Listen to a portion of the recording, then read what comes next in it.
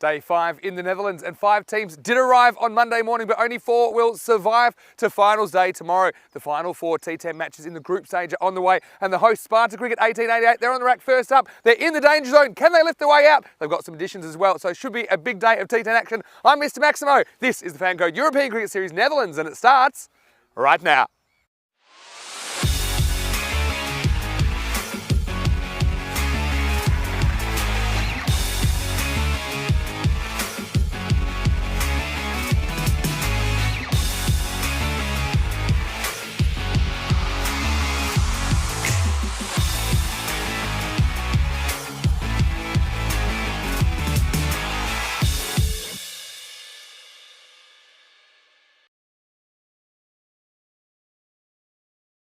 Good morning to you wherever you're watching from around the world, and welcome to another big day in European cricket. Well, it's day 5 in the Netherlands. It's our final day of group matches. Of course, only 4 teams will survive the day. So it's going to be a big day for quite a few clubs, and particularly for the host Sparta Cricket 1888. They're up first in match 17, taking on a fairly strong Punjab Rotterdam side. With some interesting additions to the Sparta side. More about that in a minute. But first, let's go over to the coin toss. Rob Kemming is with the 2 captains for the coin toss for match 17 between Sparta Cricket 1888 en Punjab Rotterdam. Kop. Kop is geroepen. Het is kop. Wij gaan fielden. Gaan jullie fielden? Ja, goed zo. So Punjab Rotterdam, their skipper Tariq has won the toss and he's selected to bowl first. So they will be chasing this morning in match 17. Of course, these 2 teams will play each other in a doubleheader, matches 17 and 18. And look, let's talk about Punjab Rotterdam. Now they're 3-3. They will be pushing for a top 2, but they're going to have some results going their way this morning if they're going to do that. Remember, that top 2 is crucial because the top 2 teams in the tournament tomorrow on finals day, they'll get a double chance. And I've liked quite a few of their players, and look, Kogyani is one guy that fascinates me. We call him Johnny Neutral, but he is a contributor with the bat and the ball. He's been a little bit of a wild card for them in this series. But let's talk about Sparta Cricket 1888 and the hosts. They have been bolstered by a couple of ins.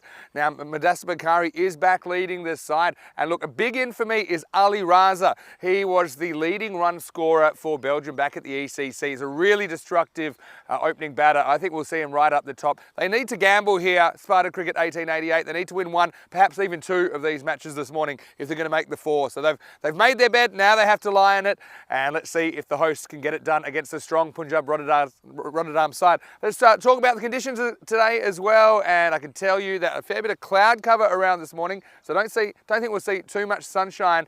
Expecting a maximum temperature of 16. Currently it's around about 9. A little bit of fog around this morning as well, so I wonder how that will affect the visibility for the players, the batters and the fielders alike, and a bit of dew on the surface, but not expecting any rain, so that is a good outcome, I think, if that stays away. Let's go over to Corey Ruckers now, and Corey, the news from the toss in match 17 is Punjab Rotterdam. Their captain Tariq has won the toss. He'll be fielding first, so Sparta will be opening up, and I think they've got a bit of extra firepower this morning. Over to you. Let's get ready for the first ball. Thank you very much, Vinny Sandu, and welcome back everyone around the world for more T10 action. And beautiful Rotterdam Capella is hosting us this week. And it's been a pretty enthralling week overall to watch how these good sides go about it. And yeah, it's been pretty special. We've seen some really good individual performances and some really good team performances as well. So we'll take a look at the 2 lineups for this one. Sparta Cricket versus Punjab Rotterdam. It should be a good game. As Vinny mentioned there, Ali Raza goes to the top of the order for Sparta. He'll be opening the batting. So he's a big in for them. And while we look at Punjab Rotterdam, they've got Saqib Zulfikar back in the lineup. So we'll have his leggies around, and well, it's still a very formidable side. And looking forward to seeing how this one sort of plays out. 2 new players at the bottom there, Saim Mayan and Saim Salarese. And good luck to them on their debuts this week. So looking forward to it. I mean, Sparta Cricket haven't had the week they would have liked. But, I mean, they've got some good players here today, and they'll be trying to cause a little bit of an upset against Punjab. We look at the expected scores, and, well, the supercomputer, they think Sparta 90 and Punjab 109. So Punjab, they're saying by 19 runs. It's a pretty good computer, and technology is advancing fast. So I'm not going to go against that today. It gives me a good warm welcome back everyone in India via FanCode. Hope everyone's doing really well out there. And good luck with your Dream 11 teams and everyone on YouTube and YouTube chat. It's been sensational interacting with you all week in the last 8 or 10 weeks while I've been on the air. And please get your questions and comments in. And Well, I'll take this moment to say a good morning to the family back in WA. Kerry, Rachel, Gloria Van Morsel, Poppy John and Mother Jules all sitting around the kitchen table. And I hope you enjoy the cricket. I know you aren't doing too much as usual. And well, Nan, can you make those potato pancakes and send them over? Because I do miss you and love you lots. Hope everyone's good out there. Enjoy the cricket. And I hope everyone else enjoys as well. So we're almost set to go. It looks like Salaraise, and on his debut, is going to open the bowling. Haven't seen much of him, if I'm honest. Looks like a strong, strapping young lad. Good head of hair as well. And he's going to have a pretty tall ask on his hands. Bowling to Bookie and Ali Raza. Pretty destructive pair. That's Asad Zulfikar. He's back in his keeping position. That's his #1 spot. When is the backup keeper with the Dutch to the Afghanistan series? And that's me in the background. Over away, Vinny. There's Vinny, little pink suit, don't mind that. He'll be with us all day as well. So, bit of cloud cover this morning, but good for cricket. We're all set to go. Ball 1 of the match.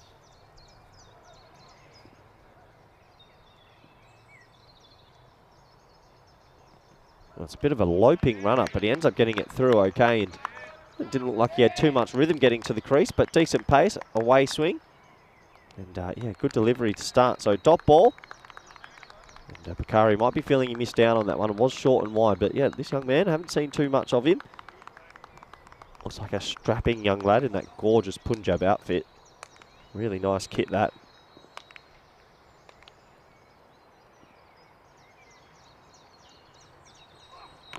That's better. Good length, back of length, and well, Sahel Buddy, steady start for him. That's falling back on those wheels. You see him wipe his hands a little bit there. It is a bit dewy this morning, so that cloud cover has left a little bit of dampness on the outfield, but it's just a little bit. And well, that does bring Ali Raza on strike. And many people talk about formats of cricket and what suits them. I think T10 is the perfect game for Ali Raza because he can just go at everything.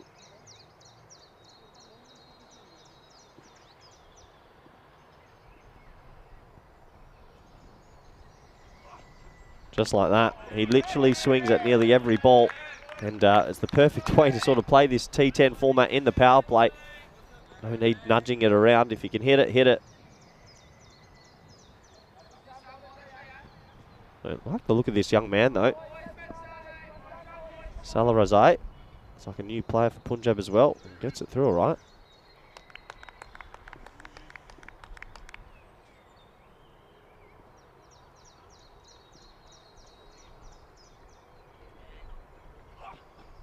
Well bowled again, back of a length, so you can see he's making sure he's not putting anything in his own half, and it's clever bowling that, especially players like this. You don't want to go into the wheelhouse too early. Keep it away from them if you can. A good start from him. Ali Raza will get going though, or at least try.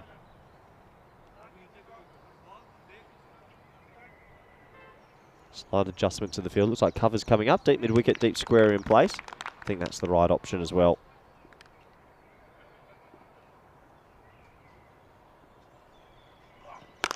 Absolutely laces that one. So that's a little bit of Ali Raza. Swing, swing, miss, and then swing, connect. Goes for 4. Vinny Sandhu does the mopping up. And yeah, he gets that one out the screws. That's a bit more baseballs type. And it's just the way he plays in this format. And sometimes it can look ugly, but sometimes it can be pretty. And 4 runs. That opens up the first boundary for the day. Puts a little bit of pressure on the young bowler. And good opportunity. Welcome back, co-commentator Vinny Sandhu. Good morning. I have my warm-up now. Good morning, everyone. Morning, Corey. Interesting battle here. First up this morning. You're right, Ali Raza. He likes to go after absolutely everything, doesn't he? He's right up there in the ECC top run scorers. I found this interesting because the last 2 years we've been here, the team batting first had a bit of an advantage, but we are locked up 8 apiece. So don't know what that tells you, except for the fact that the better team normally wins. It's probably not a huge difference. Maybe the only exception to that might be first up, but even then I think the conditions being a bit dewy makes it a bit tough for all the players. It doesn't really favour one side or the other. Let's look at some of the top performers and you see that Sparta cricket. Anas Makari hasn't played too much, but still right up there. And they've got a couple of big ends. Punjab Rotterdam, see some of their their players. A bit later on today. No Sikander Zulfikar again, but there is Saqib Zulfikar back in the side, one of the triplets, the leg spinner. So No on the cause, lads. looking forward to seeing him. I see Kogiani featuring as well with the bat. No Ashkulat Saeed in the Punjab Rotterdam lineup this morning as well. So slightly different looking. And yeah, end of the first over, 5-0 loss. Hello to everyone else. That's said hello in the live chat. ECN European Cricket Network. Another new face here. Saim Mian coming on to open the bowling. And yeah, I guess the question is, these two at the crease for Sparta, very, very capable, but you know, they're a bit short of cricket, aren't they? So in this kind of format, one mistake and you're gone. Let's just see if they come off. I think they're going to have to survive a period early where they might be a little bit rusty. Yeah, but they're also facing two bowlers who we haven't seen this week so far, the two young men. So it's a little bit of a fair match, if you ask me. Yeah. They all might be a little bit rusty. It is still a pre-season competition. Goes after this. It's hard. Will be a single. I suppose the difference between the, batting rusty and bowling rusty is bowlers can bowl 20 bad balls and then bowl one good one. That's right. It's more brutal as a batter. That's why this contest, I think, as far as the lack of experience, probably doesn't affect the bowlers as much. Yes, Sparta, they've made things pretty tough for themselves, but can they get through today? Yeah, of course they can get through. They can get through winning one game even. Looks like it would have to be two. They certainly have brought the team to swing it. That's exactly what Ali Raza does. Off the inside half of the bat. You can see a fair bit of drying of the ball at the moment.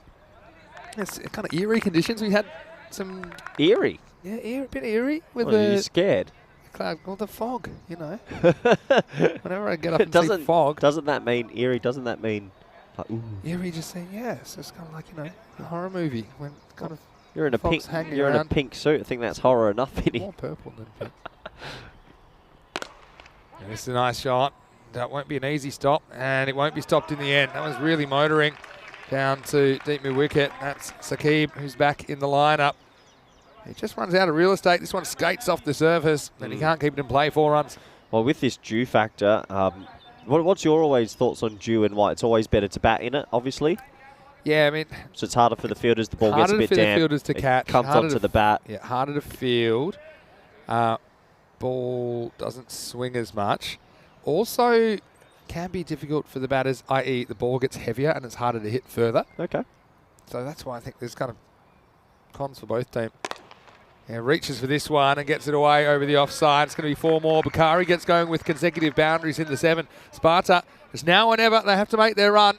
So far, fairly decent start by the openers. So tell me, what's the key to success for Sparta? How are they going to get through the group stage and make finals? What do they need to do today? Okay, well, they need to make more runs. Okay. Yep. They've got the players to do that. I think they have to attack. They don't have to be too defensive. You'd rather go down swinging, going down trying, especially against the Punjab Rotterdam side that does have a fair bit of firepower. This is in the air, and it's caught. Well, that's a really good catch in these conditions. And that's Samuel Salarazai. We just saw him bowling. This one, I know it looks easy, but greasy ball. It's 9 degrees, so put yourselves in the boots of Salarazai. Gets this whacked at him at cover, but he does hold on. Bakari goes up, scoring 2 boundaries. And the first wicket of the day is 15 for 1. Well, I don't know where they've gotten this kid from, but he bowled an outstanding first over. And that is a really good catch because it is very dewy here this morning, and that ball would have been slippery. But he holds on to it, and pretty happy with his efforts there, as you can tell. It's a big wicket as well, because Bakari has to go. And yeah, 15 for 1 after 2. Good start this by Punjab Rotterdam. But yeah, so I understand what you're saying they need to, but what do they need to do in regard to the table? I suppose what they need to do, well, they're 2 points behind Saland and a little bit behind a net run rate. So if they were to win 1 match, then potentially they can get through on net run rate. Okay. If they were to win 2 matches, they'll overtake Saland and be clear in 4th spot. And do Saland play today? Saland do not play any matches. They've done their dash at the moment. Matches. They're the only team we won't see today. Okay. Then later on in the day, we've got potentially a playoff of... Yeah, essentially a well, VCC look pretty clear at the top of the table, but then they might have a bit of a battle for second and third. And it looks like the Punjab Rotterdam are one of the teams that could get there. Good first ball from Salarazai. Who's this kid? He's good. He's been all right, hasn't he? Yeah, but SV Kampong and Punjab Rotterdam look kind of set to battle for second place, which is important because of the double chance, right? So, Yep. yeah, it should be a very interesting day. No, he's very good, Vinny. I love his action. Look at the head of hair on him as well. Bit of a rooster. There's a lot to like. Salarazai just decked away late.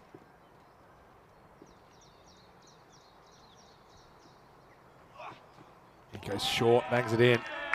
Got a bit about him, doesn't he? No, he's very good, Vinny, because he's thinking about it. And yeah, I like what he's doing. He knows I'm going to ding this in. That was cross seam to get the ball to skid through.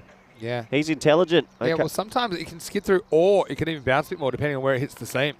Just creates that variation, unpredictability, if you like. But yeah, mixing up his length well. Shows you his thinking. Jeez, if Punjab have found another one, they're a dangerous, dangerous team. Pitches up this time. Skews away to point. Let's not take away his bowling to Ali Raza, who we know usually goes at about 300 strike rate in T10s. Ali Raza at the level up in the ECC. He was in the top 5 run scorers, 443 runs, scoring it better than 200 at that level. So super attacking, hyper attacking batter. He's trying here. He only knows one way. Let's see if it comes off. Sparta need him to fire. Well bowled again. Really good bowling. He's bowling, this is what you call the, well, danger heavy length. It's so awkward that you can't free your arms really, and he's following him as well just enough. Yeah, that's the key. It's not the length is important, but the line makes it tough. He's not really getting across to pull that, so he's just kind of hoping. I think he's only put bat on ball in 2 out of 9, so splendid start from the young man, but he hasn't done his job just yet. You see him talking to Tasia Nimanuru at mid-on, so obviously thinking about his bowling plans. 2 balls left in the power play. Something's going to give here. Well bowled. Yeah, gets it away though, just behind point. Zulfikar will come back slightly dodgy too. The throw was a bit dodgy too. So in the end it will be 2 runs. Barca moves to 7. Just want to say a quick hello to a few people. To Nico Fernando, who's watching from Italy. Hello, I'm going well. Thanks for saying hi. Hello, Nico. Hopefully see you around July. The height of the summer will be in Italy, it looks like. Yeah. And if you can free yourself up, you might get a gig there. And also, I want to say hello to Hazabul Hussain, who's watching from Bangladesh. And we do love all our Bangladeshi viewers. Last ball of the power plate. Salarazai's been good. Goes here, and it should be out, and it is. So they get Raza. Said something had to give. The power play was running out, so I knew that Ali wanted to get after it, but instead he hits it straight to mid-off. Kogiani takes the catch in early trouble for Sparta. They lose both openers in the power play, 17 for 2. He deserves that. That's a sensational spell, and I think he bowled all 12 balls to Ali Raza. So this young man's just come out of nowhere on debut, and he's taken the big fish and well bowled. And that is set up from all the shorter sort of balls he bowled as well, because it makes the batsman hang back a little bit. So I think Punjab's found another star quality young player. Yeah, no doubt. No credit to him. Salarazai was excellent, and he finishes with figures of 1 for 7 off his 2 overs. Yeah, he concedes the 1 boundary. 2 overs in the power play as well, so pretty impressive stuff. Yeah, there's a difference of just a few centimetres. Ali Raza's bat. Gets that in the middle, goes over mid-off and goes for 4, maybe Sparta away. But look, that credit also to Punjab Rotterdam. The fielding is important. Not easy conditions to field. They have elected to field first because they're going to be chasing. But they've held on to 2 catches that were going at a decent speed with this greasy ball. Yeah, they're not easy at all. So I want to say hello to Ibrahim as well. Ibrahim Ilshi. He's watching from Pakistan. We love all of our viewers, no matter where you're watching from. Say hello in the live chat, ECN European Cricket Network. And we'd love to get your comments and questions as the day goes on. 4th overtime. Inside the yard. It's going to keep it going because it just shows you the depth of this bowling lineup. Be able to bring in a couple of, I suppose, relief bowlers here on day 5. Well, if he's playing this year with Ashikullah Saeed, I mean, really, really looking strong for Punjab this year. And we know their batting's very strong, but yeah, it's good to watch, good to see. This is Sandeep Sada, who's on strike. Has performed pretty well with the bat for Sparta, the hosts. Some difficult circumstances at times. Yeah, looks like just a slight delay here.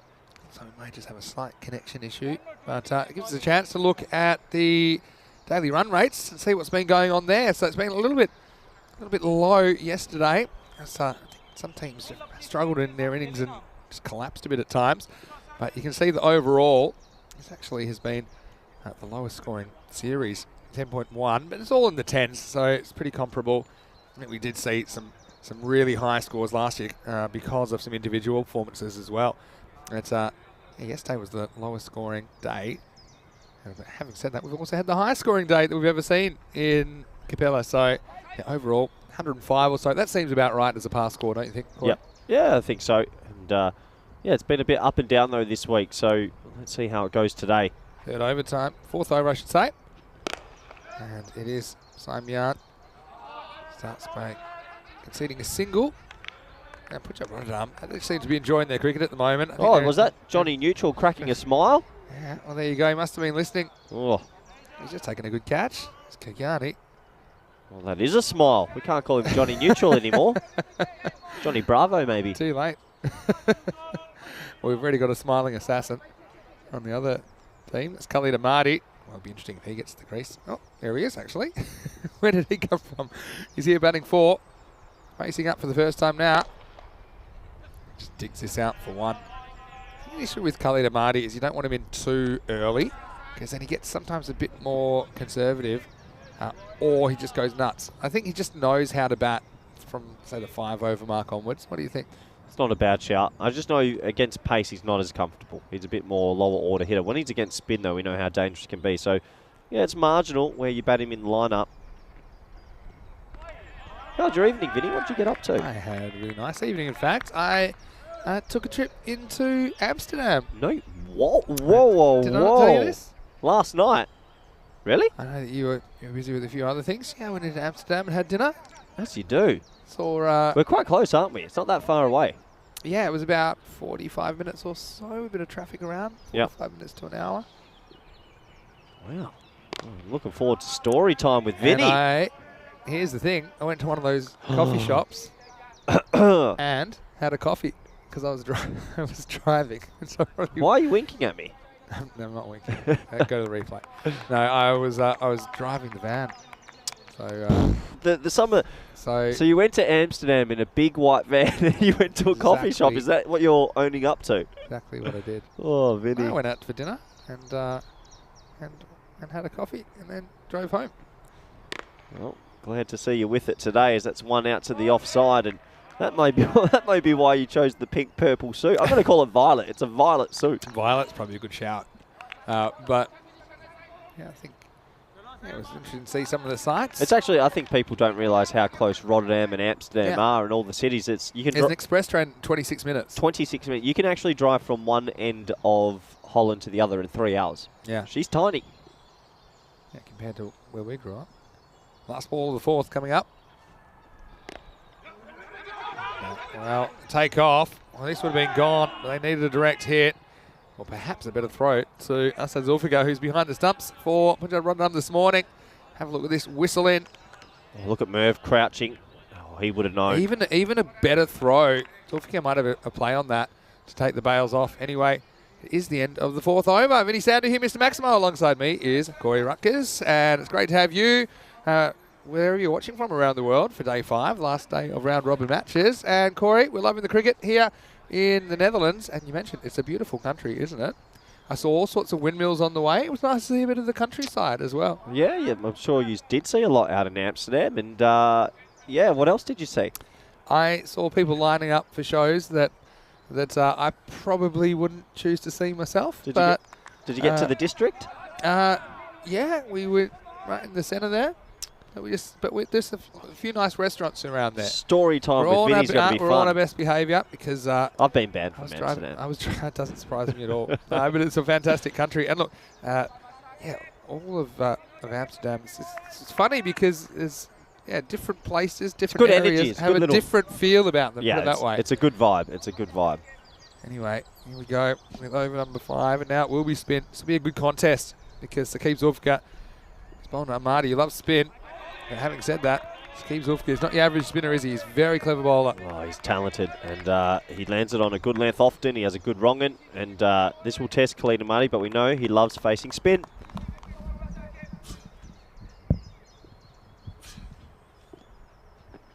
It goes for it, but it goes up. Now, I'm not sure anyone's going to get there. Nita Manuru almost gets there. It just plugs about 26 yards from the bat. And Amadi, we knew he was going to take it on. And very second ball, he does. Luckily for him, he doesn't get enough of it and he survives. Yeah, very lucky indeed. It went miles in the air, but fell pretty short of mid-on. Just a single. We'll start from Saqib Zulfikar, the Dutch international. Hello to Vinny Fangirl in the chat, and to Shan, thank you for your nice comments. And yes, it is a new suit I've got on today. Yeah, it's nice. I do like it, Vin. Yeah, I've got another new one for tomorrow. I'll keep you in suspense for that one. Thanks very much to Stan Ahuja for providing it. Stan Ahuja Tailoring. I think Stan's got to start looking after the other commentators as well, don't you think? Some people are beyond help. Understandable. But, to appreciate the support behind the scenes.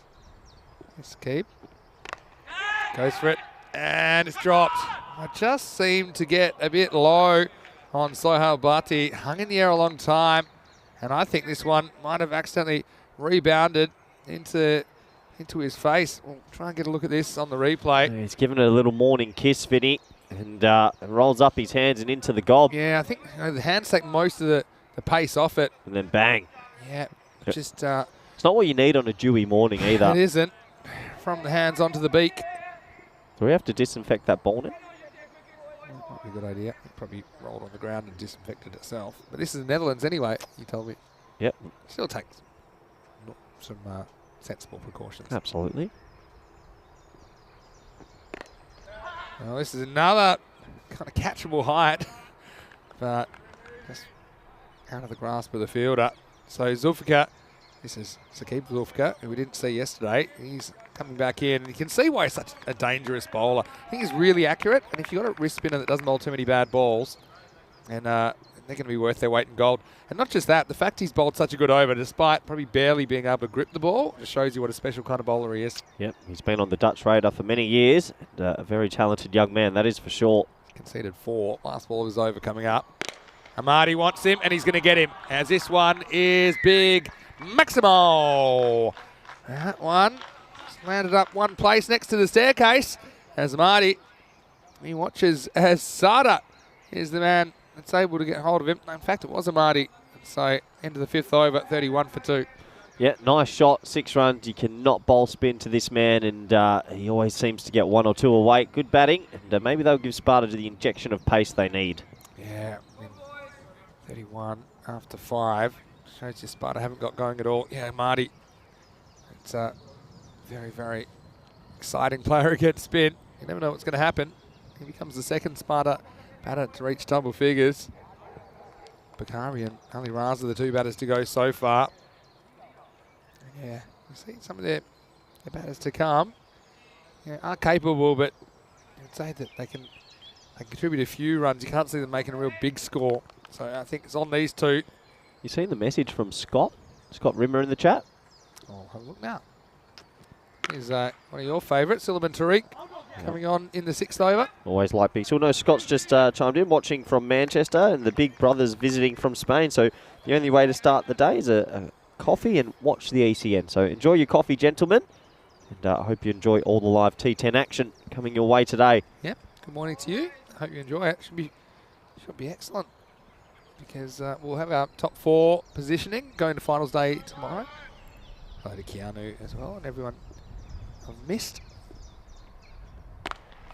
Goes back and straight at the deep point for a single. That's the difference to me between this outfield and maybe the outfield we saw in Portugal last week. The outfield we'll see in Bulgaria, and that ball could have easily bounced over the outfielder's head, even though it was rolling. Just makes it a bit easier to field.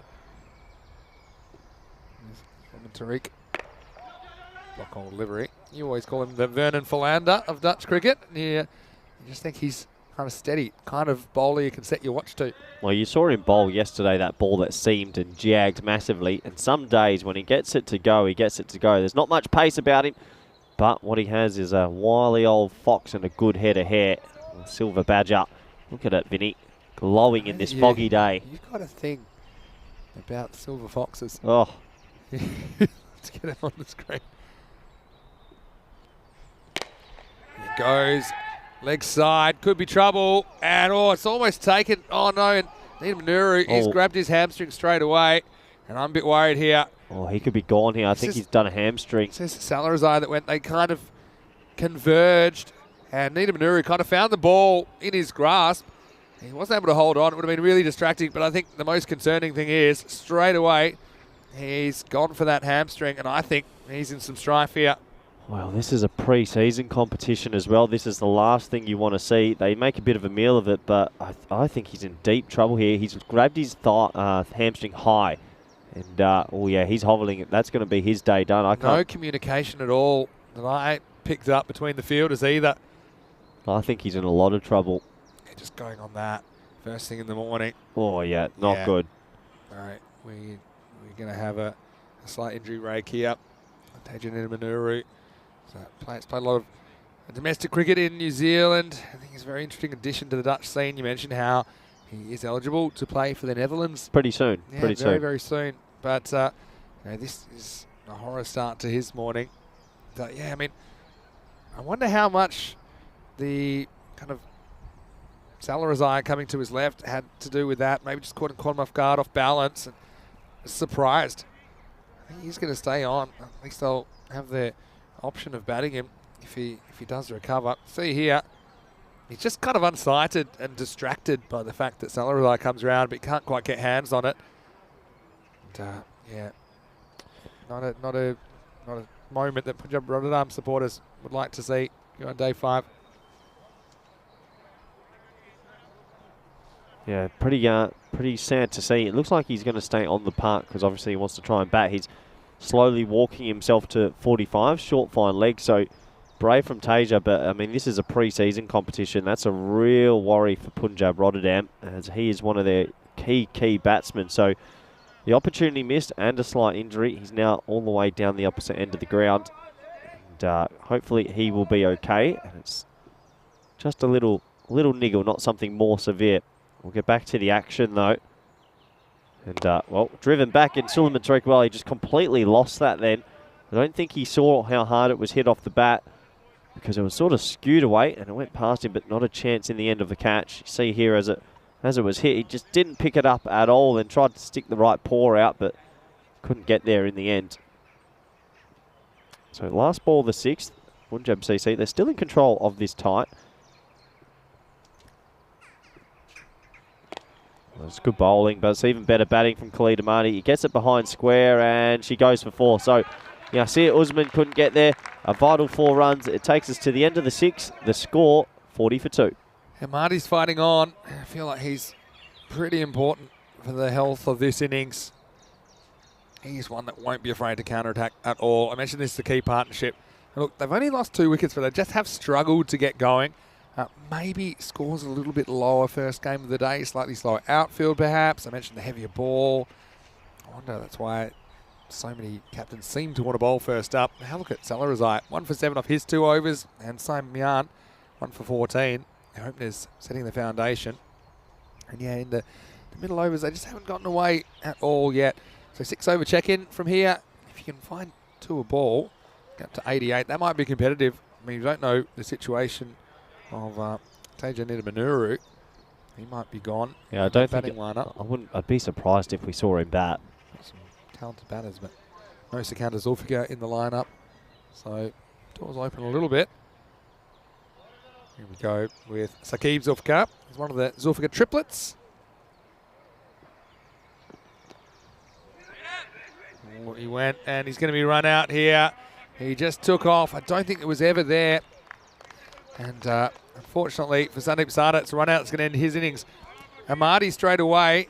He said no. He took a couple of steps. A quick no. It wasn't really Sada's call. Sada probably didn't have to be rushing to get to the end, the bowler's end, because it wasn't the danger end. And well executed run out. And that's not what Sparta wanted now, as Sada has to depart for 7 due to a run out, and it's 40 for 3. Yeah, that run was never on Vinny, and the old late cut straight to the field. A good fielding by Sahel Bhatti. He cut the angle really quickly, and unfortunately, he's been run out. This will bring Razanor to the crease. We've seen floating all around the batting order. The player we first saw in the ECS Italy last year. A few people have jumped in the chat and have told us a little bit more about Salarazai. I wonder if this is true. They're saying that he played for Afghanistan in the Under-19 World Cup recently. That's where they made the semi-final. Pretty good in then. Tell you, if that's true. Talking about there from Rick Clark. Talking about Samuel Salarazai. Kyle Christensen Bregan, he's in the chat watching from Manila, Philippines. Loving the Amsterdam chat. Nice coffee there. Genuine coffee, double espresso. I was actually wondering if they did actually sell coffee. As this one is just knocked out to deep point for one. And did you try the serving of cake, chocolate cake on the side? I did not risk any cakes or anything. I did have a nice dinner at an Argentinian restaurant, actually. Ooh. It's pretty nice. Who'd you go with? I went with Tyrone, who's umpiring out there at square leg. And he's been our driver all week, so I thought I'd do him a favour and drive him around for once. I must have missed the invitation. Yeah, you were nowhere to be seen. You're probably asleep. I must admit, I wasn't certain that they actually sold coffee there, so I was happy that they did. I did go sit in a room, which was, let's just say the at the coffee air shop? quality was not particularly good. Did think you had your dark. Quietly had my coffee. You did have your dark sunnies on this morning. Oh, that's a tough one. I don't think any keeper in the world's catching that, though. That blew up and hit him pretty high up in the chest. Yeah, and we'll have a look at this on the replay. Yeah. A little edge, you reckon? Yeah, there was. But, yeah, I don't think... away from the little hands. You know. Yep. If you're lucky, that bounces up and you can catch it on the rebound. Getting quite a bit of purchase this morning, Saqib. Oh. Well, that's a really good shot. He's absolutely blasted that Amadi. That's an interesting battle between him and Saqib Zulfiqar. This one ends up on the warning track, 4 runs, as he tries to put something together in this first innings of the day. And when he hits it, it stays hit, and he absolutely laced that one. So it's been a very interesting battle, as you say, Vinny, because these two, good match-up. And Khalid's got himself to 20, though, so he's more than set. He's the key here. Last ball, the over coming up. Well, Julie Ruckers is in the chat. Hello, Julie. Nice to see you. He's one of my favourite viewers. She's always telling me that I'm her favourite commentator as well. Morning, Jules. Well, she got up her sleeve. She's got a good question, actually. Come to it in a second. First, let's have a look at Zulfiqar's last ball. He's gone for 15. Wonder what the weather's like in her part of the world. Chopped away, and Raza pretty quick to turn it down. Not sure about that. Anyway, 7 overs down, 45 for 3.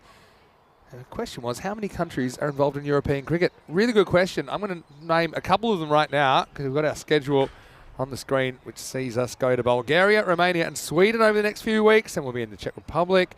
I know we're planning to go to Austria and Hungary after that through the summer, and then Italy. Spend quite a few weeks there, and so hopefully you can join us. From Monday, we will be starting a brand new European cricket series in Sofia, Bulgaria.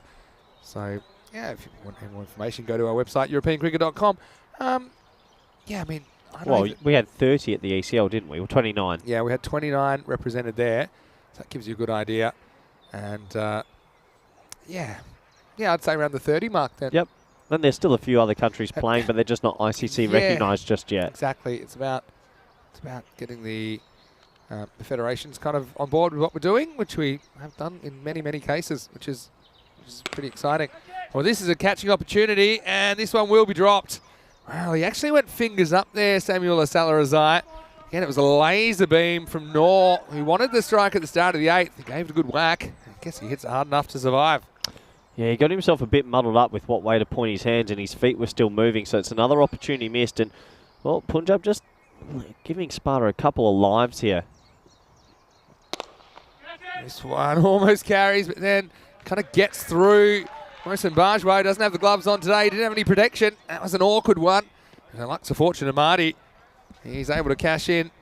Missed opportunity last ball when Noor was on strike. Now this one just bounces in a difficult spot.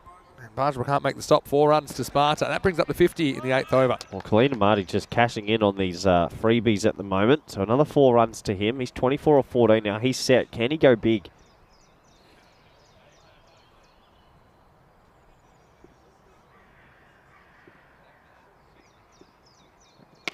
Wow, steps back and absolutely blasts this one square.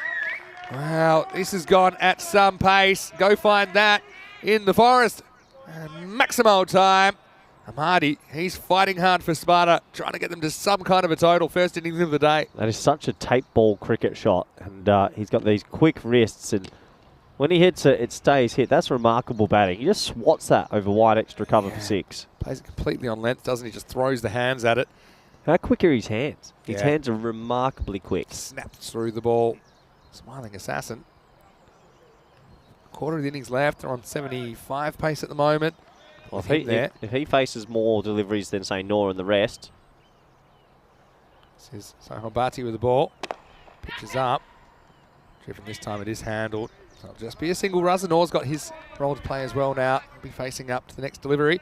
So a few questions in the chat. I'll try and get to them. And we'll say hello to Ayush Sharma first, who says see you in the Czech Republic. And might be playing for United there. So I think he's a very talented player to watch out for. Well, this could be trouble, and it should be trouble, and it is trouble. It's a simple catch. Noor just a little bit late on that. And, well, this time, no gloves, no worries for Mohsen Bajwa, who's out at cover, and he does deal with this one. So Raza Noor has to depart for just 2, and it's 57 for 4. Yeah, nice catch, and just doing his job that was required. Bit of self-applause for himself as well. That's good from Punjab. They have picked up wickets steadily throughout the innings, and look here, he's just pretty happy with his effort. Little high five, hand up to the clouds, and yeah, well done, mate. Not so many easy catches, but that probably was an easy catch. Just looped quite comfortably. Nice little arc to Mohsen Bajwa. We do have Asad Zulfikar behind the stumps today for Punjab Rotterdam. Very, very capable wicket keeper. Liam Day's got a question. Does the ECN have plans to also stream some European T20 series? Whoa. And if you missed it. Good segue. It is. I know that I've had confirmation now that we will be able to stream the T20 internationals between Spain, Norway and Guernsey at the end of the month. We'll be coaching Spain. Super exciting. Last ball for Bhatti this over. And it's a little French cut from Prithvi Balwant Singh. And Assad's after it, and he won't get there. It's a bit of a teaser. Some bonus runs for Sparta. And Prithvi gets off the mark in unconvincing fashion, but they'll take it at the end of the 8th over at 61 for 4. Yeah, beautiful French cut that. That's probably the hardest book in the textbook, to a shot in the textbook, sorry. Whoa, it's a bit early. And gets 4 for a try. But yeah, that international series, you're coming. Yes. Super exciting about that. I'm leading into a couple of weeks off, so I'm going to leave Rico in charge in Romania because we've got the Romanian series. And I'm going to head across to Desert Springs. How are you liking to do T20 matches? Yeah, done some before. But yeah, I'm looking forward to it. Obviously plenty of familiar faces in there as well that I know. You definitely will. From the European cricket scene. So I think that'll be very, very exciting. And as far as... Who are you tipping? I'm neutral, I'll let it say. So I will say we are trying to do these things. Of course, it has to be... The economics has to be worked out, which is always the thing. I mean, there might be some plans as well. Valletta Cup later in the year. Well, not that much later. Probably next month now.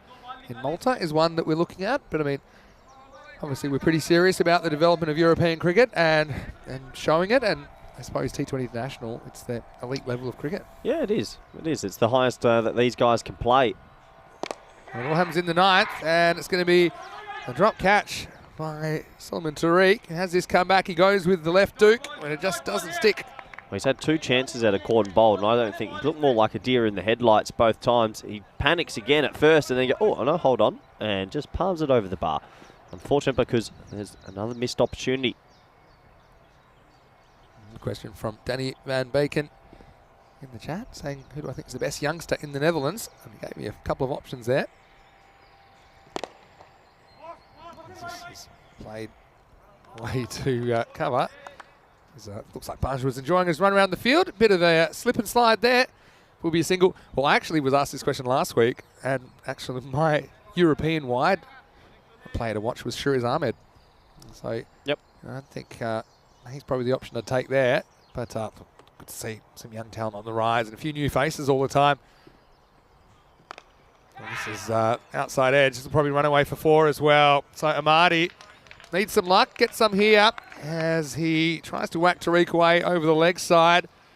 In the end, it's a little bit of an outside edge and it flies away to the boundary. 4 more. Yeah, a little bit of luck that time, but you create your own luck and he gets 4 more and he's still there. Very important for Sparta. This has been a lone hand from him. He's getting them up to something that can be competitive. Only on for 15 though. This one sneaks through. I think that I was a bit annoyed with this because this might have been a stumping opportunity. You know, not easy when it's between the stumps and the batter's body. We'll have a look at this on the replay.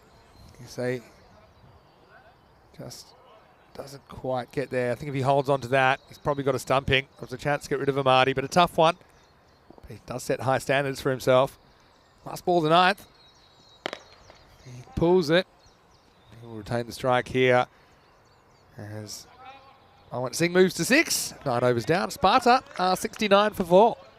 Yeah, 69 for 4 after 9, and we want 6 more balls to maybe try and get 15 runs off. But yeah, there's plenty of young talent coming around through Dutch cricket. It's good to see, and it's always good to give them a bit of a platform to play on the ECN. Loving the questions as well in the chat this morning. Thanks so much for them. We appreciate it. Vinny Sandu here, Mr. Maximo, alongside Corey Ruckers. Question from Keanu. I might handball this one to you, Corey. Do you think that European cricket will stay at T20, or do you think it's possible more nations should try for ODI status? So, okay. I'll give you a ball to frame your answer. Yeah, Spain's a really interesting one. There's a to use an example for that. Last over coming up, and it's Sohail Bhatti. This, I think, will be one. Although he's going to have a peg. Misses. They do get the single. So to surmise it quickly, a few years ago, basically the ICC cut 50 over cricket for the countries that are ranked below 40.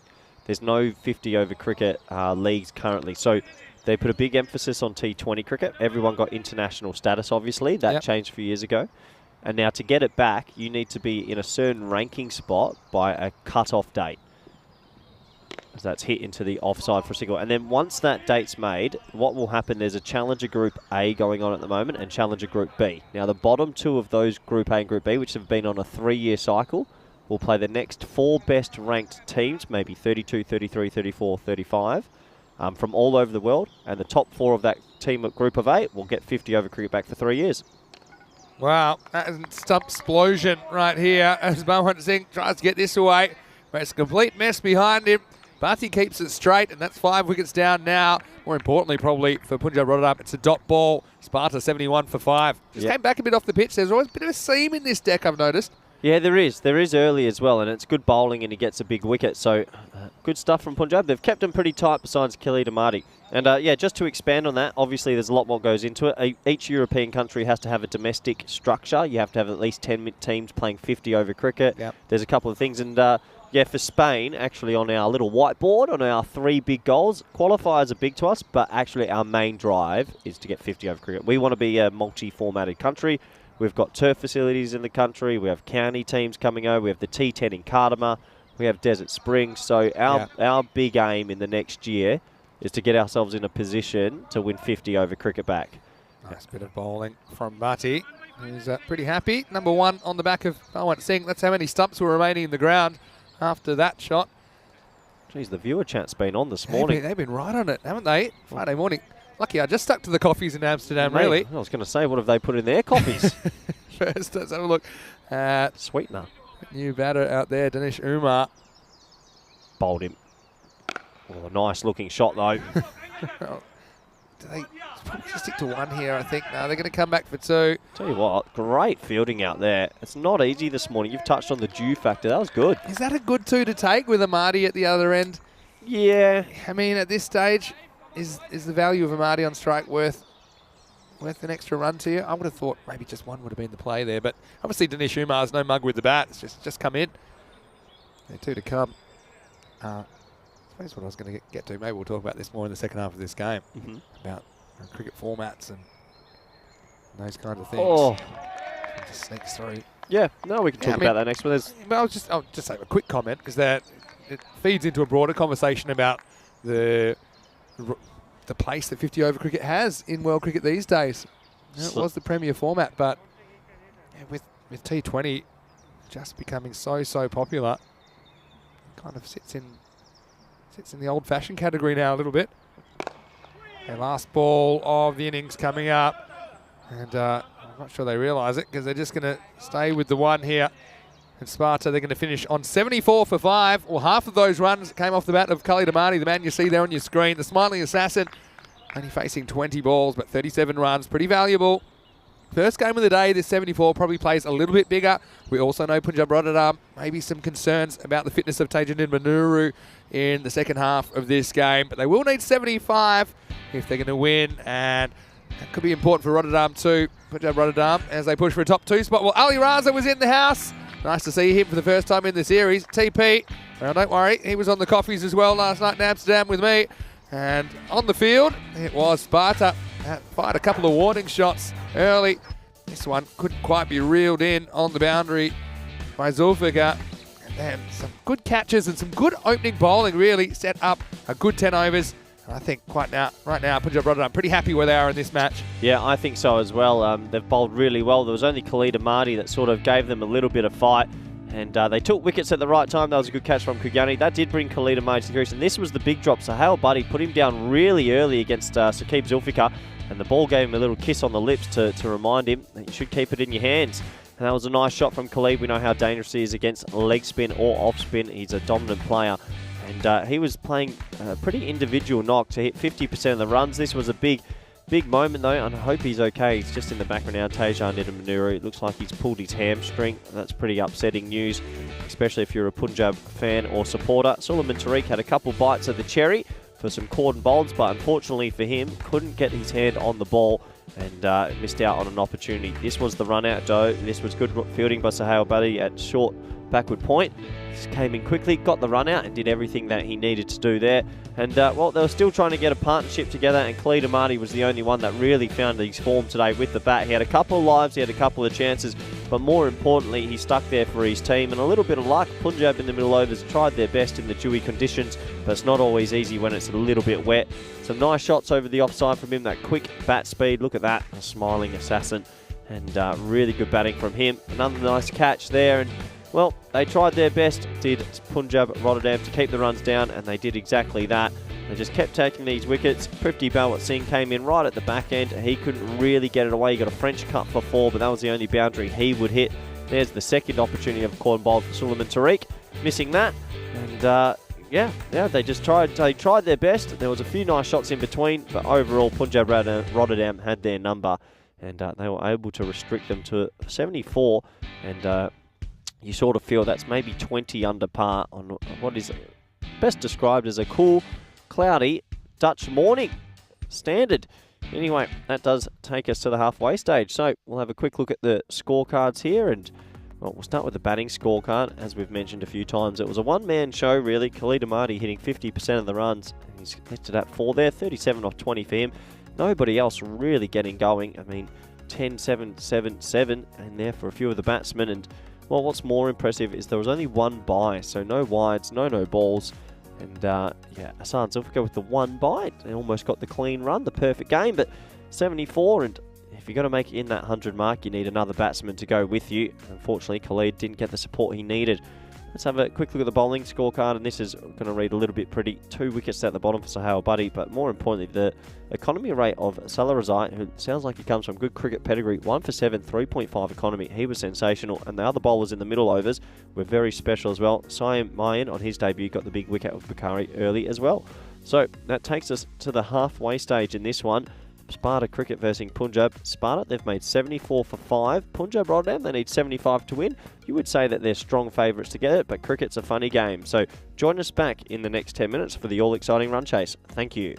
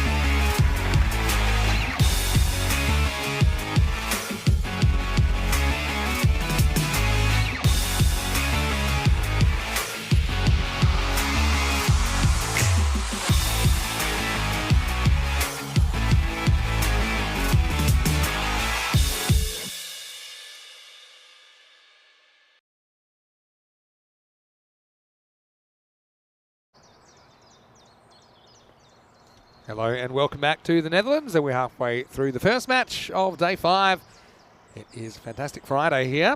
Not too much sunshine, but luckily the rain is staying away today as we get into the second half of this one. And it should be very interesting to see how it pans out. 75 required by Punjab Rotterdam. Let's see if they can start the day with a win. Sparta Cricket, they need things to happen for them in this innings, I think, if they can have a realistic chance of qualifying for the top 4, although they just need one win from today. If they get one win, they'll be level with Saland in 4th place and will go down to net run rate.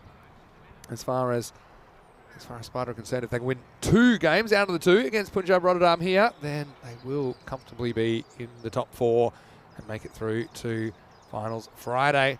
Vinny Sandhu here, Mr. Maximo. Alongside me is Corey Ruckers, as you will see, Johnny Neutral, or Sharafat Kogiani. And let's see if he is able to get them off to a good start. He's out there with Ramat Zulfikar. And how do you see Sparta's chance in this one? Not a big looking score on the board, but certainly they've got some good bowling options. And we're starting off with Khalid Ahmadi, who's having a good game so far. So Khalid Ahmadi and Bakari, 4 overs of them. They need a couple of wickets each, it feels like. They're their best 2 bowlers.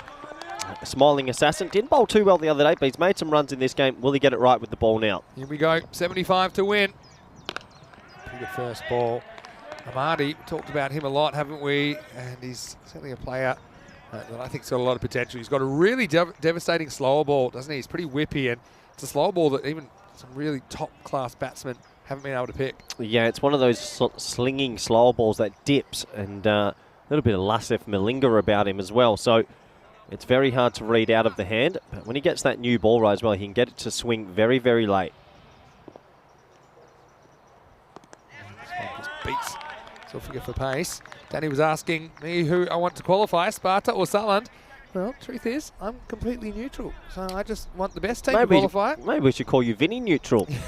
Well, that's my job, right? I'll be biased. Yeah, you are biased, but it's okay because you disclose it, so it's fine. I think it works that like way. Friendship CC last week because they gave you a shirt. Well, I might be going for Sparta because we've been given a present in the commentary box. Even despite the present, we'll talk about that in a second, but I'm staying neutral. Marty knocks him over. This is a really good seed. This angles in, seams away, and Zulfikar has to go for a duck. Top-class bowling from Ahmadi. The smiling assassin strikes, and Punjab Rotterdam lose their first wicket before a run is even scored. Yeah, this guy's very, very good. And just watch this. It's angling into the batsman and then goes boop. And that's what you call seam bowling. That's a seed, That Vinny. doesn't look like much on TV, but when you're batting, that seems like it's gone an absolute mile. Yeah. Because he's expecting the ball just to continue on the line. It's just a slight bit of movement from right to left. And Ahmadi does the job. He's having an excellent game here for Sparta Cricket. And Punjab Rotterdam, none for 1. So keeps Zulfikar to the crease. This is where we'd normally see T10 Manuru, but we saw him clutching his hamstring in the first innings, and I really doubt he'll bat unless absolutely necessary in this match. And what a good ball that is from Ahmadi. So keep the questions coming in. We've been enjoying the live chat this morning. ECN European Cricket Network. Wow, that's a really good delivery. Such a confidence booster early. I think to defend 74, you're going to have to take wickets and take plenty of them. That's a great start. And Ahmadi still got half his first over up his sleeve here. He's a good player, Ahmadi. He's having a very good game at the moment. Runs, wickets, perfect start for him.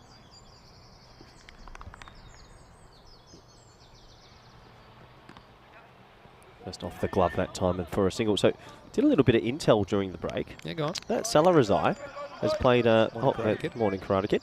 Has played a bit of franchise cricket in Afghanistan, has bowled to Chris Gale and players like that. So he's high calibre. Yeah, he impressed us this morning, didn't he? First up in the tournament.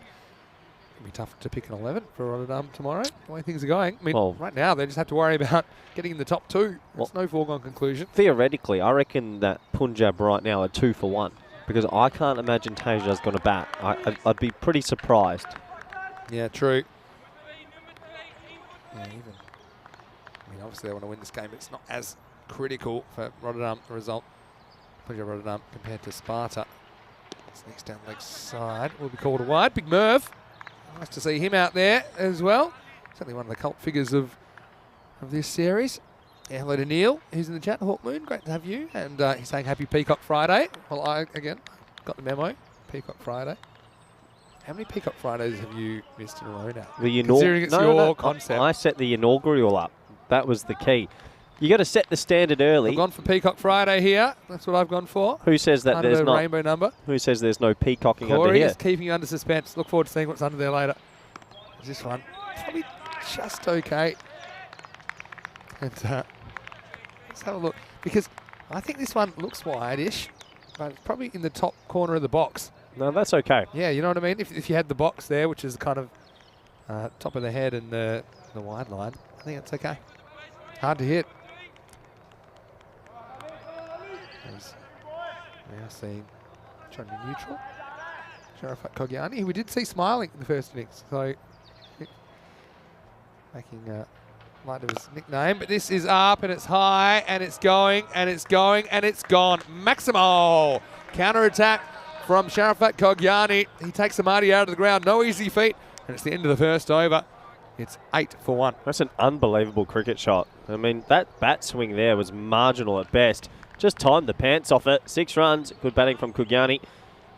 And good start from Amadi, though. He'll be pretty happy with that first over. So I just saw in the chat a lot of people are still talking about the 50-over cricket and how to expand it. One thing that people need to note as well is that when they open the T20 doors for everybody and they let there be a little bit more leeway to playing on international matches on mats. Now, 50-over cricket and list day cricket isn't allowed to be played on a mat. It has to be played on turf facilities. So that's another reason when you look in Europe and not many turf countries, turf facilities, that's why it's a bit more difficult. So a lot of people wish it would go and everyone would play 50s, but you actually can't. T20 is the future, isn't it? I mean, if shorter for format is the future. For expanding the game, yes. Yeah, for expanding the game. I think 50-over cricket is more, and then T10's its own diamond in the rough. Who knows which way it'll go, but yeah, I get that you want to break into 50 overs, but I think you want to be competitive as well. I think it's a lot quicker road to being competitive in T20 international cricket, where maybe you don't need the depth and the structures of some of the more established nations. Here's a man that... well, he's my favourite human right now. He's my #1 human, and I'm looking forward to explaining why.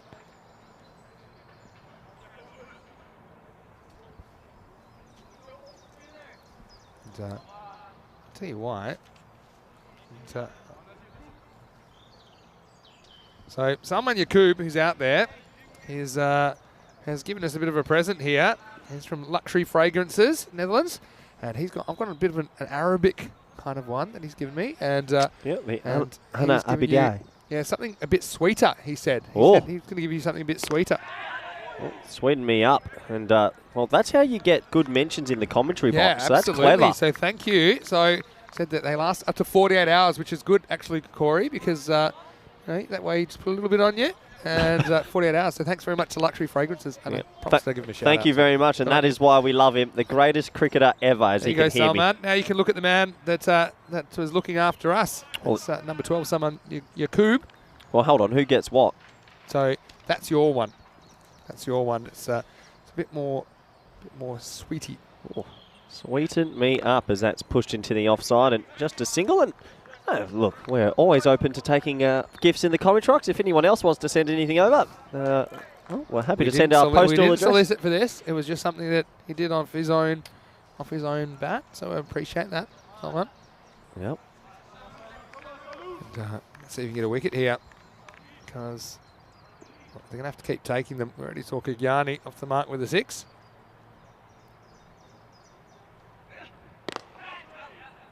This will just be worked away by Skip Zulfikar. Gets a bit of a chance higher up the order.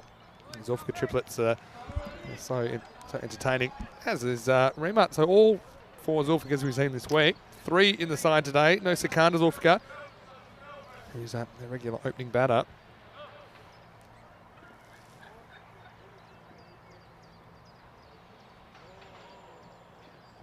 A little bit short and pays the price, as it is pulled away by Kogiani. He's looked good early here. He moves into double figures. And I think, once again, you look at that, it's banged in, bit of a half track up, right into the hitting arc of Kagani. Yeah, right into his hitting arc, and he puts it away beautifully. He's a good player. He's a dangerous player. And, well, if he keeps staying and batting at the crease, you'd imagine Punjab will get to this total. Sort of feel that maybe they could have gone to bookie this over to get another wicket, but it looks like I think he'll close the power play, or maybe they'll go Khalid Amadi with 2 with the new ball. Yeah, I think I would. He's getting that new ball to talk, Amadi. Yeah. I think you're going to have to be proactive here if you're going to try and defend 74. You might say, oh, we'll save Amadi for later. There might not be a later. Yep, Groove Amadi. Yeah. Oh, wow. It's a full toss, and he misses out. I think Kagani's probably thinking about how far he's going to hit this. In the end, just completely messes it up. It's right off the toe end of the bat. Watch this. So, I'm lucky he did hit it, because if he missed that, it's probably Plumber BW. So, Vin, it's the end of 2, it's 15 for 1. We said honesty in the commentary box, a big thing. Sure. I had to own up to a mistake yesterday, and you took it. And You didn't have to, but you chose to. Well, I've talked to Tyrone Peters, and he said he didn't have dinner with you in Amsterdam last night. So do you care to tell me what you actually got up to? That is fake news. It's not. Fake news. Well, what are you doing here? I heard it from the horse's mouth that you didn't go with him to Amsterdam. Do you need to say sorry to the viewers? No, I will not. You will say sorry for making stuff up. This is edged, and I think he's caught this. Yeah, I think it does carry. And so Amadi does it again. They do bring him back for his second over immediately, and I think it was a good call. And this is a good catch behind by Ali Raza. This does hang in the air, but he has to come forward. Look at this. Just balloons off the edge, and he does take it fairly comfortably. So a pretty good wicket to get, as Saqib Zulfikar has to go for just 2. Punjab Rotterdam have lost 2 now at 15 for 2. Yeah, that was actually the slower ball. So I'm surprised the edge carried all the way to the keeper. It sort of ballooned off it. But Khalid Amadi, they're bowling him 2 in the power play. It's paying off at the moment. Let's remind ourselves, Tejan Manuru unlikely to bat. Yeah. So question about how's Teja going? Well, I don't have an update on him. I just, if you're thinking it's a pre-season tournament, you've got a sore hamstring, and you want to play for the Dutch this year, I would be surprised if we saw Teja bat. Yeah, until we know more. more. Just being honest. Until you know more about the extent. Because if it's a little, even if it's a little tweak, would you want to run a single and do a full-blown hammy? Exactly. No. Well, 2 for 7 for Amadi. I feel like about 2 wickets short of really being in this game, though. One Zulfikar replaces another. Assad is facing up. Just plays this one away on the leg side. Well, they've still got 2 overs of Bakari. I actually think this is game on right now. But yeah, Vinny, don't deflect. With RWBW and to everybody else. Why are you making stuff up? No, I actually asked Tyrone. Said, "Hey, That's T, a how are you total doing? lie. Good morning, good to see you. What did you get up to last night?" He said, "Oh, a pretty easy night. Didn't go to Amsterdam." He said. It's been great to have you in the commentary box for ECN. Wishing you all the best. Where you go with your cricket career. No, we were sensible. Otherwise, I wouldn't be in such great shape this morning. Why did you have the dark sunnies on during the presentation? True story. These are my transition glasses. Oh, here we go. I forgot. Turn it up. I had them No on. one's buying this. And No so one. So my eyesight's terrible, by the way. Well, that is true. That's a part of the story that's true. That is true. But I kind of forgot that's the one I had on. There's the honesty. As this is worked away into the gap, it's going to be a boundary. Not a good ball by Amadi. This time he overcooks it. Hassan's off the mark with the boundary. Nice shot as he clips this one off his toes. Yeah, Groove Amadi gets this one all wrong. He goes the slower ball, but good batting from Hassan Zulfikar. Just rolls his wrists with it, and he gets it in the gap for 4. So Hassan trying to get himself into this match and go on and make a big score for his team. Amadi's been so good here, but he's only got 2 balls left. Can he grab a 3rd wicket? He hasn't bowled the bouncer much this trip, and this tour, sorry. I'd like to see him do that. Yeah, slippery bouncer, hey? Yeah, because it's such a weird action that... Yeah.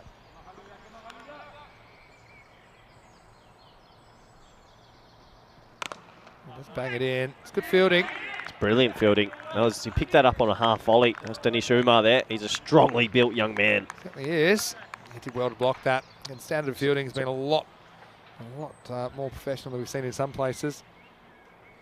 Not easy conditions still. What was one of the better, funnier fielding standard countries that you saw where you thought, oh boy, could use some work? Be polite. You Give can't. me- You give me can't a answer that, can Give me you? a moment. I'll answer it. Down the next side. Ali Raza acrobatically takes it. But he will get to re-bowl that one. Maybe not a bad thing for Amadi, who gets another opportunity to take a wicket. There's Ali, putting a bit of mayo on it. Putting a bit of mayo on it and some. My word. Well, that's because he's keeping techniques different style. He stands flat-footed. He's like a Quinton de Kock and then goes and dives with it instead of the take it on the left sort of way and move your feet more. Yeah, some keepers have different techniques. There's probably pros and cons of most. Yep. He'll stay pretty still. Yeah, Probably he doesn't get those extra steps that maybe can give him a bit more range. Oh, this is a really good shot. That's blasted behind point. Nasser Zulfiqar getting going with a couple of boundaries as he counter-attacks Amadi, the original counter-attacker. It's the end of 3 overs now, and it's 24 for 2. Yeah, nice shot, and he's getting it away here beautifully. And well, I have to say thank you to Jalam Singh Goyal, and because he was the person that messaged me on my Instagram to tell me a little bit more about Southern Reside. So thank you for the information. You do say we have the most knowledgeable viewers. We really do, and best cricket viewers in the entire world. Absolutely. So that's good signs from Asad Zulfiqar. Hasn't had too many opportunities with the bat, so the circumstances have conspired to allow him a chance at number 4, which I think is good. So, a few people, asking about Nida Manuru. I would say it's unlikely to bat. I would agree with you there, Corey. Oh, it'd be a shock at least. When we see it, here's Salman Yaqub back for a second over. This one just ducks in, and it's going to be 4. He doesn't leave his feet in the end. And this one just runs away, just kind of bludgeoned off the back foot. Kogyani starts the over with a boundary. Yeah, nice shot that. It wasn't the worst ball in the world, but he hits it really hard through the offside. He doesn't hit it on the offside too often, but when he hits it, it does stay hit. And Kogyani, while he's there, Punjab be feeling pretty comfortable. I've got a random question for you. Oh, here we go. Just a little bit. I know what you're going to say. I'm going to ask you anyway. First, I'm going to look at Yaqub. The nicest smelling man in Netherlands. Sure is. Oh, It's a big, filthy slog. Karate Kid. And Karate Kid's there. And just manoeuvres it in. Talking about the fact that, internationally, 50 over cricket, international 50 over cricket or ODI cricket can't be played on artificial surfaces. Yep. Do you agree with that or not? Yep. See, in other sports, in baseball, you can have artificial field, or it just brings more character. What do you think? No. Shot. I think, Do you think that's a bit elitist? I think the ICC got it right by expanding, giving everyone that international status, changed the game. That was the first thing for T20s. That was huge. I agree with that. Because teams could get sponsorships in. That made players want to play national cricket more because it's internationally recognised. I thought that was brilliant. And then they said you can use flexi stumps and go on a mat. So that was another huge step. And carry down to long on. Marty, pretty good fielding. Well, makes him hustle here. I reckon that would have been close. reckon? Kogyani didn't get out the blocks at all. He was just watching his shot. Yeah. And, Khalid Amadi was match awareness was good. He had a ping. Tight. Yeah, so then they said, look, you can play on mats with flexi stumps, and you got to think that's a big call as well. They said, let's do this. Now, there's a limit to that, and if you just start doing every format like that, you're taking away a little bit from what a turf wicket offers with spinners coming into the game later, different pitches. Yeah. Fair enough. Yeah, I think they hit their scope. I think they got it right. I am a little bit disappointed that they did make the 50 over comp as they double back for 2. 50 overs, a bit of a small group. I still think there's quite a few countries that should be playing 50. Guernsey should be playing 50 over international cricket. Yeah. And a few others. But I think they got the balance right. I think they did. Yeah, well said. I just think it's interesting to get your opinion on that. Steve Cook saying he was lurking at work yesterday. Does that make him a worker lurker? Do the lurking call start of the second game. Early one. Should I just not do it now? No. Oh. Now it's pretty early. Yeah, go on. Okay, I'll do it because we'll see this in a second. So I can do a personal lurker call. My word, your coop smells good from here.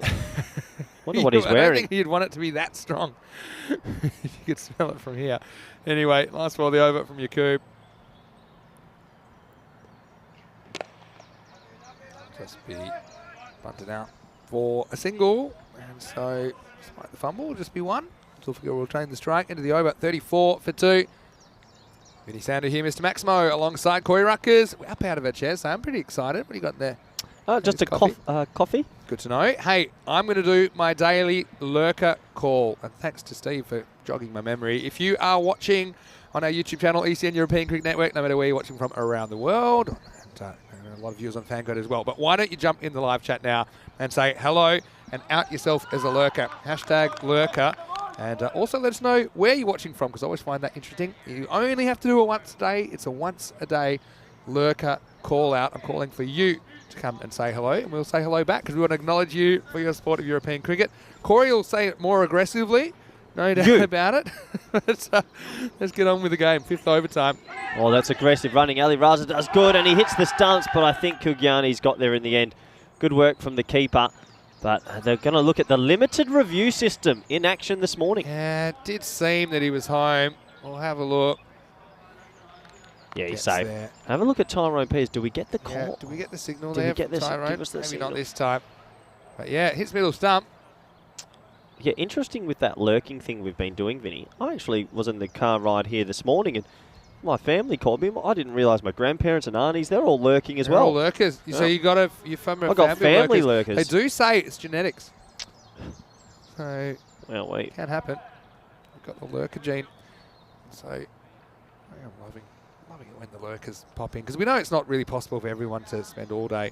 Oh, well, even some today. Oh, Dave Edmondson's lurking in Cornwall, and Edith Weston lurking from Mercia, as that is bombed into the leg side. Boom shakalaka. 6 runs, Vinny. That was Maximo time. Kugyani, he wants to make this total look small. He gets something that comes into him, and he just decides it's got to go. Again, makes good position, gets low and gets under it. And Johnny neutral. Nothing neutral about this shot. 6 runs. WBW asking, did rain fall last night? Not to my knowledge. Did have a bit of dew, though, on the field this morning. Okay, let's get all these lurkers. Oh, top edge. This is going to be caught by Ali Raza, and it's a safe, simple catch. So Kugyani tried to roll his wrist on one down the leg side, actually closed the bat face way too early, and a simple catch, and that opens up a window. Yeah, Bakari coming in and gets hit for 6, but next ball gets some revenge. You're right, just turns it too early. And Ali Raza, if he didn't catch that, he probably could have run out Kugyani, who hadn't gone too far at all. See that? Just a textbook leading edge, and well held on to. Ali Raza takes another catch. This is great, chat. I'm a fan of this now. Underground Bodegar is lurking from California. We've got Kai Bay lurking in Sydney, Australia, 6:15 p.m. time.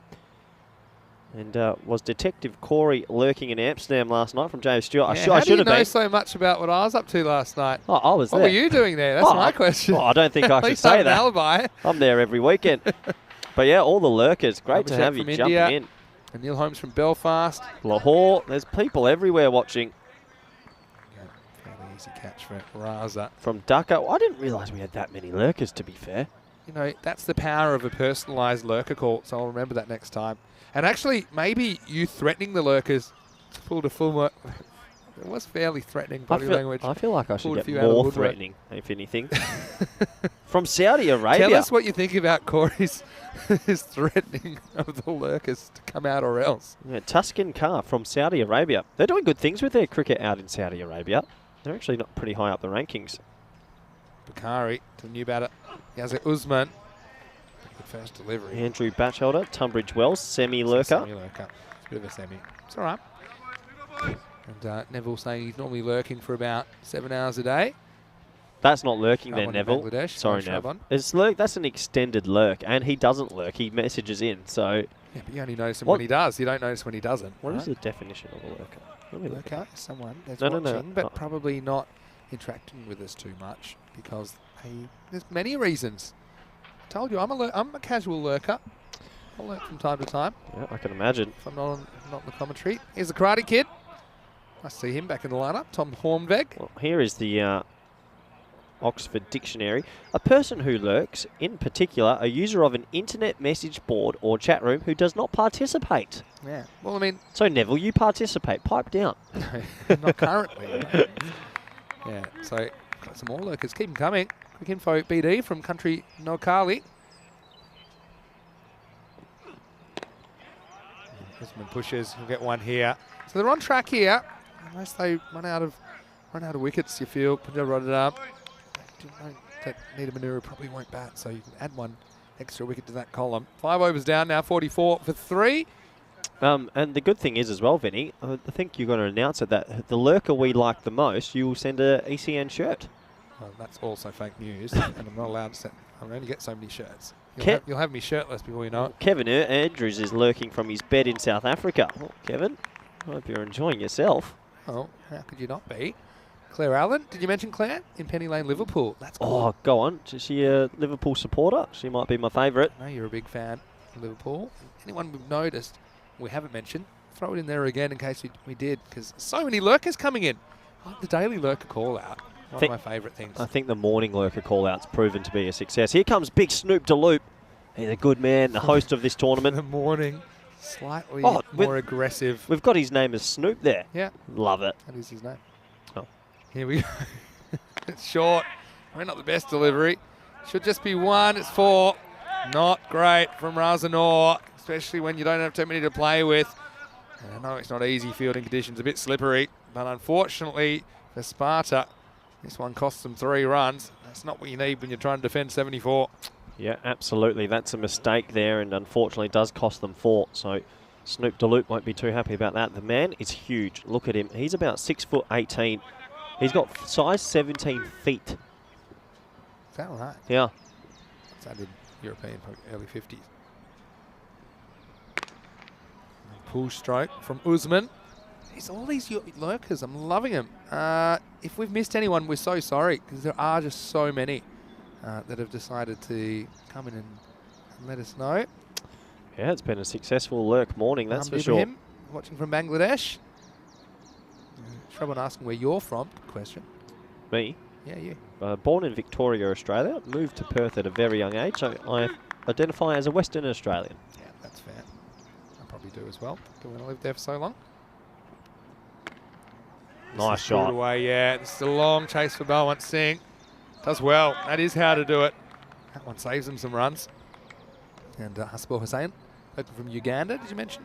Uganda. Yep, Uganda. They're doing some very good things. They're doing some really good things in cricket, aren't they? Yep. They're the next big African powerhouse country coming through. Right after Namibia. And obviously you've got Zimbabwe and South Africa. Kenya's dropped off sadly, but in Uganda. The old Kenya glory days. Oh my. We're already talking about the... Can we talk about this? My favourite player. Steve Tickolo. Oh, the associate Brian Lara, Steve Tickolo. Yes, Snoop. It's a better length, isn't it? Can't get pulled there. Yeah, exactly right. Oh, man, when it was old Kenyan nostalgia cricket, my word. What do you think about the green uniforms, red pads? Oh. Or red trousers, I think. Hook it in my veins, Vinny. I reckon that was... What did you have? The Adoyo brothers, Thomas Adodo. Oh, you had Martin Suji, the Sujis. Adumbe? Oh, my word. They loved an O in their name, didn't they? They were good. They were great fun to watch. Couple to come here. Decent length, kind of heavy length from Snoop. Yeah, that 2003 World Cup got themselves all the way to the semi. Had a bit of luck on the way as well, of course. A couple of abandoned matches. But, yeah, it's sad to see how much they've dropped off in the World Cricket stage. I think they're in maybe World Division 2 now. They're right backs. But it's good to see other countries like Uganda coming through. It's pretty exciting. For sure. Someone's asking any Bayern Munich supporters out there. Yeah, pretty neutral with. Well, I dare say they're still licking their wounds after losing to Villarreal. Land on the second bounce, gets away from Ali Raza, so it'll be a bite. Just a few little things just not happening. I think that Sparta will just love another 25 runs to play with here. At the moment, doesn't seem like it's quite enough. It's the end of 6 overs now. It's 53 for 3. And yeah, hello to everyone. That was a very enjoyable lurker call out this morning. Yeah, well done. And we'll have to know if it was from the time of day we did it, or whether it's from you pointing and looking pretty threatening. But I don't know, whatever it was, I'm glad it worked. Kevin Andrews, I'm watching, like he said, from South Africa in bed. They can have your face growling at him to get up. I reckon we should do that again. I should get more aggressive with viewers. Yeah. Donations are accepted. Be careful. No, it's a safe place, ECN, supportive environment, and we love our community. Here is Manasseh Bakari. Last roll of the dice, you feel now, for Sparta. Well shot. Nice timing. Prithvi's got that slide down, doesn't he? The very long barrier. That will just be a single. Usman looking pretty comfortable at the moment. Yeah, nice bit of timing with that square drive. Nice fielding as well. Look at that slide. Perfect. Russell asking, where's Luke Belgium? But maybe he's lurking. If you are, Luke, let us know. Got a new office now, so Luke can't have the sound up. So he often will just try and sneak a peek when he can. But if Luke is watching the live chat, maybe if he's lurking, he can come out and say hello.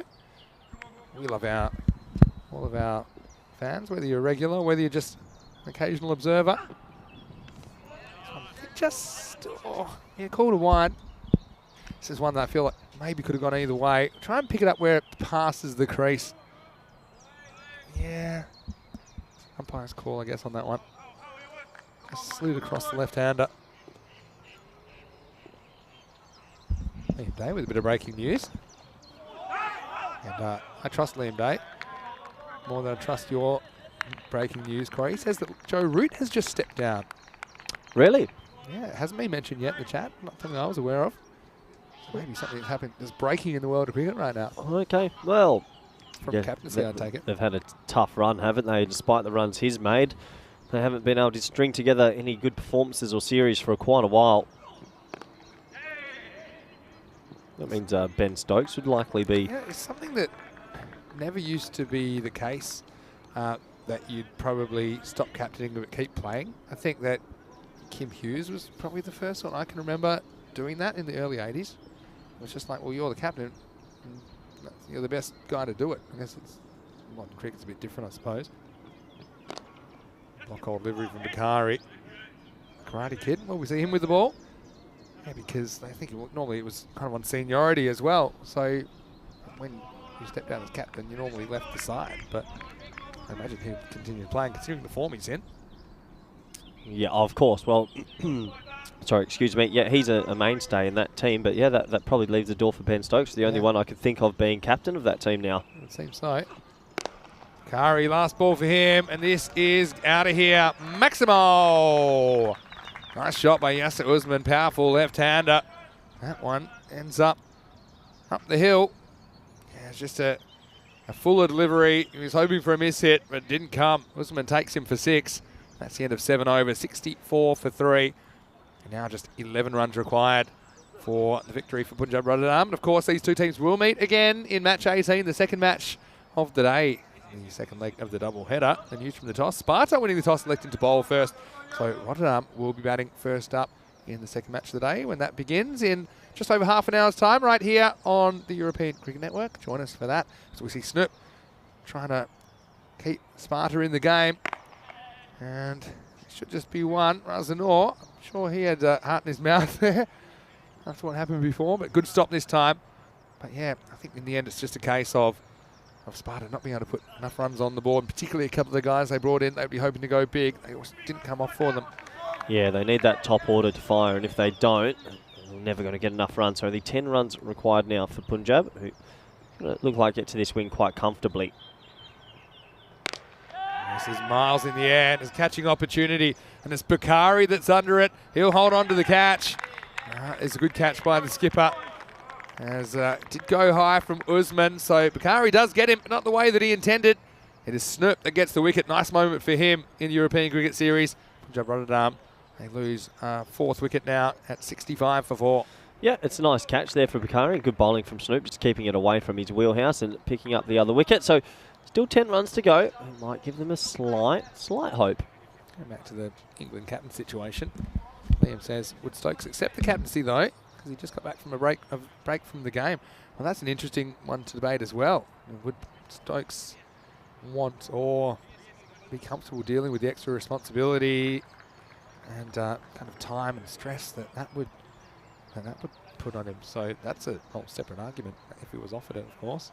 Nice catch that one from Bakari. So Sparta. The other thing is that the net run rate's quite important here as well for Sparta. They're going to have a really good performance in the next game, but this is relevant to their net run rate. So the longer they can kind of prolong this match, the better their chances of pulling off that kind of Houdini act and qualifying over Sunderland in 4th place. Here's a guy we talked a bit about this morning, Samuel Salarazai, coming out to bat number 6. Let's see what he's got with a stick in hand. This one sneaks away down the leg side. It's going to find the boundary, and it's going to be 4-leg buys. So not off the bat, but hurts just as much for the Sparta crew as that one takes Punjab Rotterdam 4 closer to the target. Yep, 4 runs, and it doesn't matter how they come. Leg buys in the end, and they're getting closer and closer at Punjab to getting the morning victory here. Hello to Maya, who's just popped into the chat. She's explaining something's going on in her office. People playing Pokemon and Minecraft. It's a pretty good office. She just popped in. She's got a second to say hello. 6 to win now. And this one won't be 6. It should just be 1. Bowen Singh's fielded pretty well out there. He's always doing his best to save runs for his team. But yeah, Sparta, it's just been kind of a week that things haven't clicked for them. They've had to use a fairly extended squad. That man there, though, Snoop, he's done so much to make this series happen. And I can't say enough good things about him. Yep. He's a future of the Dutch game, even at the management level. As this one could be caught, it won't be. It was a pretty tough one, to be fair. Sada out on the wicket boundary. Again, these conditions, that's not an easy catch, and that kind of sums it up, unfortunately, for the men in red. Yeah, you've got to take all your opportunities, obviously, when you don't have many runs on the board, and unfortunately he misses that one. As they also say, I haven't said this yet, but very happy Easter to everywhere around the world that's celebrating it this weekend. It's Easter. It's Good Friday today. Oh, is it? Most parts of the world, yeah. On the side. And so will be 1. Takes them to 72. End of the 8th. And the score is 72 for 4. Just 3 runs required off the last 2 overs now. Yeah, of course, in some parts of the world they celebrate it in different weekends. It's all to do with the calendar and kind of how time was measured throughout the last 2 millennia. But yeah, very happy Easter. I hope everyone has a good weekend. If you're on Easter holidays, thanks for joining us today on the European Cricket Network. You can see there that the Worms are distancing. And the good news as well, Corey, sent a second email about the worm. So there you go. Well done. We may have the heart rate. And a couple of other exciting graphs as well. And then some thoughts about like a win percentage graph as the game goes on, how that fluctuated. Yeah, that's not bad. 3 to win, and they're just sorting out his sleeves here. Yes, looks like Prithvi Bowling Singh will be bowling. For how long? Not sure, because just 3 required.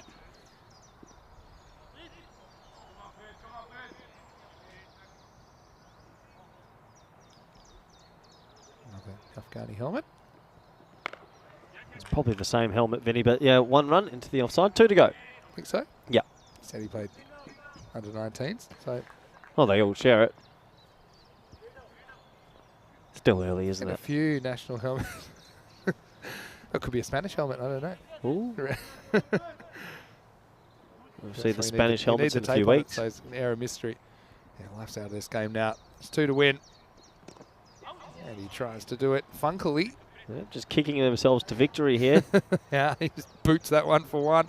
Silfiger's been pretty good here. He's looks pretty accomplished. He hasn't been grabbing the headlines, but what he has done, he's just made sure the Punjab Rotterdam get home. He's done his pedigree no harm. So, score's tied. And he score will win it for Punjab Rotterdam.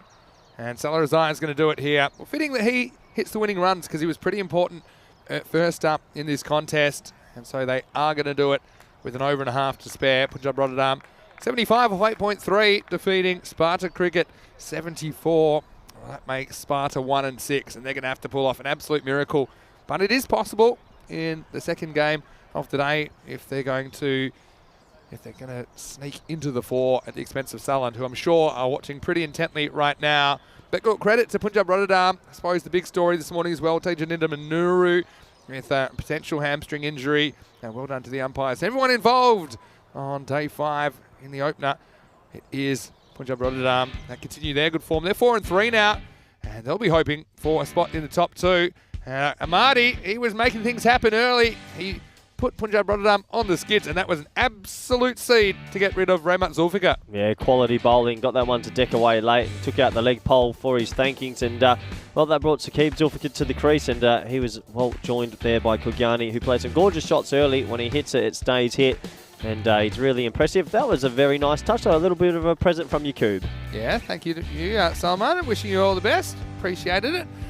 And meanwhile, on the field, it was Rotterdam that was slowly working their way into that game. Nice catch by Ali Raza behind the stumps to get rid of Saqib Zulfikar.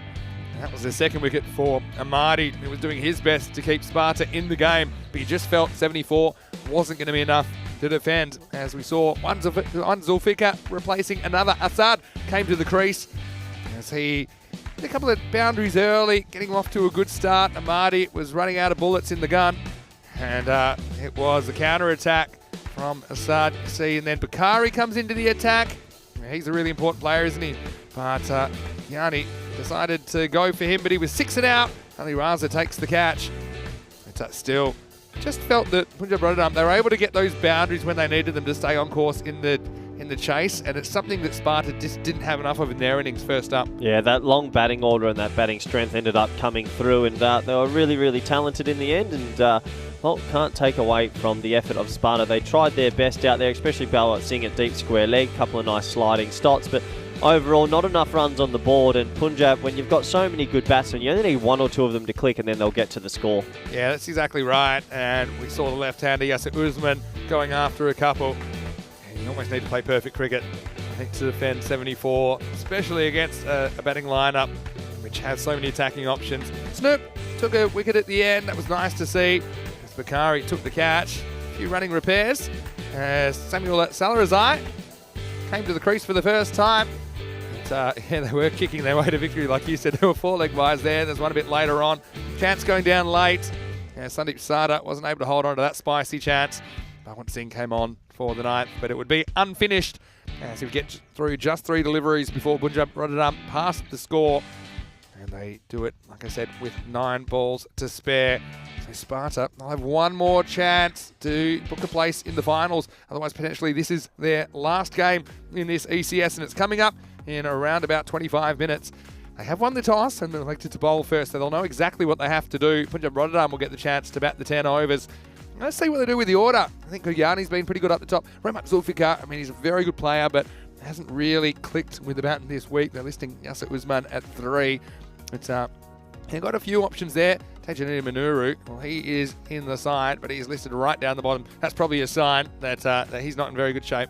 No, he'll be the light pole standing at 45. Yeah, could be. Make sure you join us when we come back in around about 20 minutes right here on the European Cricket Network. Let's have a look at the scorecard. And a few jitters early, weren't there, as Amadi got through Rahmat Zulfikar with an absolute jaffa. He went for a duck. Kugyani with 23 was important, just setting him on course. And Yasser Zulfikar with 20 not out, also important. Yasser Usman chipped in with 16. And ultimately, they would get there with time to spare. But I will mention that Ali Raza behind the stumps with a couple of catches. And as far as the bowling went, well, for me, Amadi, he was the most impressive, the smiling assassin, 2 for 16 off his 2 overs. Yakub, pretty decent as well, only going for 17, but even that was kind of at the rate or just above the rate required. That shows you they didn't make enough. Wickets to Bakari and Snurp late on, and we saw a bit of Bowling Singh, but ultimately it was a fairly comfortable victory for Punjab Rotterdam. Both these teams have their final group match coming up on the other side of this break. We'll be back in about 20 minutes. Vinny Sandu here, Mr. Maximo, alongside Corey Ruckers. Hope you're having a great start to the day. Well, whether you're lurking or working, hopefully you can come back shortly and join us for more cricket excitement on ECN. You're watching the FanCode European Cricket Series.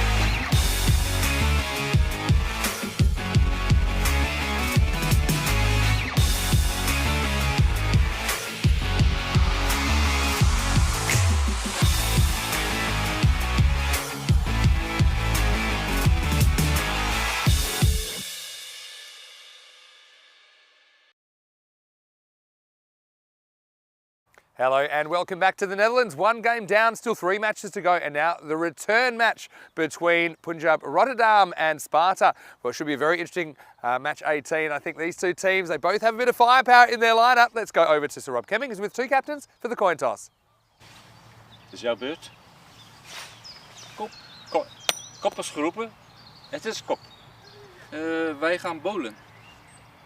So this time it's Sparta Cricket 1888. They've won the toss and elected to bowl, so they'll get the chance to chase. We saw them batting first in the first game. Probably didn't get as many runs as they wanted. It was tough conditions. We all saw how that worked out, but Sparta, look, it is possible for them mathematically to do this and get into the top 4. They're going to have a sensational performance, though, in match 18. Let's see if they can do it. Punjab Rotterdam as well. This is an important game for them because the top 2 get the double chance, and we'll have to see whether they get there by the end of the day. Of course, it'll be matches 19 and 20 as well that will determine that. So plenty to play for. Match 18 here, the return clash between Punjab Rotterdam and Sparta Cricket. I can tell you that Sparta have won the toss. They're bowling first. Over to Corey as we get ready for the first ball. Game 2 of the day here in the Netherlands, and nice to have your company back. Whether you're watching on FanCode in India or whether you're watching on our YouTube channel, ECN European Cricket Network, as we get set for this one. And you can see the surrounds of this fantastic field at the Sparta Club. Now, I do have some late team news. Tejan Manuru, he is listed there, but a late change due to that injury. He's been replaced in the starting 11 by Asif Khan. So just a bit of late team news that the substitution was allowed due to that injury being sustained in the previous game. Of course, the lineups are submitted around about an hour before the game, before the injury was clear. So Teja will not be in the 11. Asif Khan has come into the lineup. Sparta, though, also have their own issues with no Bakari in the lineup. This time they'll be led by Yusmat and Snurp. They do still have Ali Raza at the top of the order. And they will be chasing. Khalid Marty's listed in the opening spot. That'll be a very explosive combination if that's how it works out. As I can tell you that the supercomputer is predicting 109 for Punjab Rotterdam. And Sparta predicted to score 86, and that's probably fitting when you compare these two teams and what their trajectories have been in the series so far. Punjab Rotterdam, the reason this is important is they'll be pushing for a top 2. And I guess it'll be between them and SV Sampong. Kampong, the defending champions, did come from outside the top 2 last time. They still were able to pull it off, but that certainly won't be the way that they want to do it. And you see Remat Zulfikar getting another opportunity at the top of the order. He hasn't really clicked yet, but he is a fantastically talented player. He's the older brother of the Zulfikar triplets. Famously, I saw him on social media this week saying that he scored heaps of 100 against these guys and just pointed at the triplets. Because he is, I think 3 is between him and the triplets. And looks like Khalid Marty is going to open up, and he created some hassles for Romat earlier today as he came up with a very good delivery, knocked his leg stump out of the ground. There's Sharafat Togiani, who is a pretty talented player in his own right. I'm calling him Johnny Neutral, but we've seen a bit more of his range of emotions as the tournament's gone on. Behind the stumps, got Ali Raza, who comes in to the lineup, but is it too little too late for Sparta? They have to win this game and win it really well if they're going to make it into the top 4. Seems like a bit of a pipe dream, but we know this is ECN and anything's possible. We're almost ready for a start in match 18. Khalid Amadi just adjusting his field slightly. Gone for a deep mid-wicket and a deep third man to start things off. Let's see if Rahmat Zulfikar can get amongst the runs. Here we go with the start of match 18. So swings away and dot ball to start. Marty does get some good movement away. That one just stays good.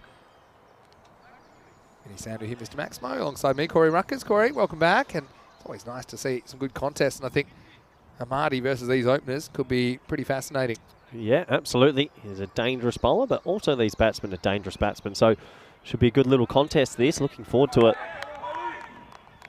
Just a field change after one ball, maybe because of the outswing. They've bolstered the offside with one extra fielder.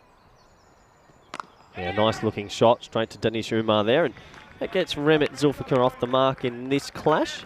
It's a 1 on the offside. So late team news that Teja Nidamanuru out of the 11. He's been replaced as an injury replacement before the first ball with Asif Khan. So Good decision. yeah, I think that is probably smart. You actually wonder whether we'll see Teja tomorrow. It didn't seem like a very good situation at all. It's Amadi. Well, it's sort of like that from Kugiani. He's thinking, how far can I hit this ball? And big play and miss. But yeah, good decision, Teja, with that high hamstring injury. I mean, pre-season competition, plenty to come up in the cricket calendar for him.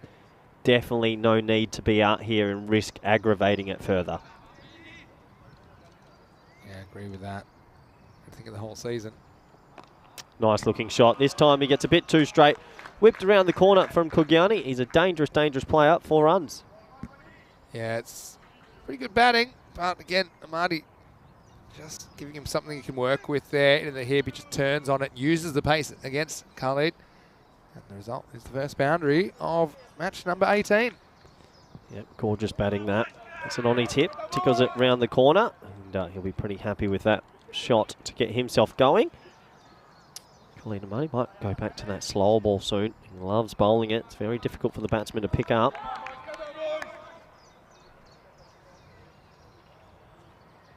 So, Kugiani likes to go all guns blazing, doesn't he? Well, look how he's standing here. I just like, he seems relaxed. Yeah. Look how like calm at the crease. His body weight, just very still. And then it's time to, oh, I tell you what, that's that slow ball. That had to have missed the off stump by a bee's whisker. Look how close this was, Sandhu. Yeah, that is a really good slow ball. Oh my word. That is ridiculously close to the off I'm pole. not even sure if that's the same slow ball that we saw in bowling last No, time. that's the back of the hand one. Yeah, it just shows you. He's a tape ball cricketer, Khalid, so he's got about 18 deliveries. That was a really, really good ball. Kugiani lucky to survive. See, that's good as well. It's a good follow-up, slow ball into bouncer. That brings us to the end of the first over. Let's see the height on this last one. There's Karate Kid enjoying himself. Good bouncer. Yeah, probably fine. He's ducking there. Probably fine if he's standing at the crease just below top of the head. And it is the end of the first over. 5 for no loss. Just shows you the skill. Amadi thinking about it as well. Slow ball completely bamboozled Kugiani. Then he goes pace on. Maybe tries to rush him, but Kugiani wanted none of it. And pretty good start for Sparta. Punjab Rotterdam not really getting away, but Amadi has spent one of his overs, and you kind of feel you need him to take wickets, not just be economical, if they're going to keep Punjab Rotterdam down to something reasonable.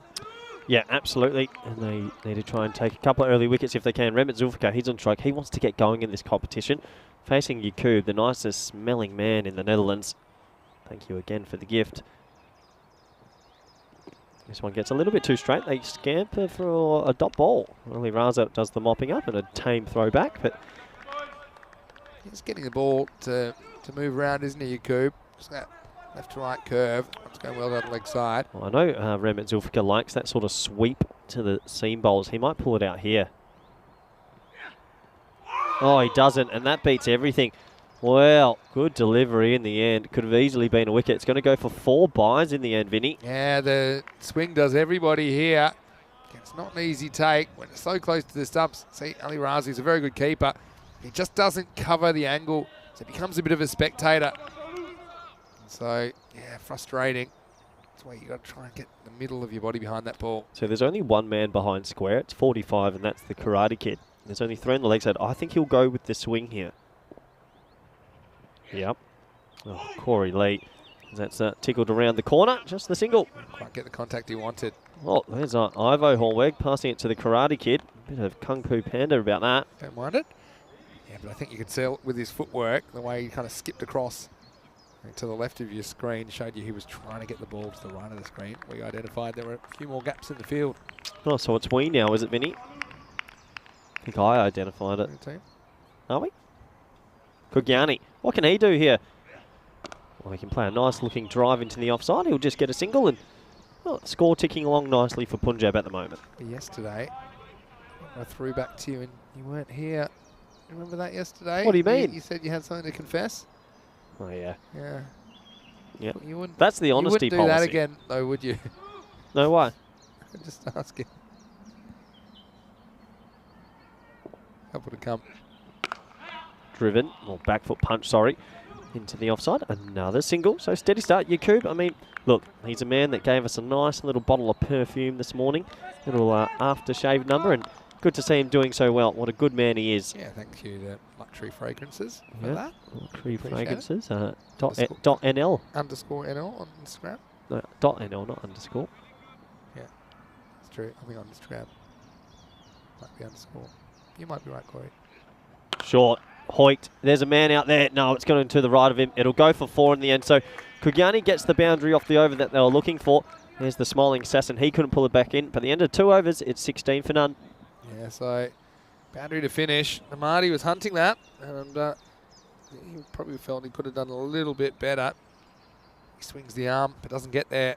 So, yeah, not a bad start at all for Punjab Rotterdam. It's been a bit of a draw so far for me. I feel like Sparta need to get a breakthrough. You can see why this is important, right? Because Rotterdam, if they can win this, they go to 10 points. And this second and third is an interesting one. Obviously, Sparta, you know, if they can win this and make up that net run rate difference, then you know they could potentially do it as well. Oh, 0.6. I didn't realise it was that small. That's not that much to move, Vinny. Yeah. That's not that much. So, I mean, what's that? Let's say they're chasing 100. If they do it in 7 or 8 overs, I think they'd sneak themselves into 4th and get an extra day of cricket. Yeah, true. Someone will be watching on with a few nerves, no doubt. You think they're all watching out there? And no doubt they will be. Anyone that can be will be. Yeah, otherwise would have seen the last of Sulland if Sparta can pull this off. Oh, Kugyani goes dead straight. It's more off the toe of the bat, and does he have enough on it? He does. So another boundary to him. He's the dangerous player. In this competition, he looks like one of the more dangerous bats, Vinny. Yeah, sure is. It's also just his approach. Take no prisoners. Yeah, no real footwork. But yeah, it's a bit of the tape ball about, isn't it? Some of these guys, they don't focus too much on the footwork. They're all about the hands, the hand-eye coordination, just getting that bat speed through the ball. The hand-eye coordination is just so good. This one short, absolutely walloped into the gap. Another 4, and the Punjab crowd go crazy in the dugout. Yeah, loving what they're seeing at the moment. He's got all the shots in the book and some that aren't. Kugyani caught from Johnny Neutral, but he's positive with the bat, especially early on. He's not afraid to go after the bowlers in the power play. What I like about Kugyani, if you're watching his setup here, there isn't too much movement. He's quite still. You look there, he's very relaxed, deep in the crease. Good little bat flow, and then goes wallop and edges it and gets, 4 more. So I just like the technique. Gets a little bit of luck this time, but that's 3 boundaries in a row. Yeah, you need a little bit of luck, don't you, Corey? But, yeah, this one, Snoop won't be too impressed about it. Really could have gone anywhere. Even Hornwick, he was the one that had to chase it, but to no avail, and it's 4 more. Well, you can't do anything about that. I mean, you've got to get a bit of luck, and unfortunately for Snoop to Luke this time, no luck indeed. 4 more. Just a quick hello to everyone in the live chat. ECN European Cricket Network. And see Michael Darb is in there. Say hello, Michael. Saw your name pop up. Well, that's good bowling. It's a little bit fuller, trying to get that Yorker in, and this time he can only manage this single. No, good morning, Michael. Geez, the viewer chat had some questions this morning, didn't they, Vinny? They were coming at us from left, right, centre. Yeah, they were, but keep them coming. We're loving it. Michael's saying, you know that's cold when you see the moving statue of Corey in the box. You've probably seen in the background. And you've got a bit of pacing about you at the moment, just keeping yourself warm. I've always been a bit of a pacer. I used to, when I get dismissed in a match early, I'd love to do laps. Loved a good lap of the field. Full. Off the toe. Oh, I reckon he's gone. He's gone here. This is going on. He's gone the limited review system. I reckon he is out. He's already walking. He didn't actually turn around. Kugyani, watch this. And Snoop, well, he needs a bit of luck. He actually takes off after the ball hits the stumps. He's out. And yeah, I think they might have made the decision already. See here, he's already out there. And actually goes further out once the ball hits the stumps. That's unlucky because it wasn't like Kugyani was backing up heaps. But it just happened so quick. It was so unpredictable from Yus Martin's Snoop, who you said has size 17 shoes. Is that US? So, you know, he's got some big shoes. And use them to good effect. And he creates a wicket from nowhere. Kugyani's going to be run out in the most unlucky of circumstances for 22. And it's 30 for 1. You'll only see that kind of thing right here on the European Cricket Network. Well, no, you do see that everywhere. But is that, Vinny, do you think that's the most unlucky way you can be out in cricket? Pretty much. Is there anything else that's close? I mean, he plays a nice drive. His partner, it literally flicks his foot, deflects a mile and runs him out. Yeah, it's hard to beat. If anyone else can give us an example. What's worse luck? I don't know, like whacking it into your batting partner and it bouncing up and getting caught. That's something up there. like that. You don't see that every day. You probably see that more than that one. I think I can only recall that once. Yeah, I mean, maybe the helmet coming off and falling on the stumps. Yeah, that's pretty. Again, it's your own fault for not putting your helmet on properly. No, I think the helmet's on. Sometimes the force can just blow it apart. Adam Perore off Brett Lee. But yeah, tell us in the chat, is there any other mode of dismissal which is as lucky as what we just saw? Have you got out that way? No. I have once. Oh, actually, I've got Pretty one. annoying. I've got one the most unlucky way I thought I was run out. Okay. Oh, this hurt me too. Well, this would be good. Here is Simon Yakub continuing. 7 off his first. This one's a single. Okay, what's the most unluckiest way? Not a single just yet. Oh. 2 runs. Little Came out of misfield. nowhere. Overthrow? No. Doesn't know. On the boundary. There's, just a little bit of a misfield. I think the most unlucky mode of dismissal I've had playing in a England Prem game. We fielded first. We've got to build it up. You know I like building a story. I feel like this is going to work its way into mentioning your double century No. at some point. No, it wasn't in England. That's short, wide, cut down for I one. still think you'll find a way to work it in. But anyway, go Anyway, on. did a little bit of a knee injury in the first innings. Went out to open the batting with a runner. Was on about 42. And then I was at the square leg, standing next to the square leg umpire, and my runner got himself run out. So That's annoying. So I just had to walk off, and I was like, well, I haven't done anything wrong, but my runner's an idiot. A damn idiot. It's meant to be doing you a favour. So that was the most unlucky way I thought I've ever been, because I couldn't do anything about it, as that's 1 run to the offside. You can't get worse than Oh, no. Raza's having an absolute Jerry Jinker out there. Get the Karate Kid there. Get him out of there. He can't stop it there, and another 4. Oh, my word. And maybe a slight Tortuga, to be fair to Raza. It'll always happen when you're a bit down on confidence. And unfortunately, he... Oh, those glasses, are they real, or are they just those see-through frames? Oh, poor Raza. Can happen to anyone. He's had a couple in a row there. Yeah. How come when I'm batting that stuff never happens to me? So, poor Kogiani's scratching his head in the dugout right now. Oh, no. Oh, boy. Here we go. Oh, yeah. Oh, yeah. You know that Mike Hussey and Simons and maybe Michael Clark as well used to play a game when they were fielding for Australia in one-day cricket normally, where they couldn't fumble it. Just like then, if you touched it, you had to hold on to it. Yeah, cool. They were really competitive with that. Well, there comes that sweep shot we've been looking for, and there it is. Remit Zulfiqar is very good at that. He gets 4. That takes us to the end of the 4, 43 for 1, Vinny. Yeah, they keep telling us about that. That's a good story, so I know that one. No, just they were pretty competitive. I mean, no matter when the ball came at you in the field, you had to field it cleanly. Weren't allowed to fumble even a little bit. Couldn't drop out of your hands. And it's a way to really focus in on it. Like when you have catches, for example, you made sure they don't pop out. But when you're ground fielding, often you're just happy blocking the ball. But if you actually set yourself to actually take it, then you're less likely to miss it completely. Who was that? Hussey? Hussey, Simons and Clark, I think, through the kind of early 2000s. Well, Vinny Sounder here, Mr. Maximo, alongside me, Corey Ruckers. And Simons and Clark, they enjoyed a couple things together, didn't they? they had some good times. Have you ever read Andy Simons' autobiography? That's one I haven't read. Super interesting. That's Super one I interesting. haven't He's read. a player that I admired a lot. Anyway, heading for over number 5 now. And it's going to be Snoop DeLoop to continue. Yeah, Snoop DeLoop, the man of the hour. We really enjoy what he's offered this week because he's basically hosting us here in Dutch cricket land. He does a lot of good work at the Sparta Cricket Club, and he's been a big front runner of organising the European Cricket Series coming to the Netherlands. 3rd year in Capella, so we love him. Certainly really appreciate One of the great hosts. all the hard work he puts in. Hit hard. Oh, no. Oh, well done, young man. Well, that is a great stop. When you've just missed a couple out there all morning, that's a brilliant stop. That's an excellent stop. He's got some back now. And, does the right thing. It's easier said than done to just put it out of your head. And see Snoop, who's leading Sparta in this game, gives him the thumbs up. He's pretty happy with the effort of Razanor out there on the deep point boundary. I think Snoop's getting bigger every time I see him. He's about 6'12" now. He's a giant. Friendly giant, so that's hit hard again. Through backward point, more work for Nort. He's a hot pocket at the moment. 2 runs. There you go. He's running hot now. Question, we talked a bit about formats today. Yeah, we've been on. It's funny how each day there's a topic that arises, and this morning's been about ODIs, T20s, T10.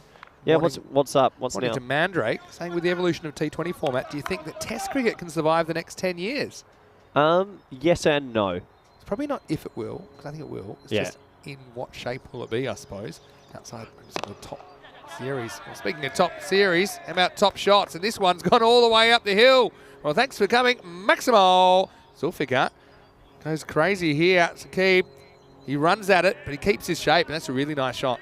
Yeah, that is a good shot, good batting, and we know how dangerous the Zulfis are, and we're seeing a bit of it here. But yeah, so what's the question, Vinny? If Test cricket will survive? Do you think cricket will survive, or kind of Test cricket specifically, or ODIs, or what do you? I mean tests. He's asking about tests. We talked a bit about ODIs already. Touch on it after I watch this delivery, and Snoop de Loop, our man. Well, the man he got a run out with his foot. This time he uses his hand. He hits that top of the length stump. Oh, we need to start getting graphs about this, because I'm telling you, this is the length, and he gets a big wicket for his team. You're right, and he's a big man. Gets a bit of bounce, but this one doesn't bounce as much as I think the batter thought. You see, he pulls, but he basically pulls too high. Well, Snoop just kisses that off stump. Great example of why that length is the best length, the top of the length stump, because that's not a drive, it's not a pull. The batsman gets caught. So when you want to try power hit anything at that length, you can't do it. Yeah. And it leaves it a bit, it makes you feel a bit awkward as a batsman. So great bowling from Snoop. But yeah, let's go on to that. I think Test cricket will survive in its way, but there might be some changes. It might get a little bit more limited, because I know a lot of nations are relying on India touring them, basically, over 4-year periods. But look, it's survived 150 years. I don't think it's just going to go away in the next 10. I think ODI cricket, that's an interesting one. I think that's in a bit of a odd position at the moment. They don't know where to go with it. It's the middle child of cricket at the moment, isn't it? It's the second cousin at Christmas, and you've got to say hello, but you don't really want to. And it's also the you want to know when the cool relatives are coming. It's also the good-looking cousin, and you're not too sure if you. Oh, jeez. Hello, any Tasmanians watching? Whoa! Last ball on the over coming up. That's pushed into the run-out chance if he hits. Surely gone. Oh, he misses. And nor does the backing up. I reckon that was out. It was basically the old hit and run. Cover was tight. Look at this. Take a very good route to the other end either. No, he was gone. Yep. Yeah, he had to run wide, didn't he? And once you run wide, Dean Jones always taught me that if you run on that angle, you're adding metres to your stretch. Yeah, well, not metres necessarily, but certainly distance that he didn't have to play with. 5 overs down, 54 for 2. And he sounded here, Mr. Maximo, alongside Corey Rutgers, and joined these discussions, I suppose. What do you think? I always think there's a Darwinian kind of thing about cricket and formats, is that if it's popular, it will survive. Okay, and so you can try and artificially prop things up or try and artificially keep things back, but ultimately the people will speak, right? And so, I guess the issue is these test countries that aren't the kind of right at the top, struggling to pull crowds. I mean, just look at tests even in countries where it is pretty popular, right? You don't see full stadiums through the 5 days, and so it is interesting. Also, I suppose TV rights a lot to do with these days but as well. also in saying that, I mean, Australia just toured Pakistan, and that was rammed, absolutely rammed. They're getting supporters everywhere. So yeah, but that's also a special case, right? Because there hadn't been any test. Australia hadn't gone there for so long. True. What I would do. A lot of the cricket was, don't mind saying, snoozeworthy. That's because of the pitches. Yeah. So, I mean, that's also something to think about. Yeah, I don't know. But what I would say is, when people say, like everyone talked about the 100 last year, and I like it or I don't like it, that's fine. But if it is popular, it will survive. And if it's not, it won't. Yeah. That's just bottom line. So you don't have to fight it. Yeah, nice splicing cut shot. It's going to land short of the Karate Kid out there who takes something. You know what I'd do, Vinny? Go on. Test cricket, 10 teams. Yep. T20 cricket, it's everyone at the moment. Yep. 50 over cricket, I'd go to 20 teams and maybe keep it around there, your best 20. Okay, and then T10 cricket would be the Olympic sport. Yeah, I love that. This has to be the Olympic sport. It has to be. Yeah, I like that.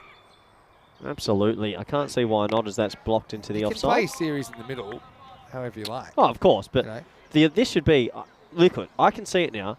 2032, you and I in the commentary box at the Olympic Village for the T10. You just want to get into the Olympic Village. Look. How old will you be in 10 years? I don't care. I'll fake 33, a passport if I have according to what you to. said last week. I'll be dyeing these silver hairs. You'll be at your peak.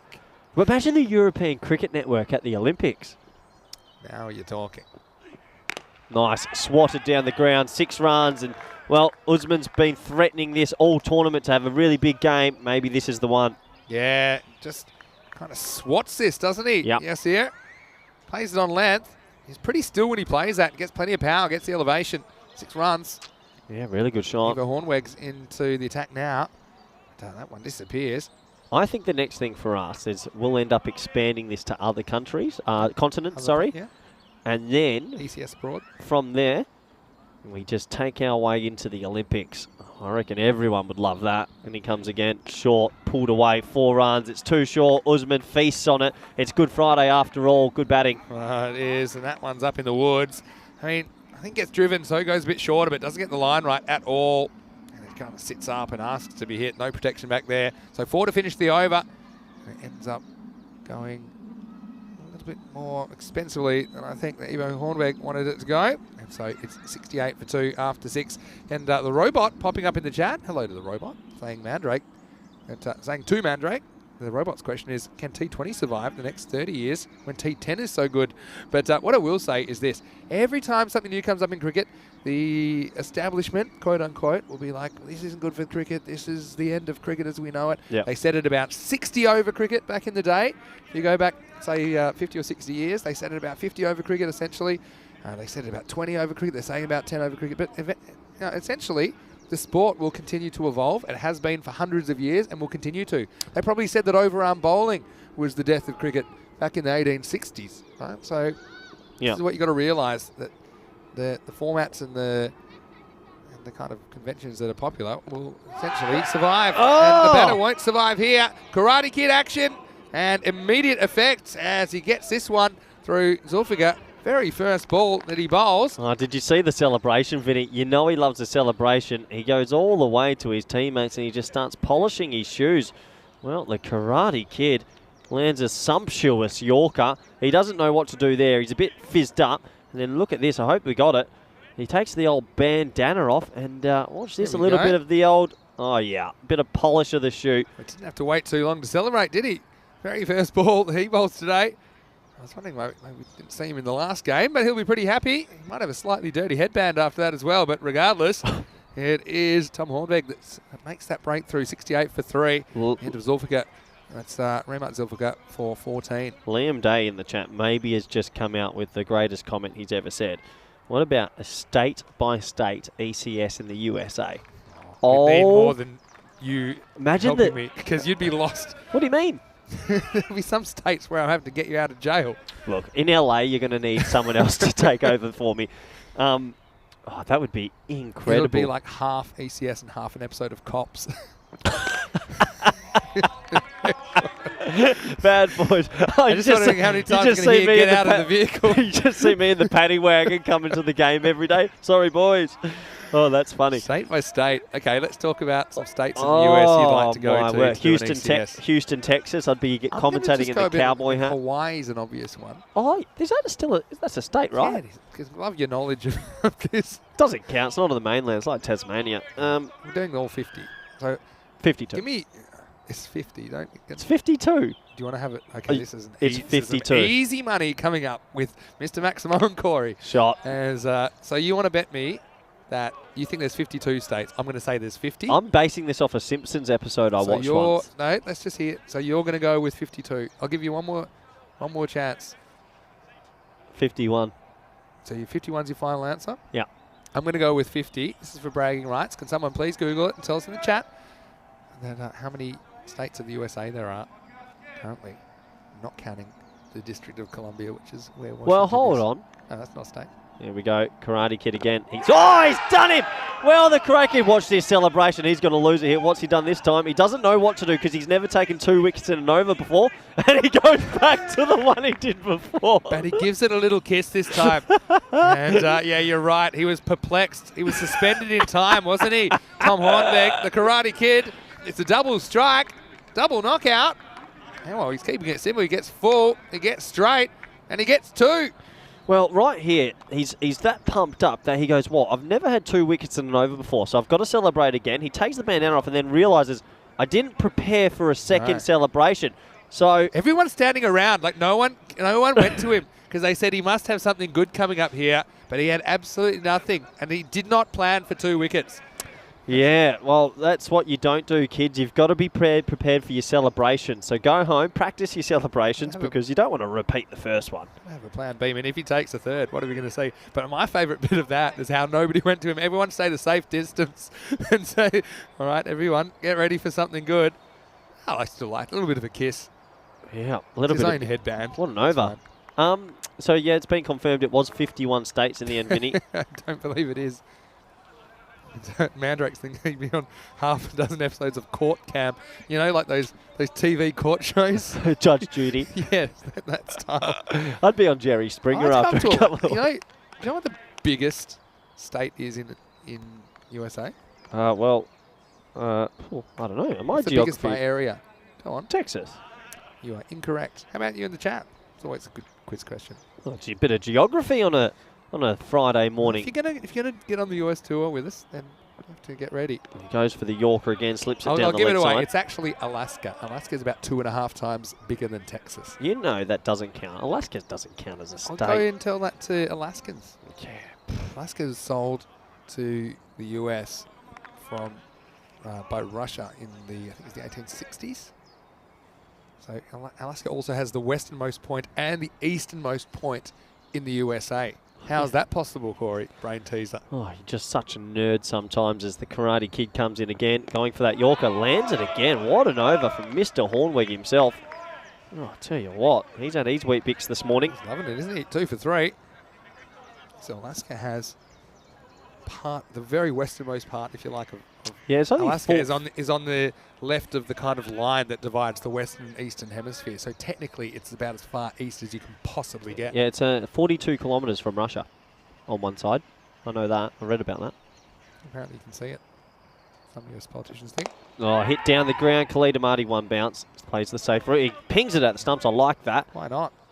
Just the one. What an over from Hornweg. He gets 2 for 4 of his first. The score at the end of 7, 72 for 4. Yeah, let's have a look. And if you want to contact us, if you want to contact Corey, let him know how many states there actually are in the USA. You can get him on Instagram, @Rutgers_28, and also on Twitter and Facebook. You can get me at Mr. Maximo. Thanks for all of the messages that I'm getting every day, and I get to get back to all of them. But yeah, feel free to get in touch with me, particularly on Instagram. Always try and check that whenever I can. And you can follow us at European Cricket on Instagram, Twitter and Facebook. And also, if you're watching on YouTube, make sure you like this video and subscribe so that more people will probably get it shown it and fall in love with European cricket the way that you probably have. So, yeah, interesting idea. The 50-state tour. I mean, that's your year basically, isn't it? If you do one a week. Is Dan Weston or James Kent listening right now? Yeah, I don't think you could do one a week. You might have to. I don't know. Have to think about it. All right, here's Prithvi Bawant saying, oh, this is launched in the air, and this one is going, it's gone. Maximo! Big hit, and guess who? It's Samuel Salarazai. And he absolutely launches this one. This one bounces off the moon and comes back. It was a full moon tomorrow, and that was full power as he went up and away. Yeah, lovely batting. He gets that away, and well, pretty impressive stuff from this Punjab team. They can all bat deep. This man, he was just in the Under-19 World Cups, apparently. That was hit so high. And how about some more of this? Because this one is going even further. Well, heads up in the cheap seats, Maximo. 2 for 2. And, well, if his teammates didn't know about it before, well, they know now because they're under attack. This one lands in the dugout. Yeah, impressive batting and 2 big sixes. I'll tell you what, he's trying to send it to the US. Is he going to go 3 for 3 here, Vin? He'll be trying. Can't give him length here. Spin the roulette wheel. Anything Why not? that bounces is going to get banged here. There you go. And this one's up and away, and 3 times the charm. This time 1 bounce 4, but still, Salarazai on the attack. as he goes 6-6-4 to start the 8th over. Yep, 6-6-4. And what we heard a little bit about this man was apparently just playing in the Under-19s World Cup for Afghanistan. They made the semi-finals. He played in a franchise league bowling to Chris Gale a year ago. And I Played so well in that Under-19 World Cup as well. I have no idea how he's at Punjab Cricket Club. He's rocked up today. He opens the bowling and he hits a long ball. What a player. I love that European cricket. Yeah.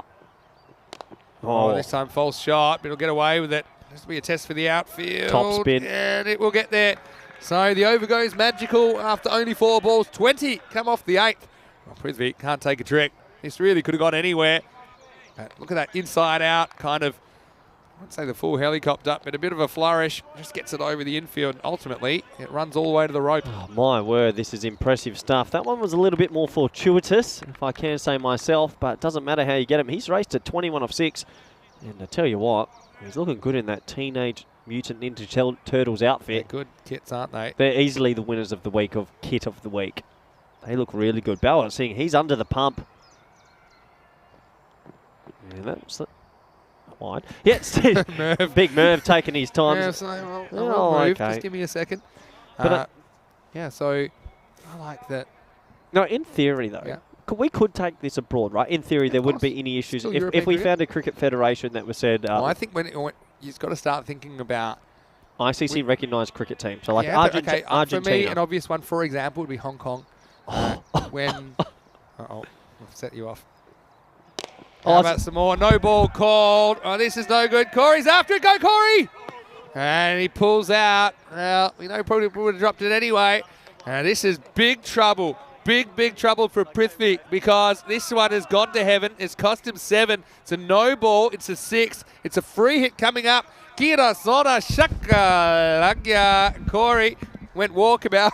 But talk me through this one. Well, that's the first one of the week I've gone for. And look at the good strides in the chino pants. And, well, this is blown out. How many off this over? Do you want to know how many? 28. Ooh, And there's still 2 balls to go. free hit. Well, Whippington's into the leg side. Oh, just one. Might get 2. That would have been desperate to keep him on strike. Yeah, how are you going there?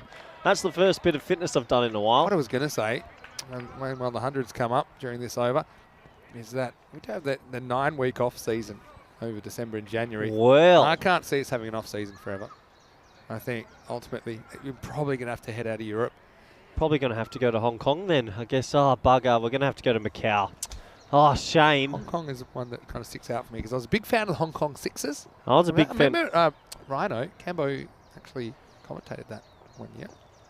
That's a play and miss, and they don't go through for a bye. So brilliant over, though, for Punjab. They get 29 off it, and the score after 8, 108 for 4. 101 for 4. Almost goes supersonic with the 29 off it.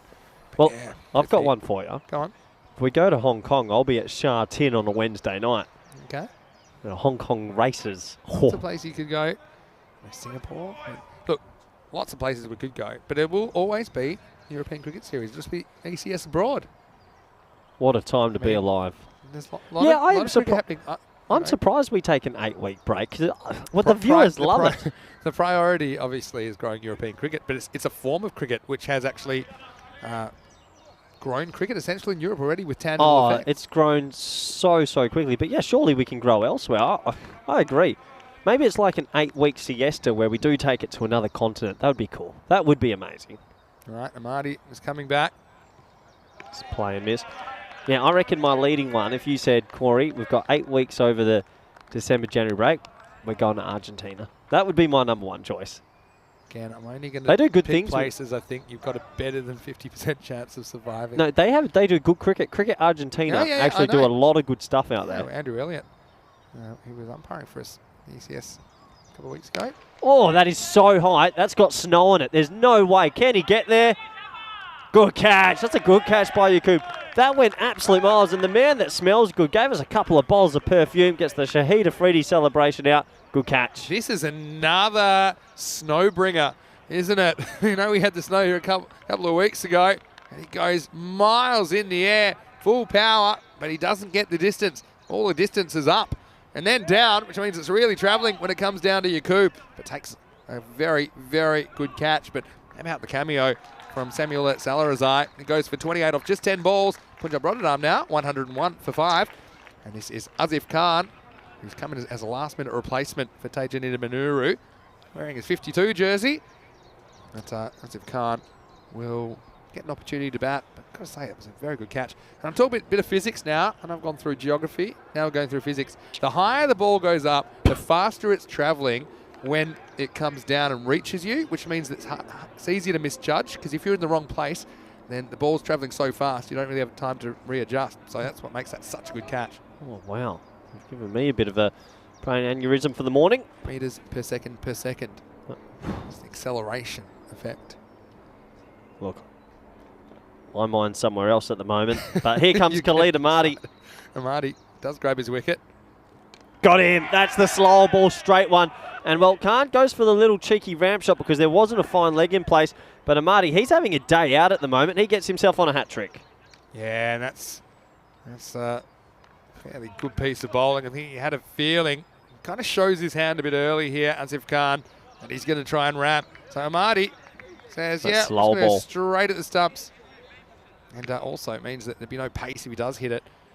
But I think, a lot of people kind of follow the batter when they do this. I think, especially to a new batter, hit the stumps. Just radical thinking, but pretty effective. And now Khalid Amadi's on a hat trick. The smiling assassin has 2 for 5, and it's 101 for 6. A few people in the chat also saying about Nepal, and that would be one day that we'd love to get out to Nepal one day and surprise all our Nepalese viewers. And I know I haven't been there myself, but 2 of my good friends, Scott and Max O'Dowd, played over there, and they came back and they said the crowds in Nepal were unbelievable. Well, I was talking to Andrew Leonard, who commentates the Everest Premier League, the EPL. Oh, nice. They get 15,000. They're hanging out wherever they can there. And yeah, it's something I'd love to go and visit one day. So yeah, hello to all our viewers from Nepal. Of course, Sandeep Lamichhane is having a lot of success on the world stage, isn't it? Yeah, so is this man, Khalid Amadi. Now, he's on a hat-trick. You bowl onto Suleiman Tariq with a yellow helmet. Knowing Khalid, this is a pace-on Yorker. You think so? And it's quick at the stumps. Really? I'd go slow at the stumps. Yeah, anyway, here we go. Hat-trick ball. Oh, play and miss. So, well, it was close to the edge. That could have been it, but it'll be a dot ball in the end. All right. With the pace on, Tariq almost nicks this. Liam Day saying something about Cayman Islands. We mentioned that once. And Cayman Islands hosting Bahamas at the moment. Liam, could you tell me a little bit about that hosting, about how that match is going? Also, watch this space about Cayman Islands. I have some news. Okay. That was a slower one. Yorker. Thought he might have gone that one first, but Tariq does get a little bit on it. He's off the mark. Drake thinking I'm looking a bit unsteady. I'm pacing around a bit, only because I'm a little bit chilly here at the moment. It's 9 degrees at the start of play date. Now it's 11. No, the sun's broken through a bit. It's improved. It's nice cricket weather. That dew factor's gone as well. But how good's this guy been? The smiling assassin. I mean, such a good player. He got man of the match in the loss this morning. You don't see there. He hit 34 not out, got 2 far, and he got man of the match. So well done. He's kept the form up. Deserves it. His last ball for him. Another slow ball straight. This time it's skewed away. The big Snoop de Loop misses it. He'll get down the second time. It's pretty tough when you're 7'14" to get down. Yeah, well, it doesn't cost him a run in the end. It's the end of the 9th, and the score is 103 for 6. They've done well to peg it back in that over after Prithvi Balwant Singh went for 29. That over only went for 2, and there were 2 wickets in it. So just keeping Sparta in the contest. Yep, absolutely. That's what they're doing, and it's been an exciting game so far. Hawkmoon in the chat's come through with a couple of doozies. Do you know what the quickest sport in the world is and the quickest animal? Okay. You do the animal, I'll do the sport. Does something like golf count as a quick sport? I'm doing hurling. Now, I know what the quickest kind of ball sport is. Khai Alai. Oh, yeah. That's a good one. Yeah. With those big sort of cocoon that's sort so of... cool. That's one like some sort of giant squash. All right. Here's the Karate Kid. Karate Kid's having an absolute blinder with the pill in hand. Yeah, he is. I mean, you're taking that over 29. Actually, right in this. I mean, there's probably are still right in this, but they're going to need someone like an Amadi to go big with no Bakari in the lineup in the second half of this game. Hawkmoon thinks it's badminton. Over 200 miles an hour smashes. I think Khai Alai's quicker. So do I. You're wrong, Hawkmoon. Anyway, Karate Kid. Strong words. Wide. You and Hawkmoon haven't had a bit of a sparring session in a while. My old sparring partner. Yeah, you know what I would love to do one day is get all the big supporters from the chat and get them in a room and lock them in it. No, I mean, and have a beer with them. It would be like nice. A Hunger Games situation. No, I'd love to be able to catch up with the viewers one day, a best of, and enjoy a beverage. Imagine that. because with the pandemic, it's been pretty tough. It was tough. Because obviously travelling and these things not super easy. Play and miss again. How good's the Karate Kid been here, Tom Hornbeck? Well, Cobra Kai will be pretty scared of him at the moment. Was Cobra Kai the enemy? Just remind me. Yeah. Yep. That was the school. Okay. That seems like a highlight versus badminton speeds. There we go. That's pretty good Googling. Yeah, Vinny's in the old little Google search at the moment. Well, I'll keep watching the cricket. Usman, 15 off 10. Hornwick, 2 for 5. High in the air. Could be 3 for 5. Probably should be. Dinesh Umar steadies himself and he spills it. Oh, it's a big miss. And now they're going to come for 2. It's not. Oh, and then they spill it off each other. So, oh, and then he throws it over the keeper's head.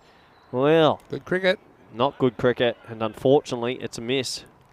Okay. So, badminton is faster, but it's not a ball sport. Yeah, Hawk Moon. So, it's not a ball sport. But, I mean, yeah, he said excluding cars. So, I guess that's true. Okay, and then what's the fastest animal? My immediate thought went to cheetah, but I feel like that's a wrong one. I feel there's something quicker.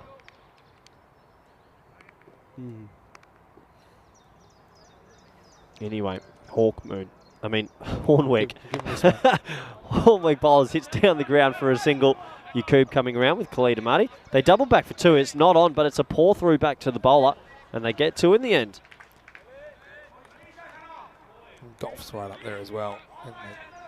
But it's not really a ball anyone has to react to. Yep. And that's probably what makes it different. Liam, I can't tell you the news yet, but I'm working on a project with Cayman Islands. Cayman Islands? You watch this space. Give me 2 months. I'd like to see the financials of whatever's going on with that. After this, it's going to fall into a gap, though. Yakub. He's going to get there, but he won't prevent 2.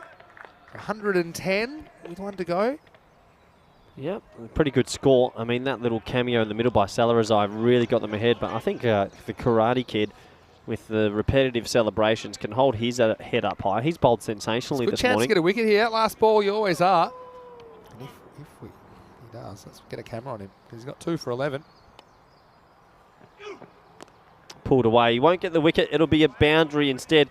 So that will take the total to 114 for 6. A very good score. And, well, Vinny, Karate Kid and Khalid Amadi bowled really well, but unfortunately the other bowlers copped a little bit of tap. Yeah, that's true. And we'll see that in the figures shortly.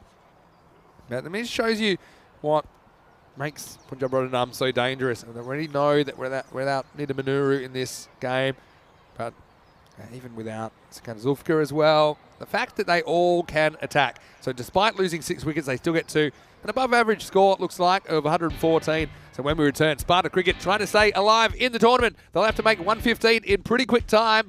And, well, you can't see it happening, but expect the unexpected on the European Cricket Network. Well, Ali Raza wasn't expecting that to miss the stumps. It ended up costing him 4 byes. And ultimately, we would see a few thrills and spills, some big hits in this, but also a few highlights for Sparta in amongst all of it. Yeah, absolutely. I mean, they tried their best to contain this very dangerous batting lineup, and there was a few highlights, but this was right at the top of the innings. And Kugyani, he has been impressive throughout. This was so unlucky, though. I mean, Snoop Dalute gets his 17 size feet on that one, deflects onto the stumps, and geez, some days it's just not meant to be, and that was one of those moments. That brought the dangerous Saqib Zulfikar to the crease, and he's had a pretty good tournament with the bat and the ball in hand. He came out, and unfortunately for Raza Noor, he missed that one, which trickled over the rope for 4. And you could feel a little bit of pressure on the young man, and, well, he did improve after that. That was a lovely shot from Zulfikar as he came down the crease and lofted that one over mid-off for 6. But Snoop Dalute came back and said, well, I'm going to hit the top of off stump, try and hit that one. Perfect bowling in any form of cricket. And he got the big fish there. Great length. And you can see how pumped up it was for him. And he deserves that wicket. A really good guy. That brought Yasir Usman to the crease. He would end up going on and batting throughout the whole innings. Ivo Hornwick grabbed the ball and tried to dismiss him early. But that was a nice sort of swat over wide mid-on for 6. Really impressive batting. That was the swivel pull shot. That went for 4. And, well, Punjab Rotterdam in these middle overs were looking okay. And then that brought on the Karate Kid. He goes bang. Let me get you, Remit, with a lovely Yorker off the toe.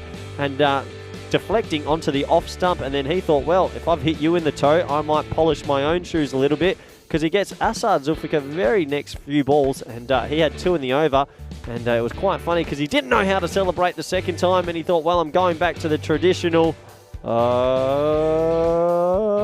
yeah, we'll go back to what we know best, and kisses the badge and gives himself a polish on the shoe again. Pretty funny, but good on him. He's enjoying himself, and that's all that matters. This was the over that sort of changed the game and took it away, though. Salarazai came out and decided to hit some huge hits, absolutely bombing it to all parts, and really impressive batting from him. Big sixes, and this one was one of the highest of the lot. I think I might have gone for this one. First time in a long time. The confidence was back, and strided it out there. I moved late, had to get under the thing. Thought I had it.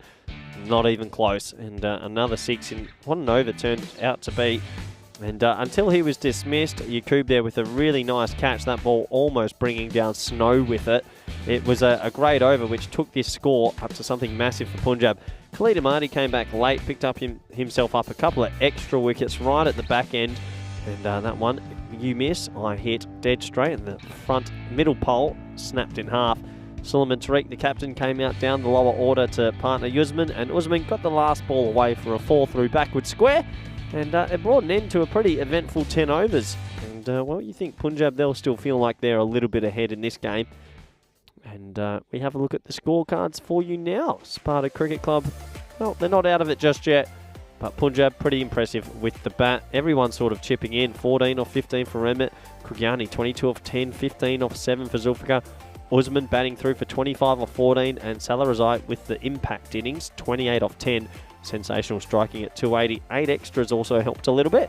And that got the score to 114 for 6. So pretty good effort there from that dangerous Punjab batting lineup, especially they're still missing Sikandar Zulfikar and Tasia Nidamanuru, who got an injury this morning. So imagine those two in the lineup. Look at the bowling. Khalid Ahmadi, what a sensational day he's having. He took 2 for 7 and the Karate Kid took 2 for 15. Unfortunately, all the other bowlers copped a little bit of tap. Yaqub's economy rate wasn't too bad, but that one over at the bottom of your screen now, Prithvi Balwant Singh, sort of took the game away and really helped Punjab get up to a score they'll be feeling pretty comfortable with. So that takes us to the halfway stage. It's been a great first half of this one. Join us back in the next 10 minutes for the all-exciting run chase. Thank you.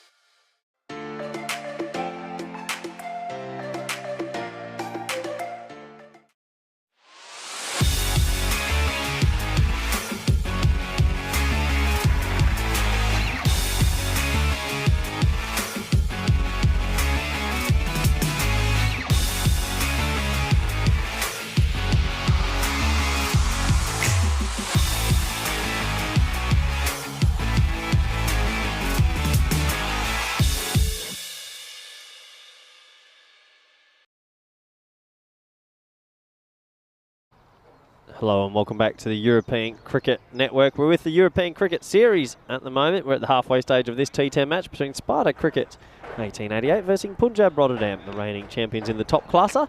And, well, we're at the halfway stage of this enthralling contest. Punjab obviously have had a really good morning, some lusty blows, and it's going to be a tough chase for Sparta, but never count them out. That man on your screen, Ali Raza, well, we know how hard he swings. He'll be trying to go at every single delivery here. And, well, it's a good morning to welcome back all our viewers around the world, especially those in India via FanCode. Hope you're doing well out there. And everyone on the YouTube chat. It's a very fun first innings interacting with you all. Love to get your thoughts and comments, and feel free to jump in at any stage and let's have a chat and talk about all things around the world. As you can see, Mr. Maximo's not on the commentary cube for the first little bit, but he'll be joining me. And looking forward to how the rest of this day pans out.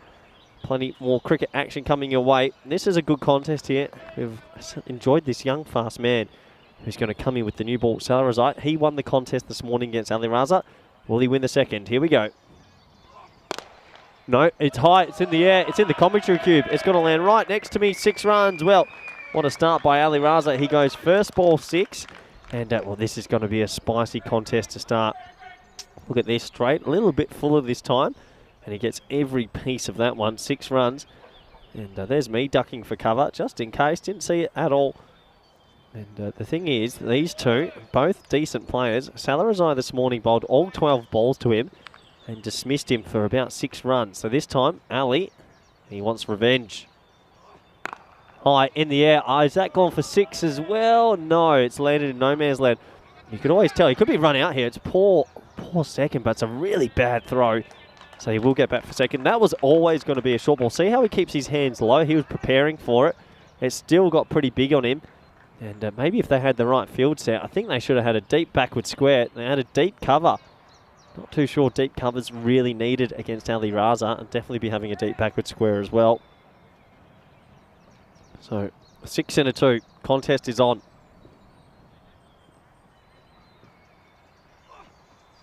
Big play and miss him.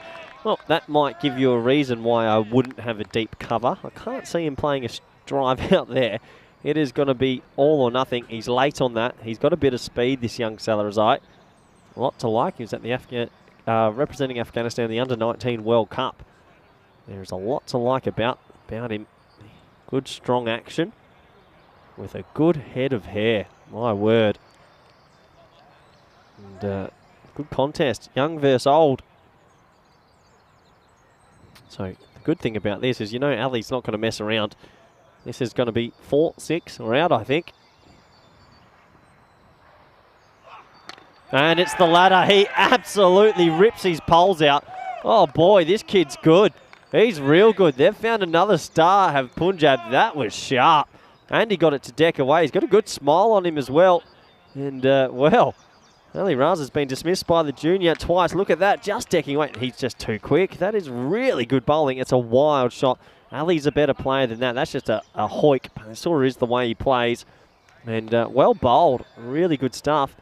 And, well, Punjab Rotterdam, tell you what, if anyone in Dutch cricket circles are watching, you might as well give them the top class trophy now, because you add Myberg to this list and these 2 players that they've picked up, Kogiani and Salarazite, they are a dangerous, dangerous team. And one thing I've always thought about Punjab Rotterdam, yeah, they've got a strong batting lineup, and we always knew their top 7 was exceptional. But if they've had Ashikula Saeed, also with this young man Salarazite, this bowling attack is scary. So looking forward to seeing how they go this year. That brings in the new man to the crease, Danish Umar. Look at that. I mean, there's no better sight for a fast bowler than seeing the stumps cartwheel. And that was a cartwheeling moment. Sensational ball.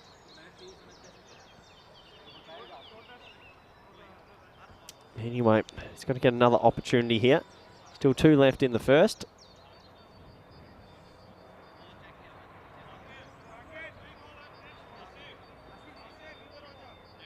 Chabron saying, I expect him in the Netherlands squad soon. Don't think so.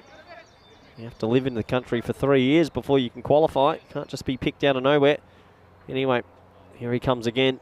Danish Umar on strike this time. And he's edged it and he's gone. Well, 2 in 2. We were just saying how good this kid is. He's rocked up from the clouds And he's a cut above. He's getting this little bit of nip away. He's got some decent wheels on him.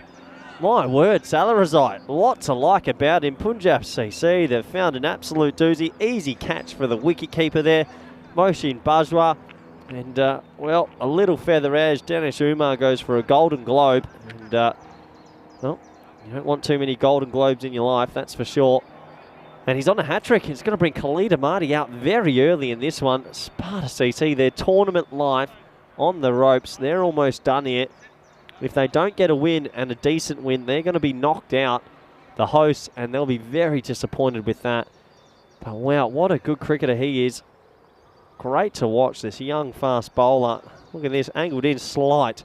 And I mean slight nip away, but that's all it has to do. The old jump fist bump. Gets the edge, and wow, I like him.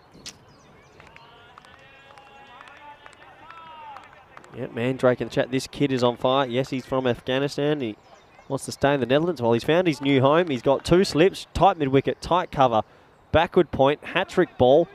Khalid Ahmadi at the crease who's had a good day. Here we go. Oh, and I tell you what, he almost got it through the defences of Khalid Ahmadi there. He couldn't have got that Yorker any better. Oh, it's a great delivery, angled in, and he just got his inside edge on that. Oh, he's a skerrick away from a hat-trick in the first. It takes us to the end of the first, and the score after one eventful over is 8 for 2. And, well, gives me a good opportunity to welcome back good friend, co-commentator, suit-wearing, Amsterdam dining, and leader of the commentary box, Vinny Sandu. Vinny, how are you? Yeah, I'm well, thank you. And it is nice to be back. How about that? He's good. Oh, how far did that stump fly? Did you? I was coming around the ground. I was pretty much side on. That stump flew 5 or 6 metres. Here's another good player that's come in, Sai Mian, maybe number 2. yeah, and slow in swing, well respected from Northern, who plays a nice little whip out to deep mid-wicket. That's Saqib Zulfikar out there, who fizzes in at the keeper, misses the keeper, and goes to the man backing up. But yeah, that kid's good, Vinny. Then end of, I might. Rumour has it, some Spanish ancestry. Yeah, you're just making that up. You want him. Yep. No, it's just See why you would. lot to like. A lot to like. And good to see these talented cricketers come through in the European Cricket Series.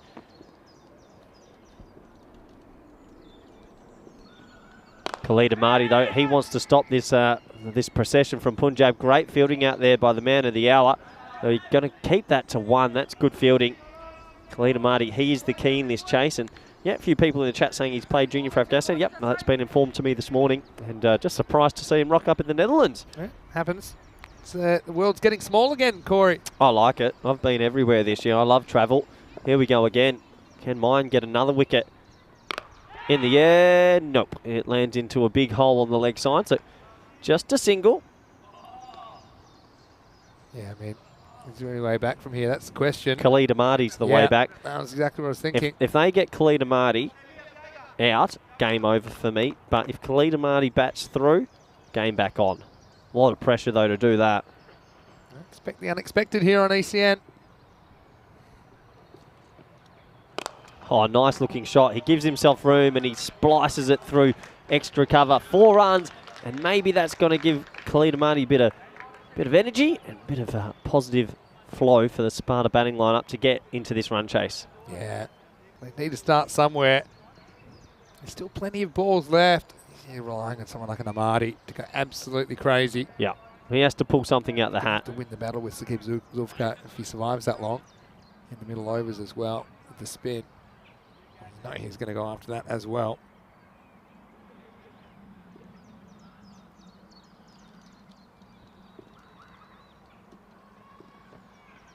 Goes again. This time he cloths it a little bit and he'll just get the single. So not a bad start from Mayan either. Khalid Ahmadi. It's all or nothing. And Hawkmoon in the chat saying, did we get to guess the fastest animal in the world? I think we skipped over it. You want to have an answer quickly, Vincenzo? Oh. A real roughie. I'm going to go. Because that's hit into the leg side for a single. So changed my mind. I was going to go with something like a blue whale, but then I realised that things don't move that fast in water. Yep. Into the into the over. 17 for 2. I don't know that. Well, I mean, I automatically think like a cheetah, something like that. That's what I said. I'm going to go something. There'll be a water creature we're not thinking of. But anyway, we don't know Hawk Moon. Look, this is... I'm going to go cheetah. Well, simple. This is the table. Sparta there on the line. They need to win this and win this quickly. That's the other issue. It's one thing to win it. They're going to have to win it. My guess is about 7 overs. So you need 100 in the next 5 overs. Well, we're talking about quick things. This kid's back. He's been exceptional this morning. He's come from the clouds. Lovely action on him. No ball this time, pulled away and overstriding, maybe looking for a bit more. So it's going to be a free hit for Khalid Amadi. Perfect result for Sparta. Yeah, seems like a pretty good call. Umpire's in the best position.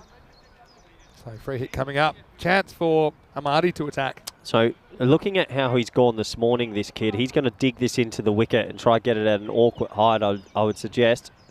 Yeah, you can see here he's dropping fine leg back. So that would suggest he's going back of a length. He wants to hurry the batsman up as much as he can. What I like about him, he knows what he's doing. He's for a young man, obviously playing in the Under-19 World Cup. He's got a lot of confidence and good cricket brain. There it is, but he gets it wrong. So that's an execution thing. He might have got it. Oh, I'll tell you what. Might have got away with that because it's been signalled one for the over and not wide down the leg side. Yeah, the height was fine. Yeah, I mean, I thought it was wide down the leg side. What's the line of it? Oh, maybe he goes over his body. Maybe argue. So that's intelligent bowling. So he's executed his plan. Now he brings fine leg back up and he moves. It looks like it might be point back. It might be deep cover going back. So yeah, and he does. So and he's putting him back instead of deep cover because he knows he's got the pace that will splice away. So really good from this young kid. Great to watch. Lands the Yorker. Brilliant bowling. I tell you what, Punjab CC, honestly, him, Ashley Kulasai joining, Myberg in this team, they are going to win some trophies this year. They look so good. There's a bit of confidence about their play as well. Isn't there? Well, this was the thing with their team. They always sort of lacked a few pacemen. And if they've picked up a couple, they just become an unbelievable unit. Honestly, their batting lineup's already scary enough. They seem to have all the bases covered, don't they? Yeah. Shot. Absolutely mowed by Khalid Amadi. Khalid Amadi's hit that so hard, and it's another noe though. Oh, no. Is it really? So, yeah, I mean, fight fire with fire. That's what you got to do. This was going to crash in the middle and off. Instead, it crashes into the woods. 4 runs. I don't think he could have hit that harder, Vinny. Yeah, I mean, absolutely smacked that. But he's also a bit late on it. That's why it's so square. But anyway, Amadi is going to get a free hit here after that no ball. Well, the smiling assassin is having a bit of a day out with bat and ball. I think that's the hardest cover drive I've seen hit in history. Now he's got a free hit again. Got to be proactive here. Salarazai with the free hit ball. Yorker. Really good. Oh, a bit of a confusion. Has a throw. Misses. Well, they almost ran into each other. That could have been awful. Almost they did, I think. Have a look at this on the replay. And where's Morgan? He has to go around the bowler. He changes direction. Then he finds a secondary threat in his batting partner, Amadi. Well, that would have just summed it up for Sparta, considering the week they've had. Of course, this probably would have been run out of a hit.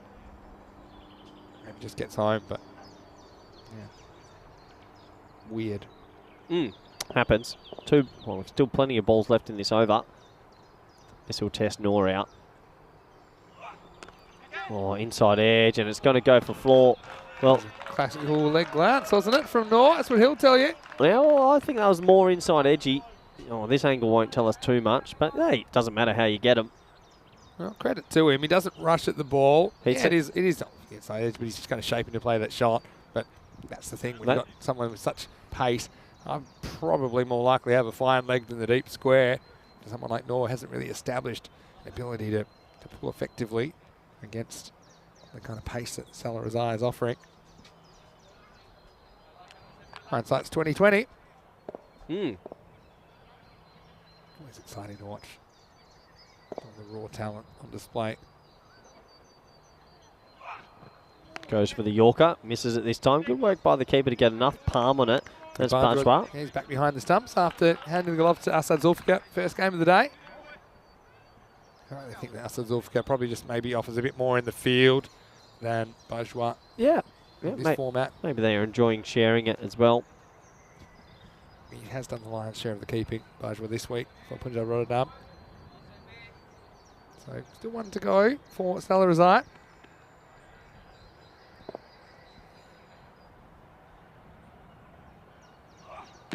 Oh, inside edge onto the pad this time. So eventually it does bring an end to the over, the end of the power play. And yeah, just that inside edge from Noor onto his thigh pad. And the score at the end of 3, Vinny, it's 29. Whoa, no, it's not, Vinny. The score graphics have done me. There's one to go. Who runs our score graphics? I want an apology. Same people that run the worm. I reckon that is over. Well, yeah, I was giving it the big end. Maybe not. There was a lot of wides and no balls. I must have missed a no ball in here. Well, they might need the extra delivery if it is a 7-ball over. Well, I wasn't prepared for this. And that's another inside edge. This time it's a single. It has the throw at the stumps. Shouldn't be run out. See, I've got the no ball not scored. There were 2 no balls in the over, I thought. And a wide? And a wide. The one that went for 4 has just been scored as a 4. So maybe it wasn't. Maybe were you seeing things? Or did you definitely see it? I don't know. Look, I just follow the score graphic, Vinny. Okay. Well, do we get paid? The one that he hit to point for 4, you said it was a no ball. There was 2 free hits. I thought I saw. Okay. I'm trusting your eyes because I had my eyes elsewhere. Well, so I'm looking at net run rates. So I'll just take it that was all completely correct. I'm going to back our... Oh, no, hold on. Maybe there was. Yeah, okay. No, it was. In the end, it's all correct. It just was missed in the scoring graphics. But that's why we had an extra ball. So it wasn't an extra ball, it was the 6th ball. So it's all good. I wasn't wrong, is what you're saying. So this is the only time you'll hear me say that you were not completely wrong. Well, do I get paid more now for doing a 61-ball match? Well, no. If that's the case, then I've done some series when we've had plenty of 14-ball overs. I'd be rolling in it. Doing it by the ball. That means also when this week, if you're getting paid by the ball, well, hold on. All the early chases. He's got 1 ball left. So now he does he? Wait, well, hold on. All right, here's what I got. No ball plus 1. ... No ball plus 4. 1. 4. Wide. ... Okay, I'll count 1, 2, 3, 4, 5. Yeah, maybe still one to come. Oh, then we thought we had a 7-ball over. So now we've only had 5. So we got no idea. Whoa. Someone get my counting beans. It's been a long trip. This is why we need the over horn, and we don't make anyone count. And the one person that's paying attention sounds a horn when the over's finished. I've never been more confused in my life. There's a separate horn, which is the free hit horn. That's more of a trumpet. Vinny, I'm confused. Does Salarazai have to warm up again? Because it's been about 3 minutes since he bowled his last ball. Yeah. No one knows. I was going to say, if you get paid by the ball, what about all these early chases this week? No, that's games completed. No, hold on a second. There's a difference. If you want to say that you want to get paid by the ball, that means every time there's a 5-over chase, I'm docking your paycheck. Well, it feels like we're stuck in the matrix at the moment. No one knows. Not some of the inside word. I'm going to say that. Look, there they are. Yeah, I think there we go. There's a bit of pressure on them. That's the best minds in the business going at it down there. Hello to Sam, who's at the officials table. Now, I think that maybe you saw the no ball. I'm not sure it was recorded as that. Vinny Sander here, Mr. Maximo, alongside me is Corey Ruckers. Peacock Friday. Thanks for all your nice comments about my Peacock shirt today. And Corey Ruckers, the inventor of Peacock Friday, is now going to reveal that once again he has forgotten. He's got the polo shirt on again. I'm the polo guy. Yeah, but you tried to make it a thing and then you jumped off. All right, here is the last ball of the over. Oh, it's going to be a wicket. Unbelievable. And he gets it. Well, he'll be thanking his lucky stars. He gets a wicket with a fully... I'll tell you who won't. Noor was at the non-strikes and he gets called back for 1 extra and he's gone. What's the worst that can happen? Face 1 more extra ball, they said. And look who it is. Salarazai gets a full toss on leg stump. Raza just doesn't time it up at all. It's a leading edge, closes the face. And I'm going to go out on a limb and say that at the end of that over, it is 30 for 3. Okay. That's what I'm going with. but margin of error, 1 run, plus minus 1 run. I'm going to go out on a big call, early call. Salarizai's already one man of the match. 3 wickets and 30 off 10. Okay. Pretty hard to dislodge Big that. call noted. What about when Amadi smacks 60 to win them the game, though? Can I just clarify with Peacock Fridays? Because I'm getting James Cantor's. James Cantor's just messaged me all the way from New Zealand. James. Yeah, hello, James. Hope you're enjoying your fish I out. hope you're enjoying your time off. Well, actually, whatever James says, he's spot on. Well, no, stuff James. He needs to. He needs to send me the LMP. Have you heard about this drink in New Zealand? An LMP. You're deflecting, but It's tell me more. apparently phenomenal. I wouldn't mind one. LMP, what does it stand for then? You've really I come with can't remember. a pretty sketchy Anyway, half anecdote to the fact that you've forgotten Peacock Friday. I just want to talk about Peacock Friday and why I'm sticking with the Polos a little bit. As it looks like Mayam is going to come back in. Yeah. Same Mian. Mian. Big Merv. Big Merv. Look, hold on. They're going to call him back for another delivery. Well, imagine that. He might still take a hat trick. We're in the twilight zone here. No, the Matrix has stopped and the world is just figuring. Let's talk about Big Merv's Mo. Oh, we don't have to. We're going to have some cricket. One bouncer for the over. Yep. Oh, no. Is that the signal for another power play? It's the end of the power play. And, does love one for the over signal. Oh, that is absolutely crunched. Well, this man, Khalid Amadi, he ain't giving this chase up just yet. He's having a day out, Vincenzo. Yeah, take that. It's just a kind of slot delivery from Mian. He steps and he hits well. All right, well, after that, they need 79 runs. Just give me 2.5 supersonic overs from Khalid Amadi. Khalid Amadi's the one hope you sort of feel. Yeah, wow, another 6. He is hitting it to all parts today. Maybe I called the man of the match too early. If Khalid Amadi goes on, you never know. He's the only one that can take it away from Salarizai. This one's a bit shorter, but he still steps and he hits and he elevates. He's got nothing to lose here, Amadi. He's going to be going for pretty much everything. And he's gotten on top at the start of this over of Mian, who must be scratching his head about where he can bowl. Maybe we'll see Yorker. That's all I can think, because the length stuff is disappearing pretty quick. Or does he keep gambling and hope that Amadi makes a mistake? Certainly doesn't look like he'll make one at the moment. Tell you what, Groove Amadi is on.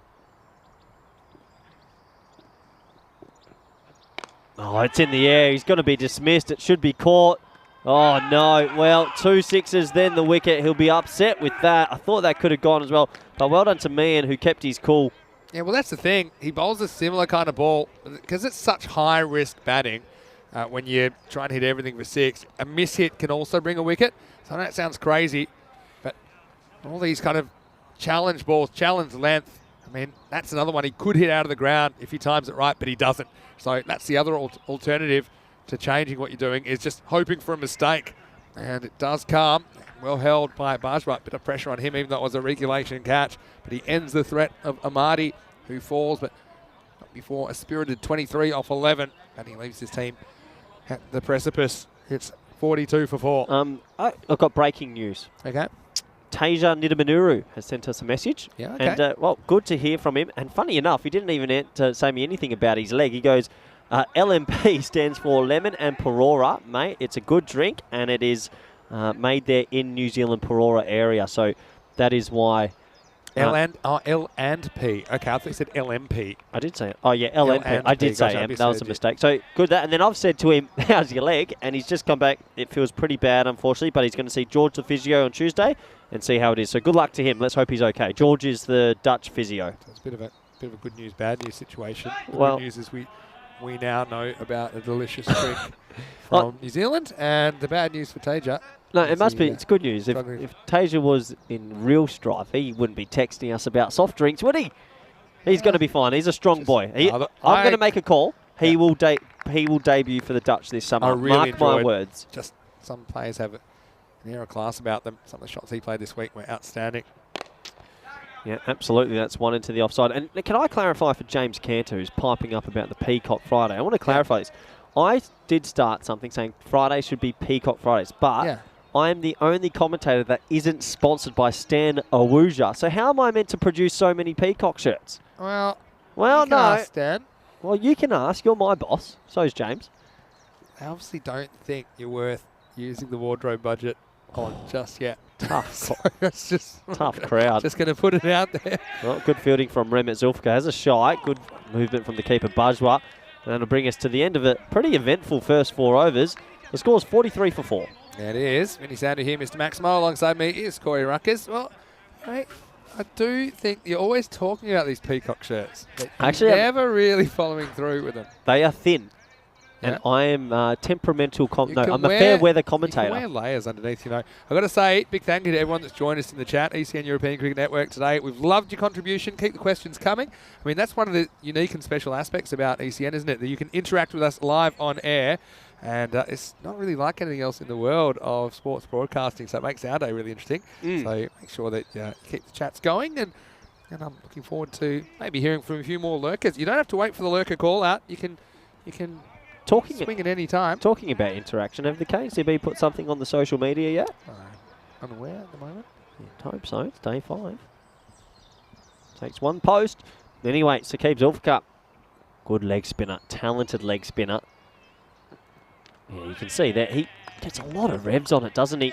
Thing is, the fact he bowled so well this morning in real tough conditions, I think that's such a good sign as well. The ball must have been tough to grip. You're trying to bowl that over the wrist spin. Yeah, hit down the ground. It's going to be 1 run. So, yeah, have you heard much about Graham Franklin? Can't say I have. Yeah, okay. And, well, just want to say hello to Graham, who's also watching in New Zealand. And interesting stats being sent through to me as Saqib drags that down. He'll get away with it. A wrap. He bowls an absolute half track. Yeah, yeah. But, yeah, Graham Franklin, actually, stats come through, has the record for the most L&P drinks on his way to a cricket field. 21. Well, don't encourage that. Certainly noteworthy. In the air. It'll just be a one-hopper. Yeah, most L&P, yeah, apparently can't keep him away from it. And, well, you've got to watch the calories. But, yeah, 21, and that's been sent through from James Cantor. Wanted me to give that a mention. Thank you, James. And certainly hope you're enjoying some time back there. And I've just got myself another year contract. Here he comes again. Zulfika wrong in this time. Hit into a gap, but that's the Saad Zulfika who should stop that for a single. Yeah, I wonder what Paroa is. Can someone give us some more? Have you been to New Zealand? Yeah, a couple of times. 2 or 3. Yeah, been once. Part of the world. A little bit younger. Well bowled. Good bounce. Good kick. Top ball. Once went to a wedding down in Dunedin, which is... Oh, Dunedin, bro. You went down to Dunedin. Not bad. You've now offended almost all countries in the chat. I thought that was actually okay. It wasn't. Hit down the ground. Great fielding from Saqib Zulfika. He only concedes 4 of his over. Scores 47 for 4. Yeah, staring down the barrel now, Sparta. I'm not even going to mention some of the other countries you mixed up in Portugal. What do you mean? Geographically, in a similar region when we were talking about where pandas come from. But I'm not even going to go there, and you're not either. People talking about fielding before, though, and some interesting fielding. Panda would up for me. Remember Panda and his issues at mid-wicket back when he's playing for the Coimbra Knights in the last series? Probably Panda's one of my interesting ones. Oh, Liam Day thinks it's a good accent. Well done, Liam.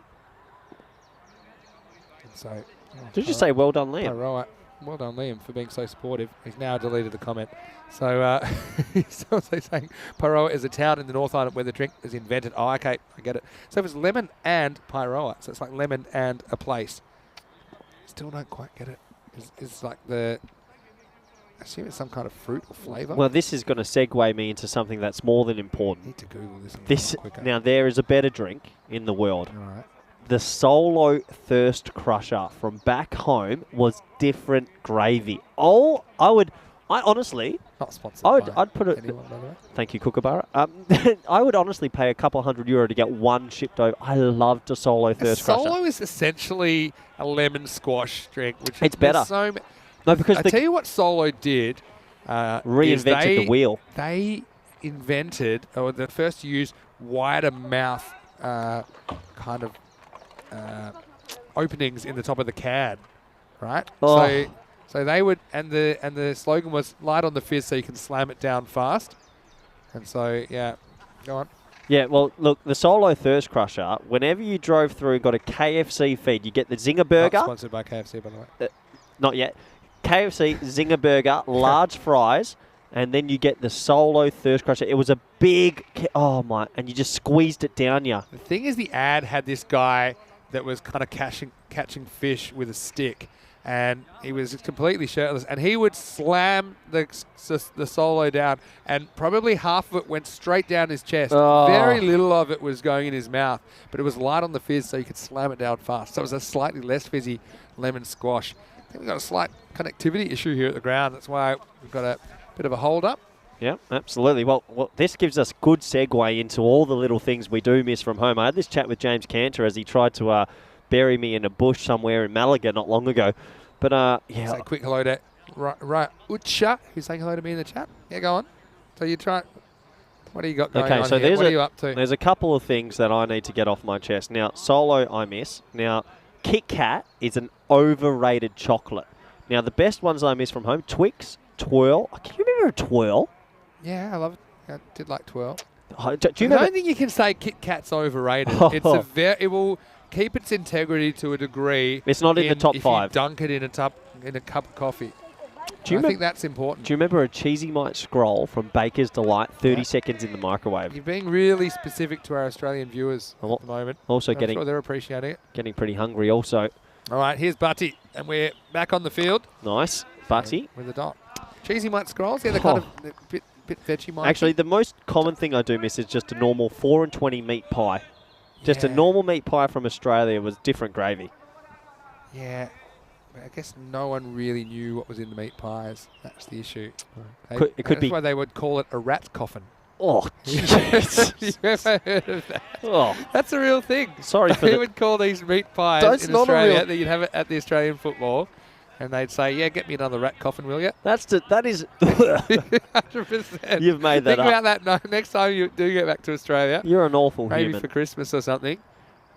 Yeah, the rat coffin. Oh, it's such a good description. You're making me want to focus on the cricket as Buddy comes in again. Full straight, you miss. I don't hit. Pretty close. By one thing, he's had some good performances in this series, but this is a game that he'll want to forget after he got seen to in the first half. Yeah, I am missing a few people in the chat saying I need to get home. Yeah, the plan is to enjoy a bit of home time, maybe this Christmas. Yeah, I think that it's been too long. It's 3 years. Comes in again. It's that chop down into the offside. What was that? What was that? Is that your Siri has just told me Christmas Day is on Sunday, 25th September 2022. Okay, thank you, Siri. Can you turn that watch down? I don't know why. We're not sponsored by Apple either, Vinny. You can't do that. Anyway, Barty with the fast wheels on his feet. Bit of a slingy sort of action.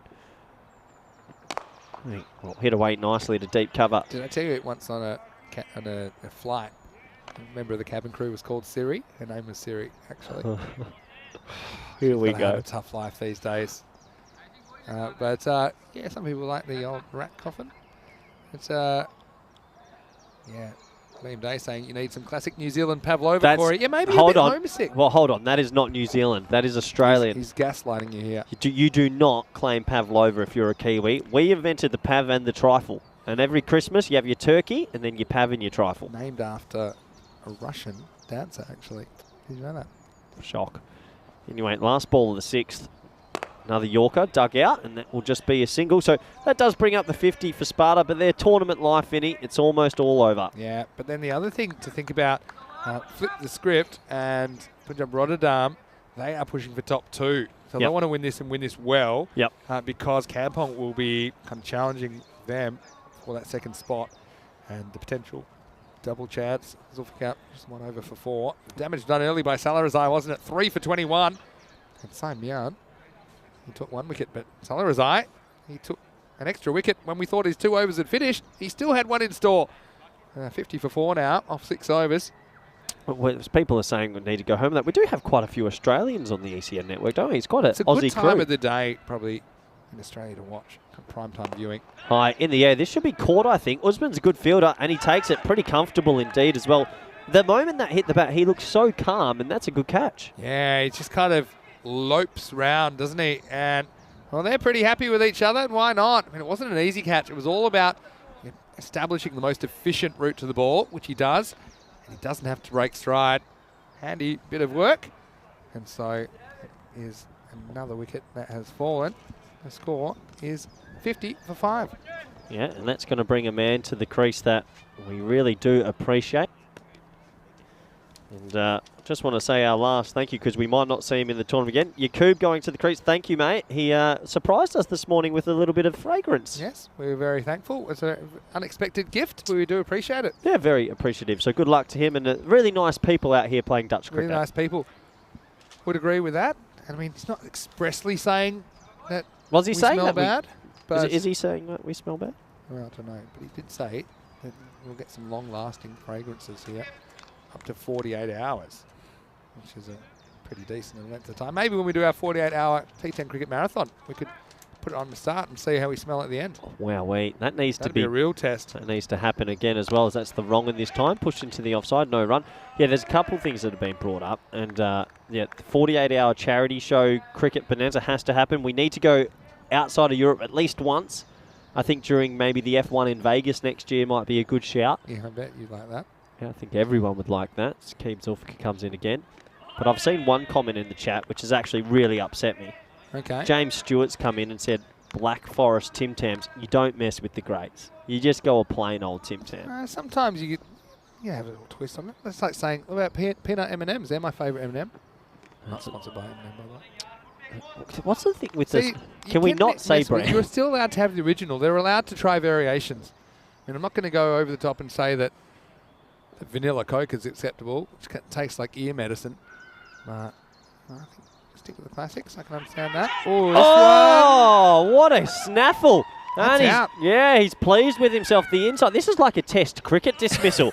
It is. It grabs a little bit of an inside edge and bounces off the body. And he has to just improvise the way under it, Bajwa. Watch this. See, look at that. Inside edge, off the body, pops up, and just grabs it just before he hits the ground in the one glove. Really good wicket keeping. And yeah, it's all about staying low and keeping your knees flexible. So unfortunately for Yakub, well, that stinks for him. He's going to have to go back, and it's 50 for 6. Yeah, big inside edge that time. And that's if you put white clothing on them and put that on turf, that was the old test cricket style dismissal. That brings Snoop the Loop to the crease. And well, he's just trying to save face for his team here, as they're going to go on probably to a loss. But he wants to score a couple of runs, I'm sure. And well, I reckon that little trip aboard could happen for the ECN network. Another look at the catch. Great movement. Yeah, back thigh hangs up, and good awareness from the keeper, Bajwa. I mean, they're even sport in the wicket-keeping department, aren't they? Oh, ridiculous. Because they've got Mohsin Bajwa, it seems to be their go-to man, but they've got Asad Zulfikar. Could quite easily do that role as well. Wrong in. Well played. A little slight misfield, so that will get Snoop off the mark. And just the one brings an end to the 7th, 51 for 6. But yeah, why would we waste 8 weeks of December, January when we can keep going? But here's the lineups for the next game. Vinny, take me through. This afternoon, it's all about protecting their positions. Vorberg, VCC, they're top of the table, but Kampong could catch them, you know, if they can win a couple of times. And they certainly have the kind of personnel to be able to pull off that kind of result. And FC Kampong will also want to make sure that they don't slip out of second spot. Depending on how they're sitting at the end of this game we're watching right now, because the top 2 will get the double chance. Every chance it could be these two in those top 2 positions, but we'll have to find out. Match 19 is on the way in just under half an hour right here on the European Cricket Network. VCC winning the toss and batting first. So stay tuned for an exciting afternoon of cricket. That'll be a really interesting contest between 2 high-quality sides, Corey. Yeah, absolutely. My mind's wandering. I still think in that 8 weeks off we should go to maybe America, somewhere. Yeah, well, it would be amazing. But I still want us to be called the European Cricket Network. We will always be. So then we just call it the European Cricket Network series, like away. ECS Abroad was pretty popular in the chat before. As we see Smart and Snoop coming out, and 78's over. What's the latest with the push for the charity 48-hour bonanza? We're still waiting on the final restrictions to ease, and I think that's one of the issues. Okay. John Tucker in the chat, I want to say hello to you. He says happy Easter to all in the chat, ECN and to us as well. Hashtag Summer Sturker. I like that. Summer Sturker, actually. Yeah, edge, 4. Well, a little bit of luck this time. Goes away.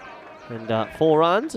Fortune favours the brave. But yeah, Sam and Sturker on the Stronger Together banners. Always nice to see. So there's a big edge that goes. Is that the first time we've done a banner that has the Dutch, like the host language and the... Quite a few times. That's pretty cool. We do that. I think it's a nice touch. We had some of the coin tosses. If you've been watching them at the start of the games, they've been in Dutch as well. Yeah.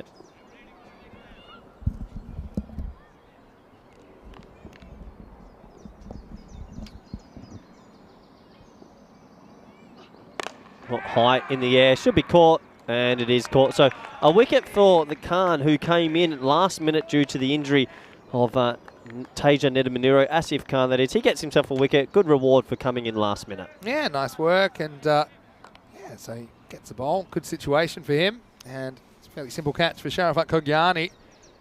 So last rights for Sparta at the moment as they lose the 7th, 56 for 7. Yeah, absolutely, and the Punjab team, they're just showing why they are so talented. Ronez is asking, why is there no audience? Well, there are quite a few spectators. Most of them are up in the pavilion area, right? Up the hill. It's a nice vantage Yeah, point. there's a few people up there. Tell you what, if well, I reckon if the KNCB social media team maybe got a bit active today, that could be a bit of a help as well. It's a Friday, not working probably again. It wouldn't be that hard to post a few. Sunday, nice time to come down as well.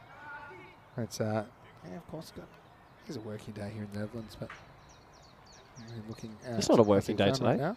It's Good Friday. It's a day off. Everyone's on a 4-day. Oh, it is too. Yeah. Knowledge, mate. Good knowledge, because I woke up this morning, looked at the day and thought, why am I So rostered when you off? said you were struggling to get here on time because of the traffic. Well, I thought I had the day off. It's Right, and so how can I'm there in be Easter. traffic if it's not a working day? You've really backed yourself into a corner now, haven't you? Anyway, Corey, it's been great having you. James, just note that. I had to. Well, I did have to get up at 5 a.m. to drop Piers Fletcher at the airport. He's off to Portugal for a week, so I was a little bit tired. Just a little bit.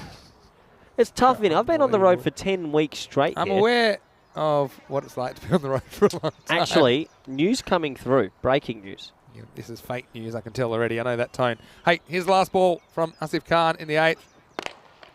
Nice looking drive, that. Well, Snoop, he'll get himself a single. And a little fumble there, but no 2 on offer. It's going to take us to the end of the 8th, 58 for 7. Vinny, I've looked at my schedule for next week, and I thought I had a few more commitments, VOC or Spain or whatnot. I actually don't till the week up. So I want to say here live on the air, I am available if you need me. Now, you have decisions to make. I would love to come to Bulgaria. I don't want to stop just yet. Give me a second to think about it. No, I'll be back to Rico next week. Rico's had his time off. He'll be back. What? Not saying you're not worthy of it. Well, I'm not saying you're not unworthy of it either. Couldn't- But the schedule is set. Couldn't we do 3 in the com box just Do for you a want week? to give me the week off? It's my birthday then next week, you know. Oh, 46? But you know what I want? Steady on. All right, anyway, 9th over. It all happens in the 9th. Not much happening at the moment. Don't think much is going to happen in this 9th, Vinny, because that's a little different. Yeah, there's a little direct hit, but I think you're safe with that. No, take a week off. Take a breather, mate. Trust me. You're built for speed, not endurance. Well, this has been quite endurance. I've been commentating, I feel like, for 2.5 months now. And I can see. Well, I'm coming what in you hot bring to still. the table Corey at 2.0 this has point. been good. Corey 2.0 is come and gone. This one gets through him. Nice bit of keeping behind the stumps. What about as jump in on maybe operations? Bring that one back. If you can convince JK. JK? James in the chat Hello, to James. carry a 3rd commentator. Hope you're doing real well in New Zealand. We miss you out here and miss your family and we just miss your smile. I love Kit Kats as well, just like you. Never going to happen. Oh, nice bowling from Bati. Yeah, disappointing then. I've got 7 days off. I don't know what to do with myself. I've got to do a bit of admin work, but not that much.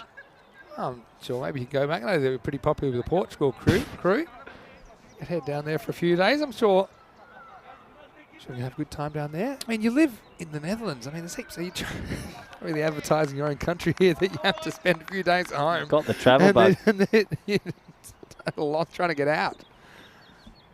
All right. This is Barty. Oh, close again. Good over this, just can't get the wicket.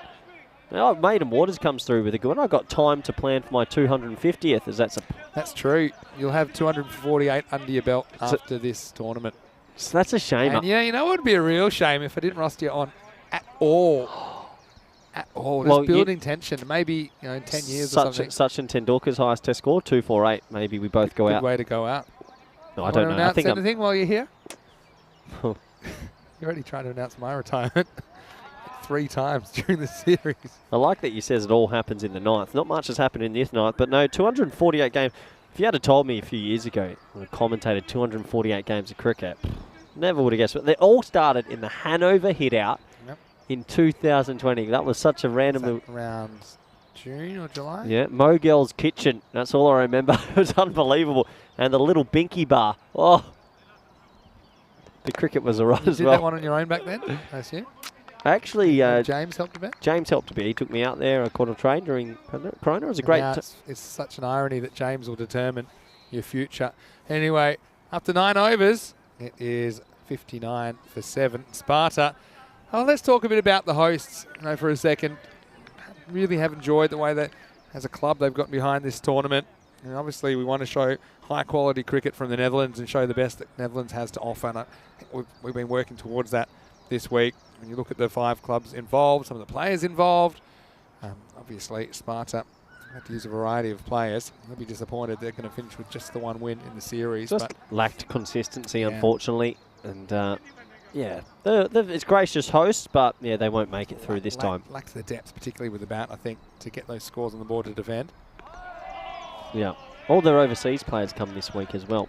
So, yeah, so good luck to them in the upcoming season. Last over coming up, and yeah, it's nice to see Nasif Khan getting another over. Bowled a pretty good one.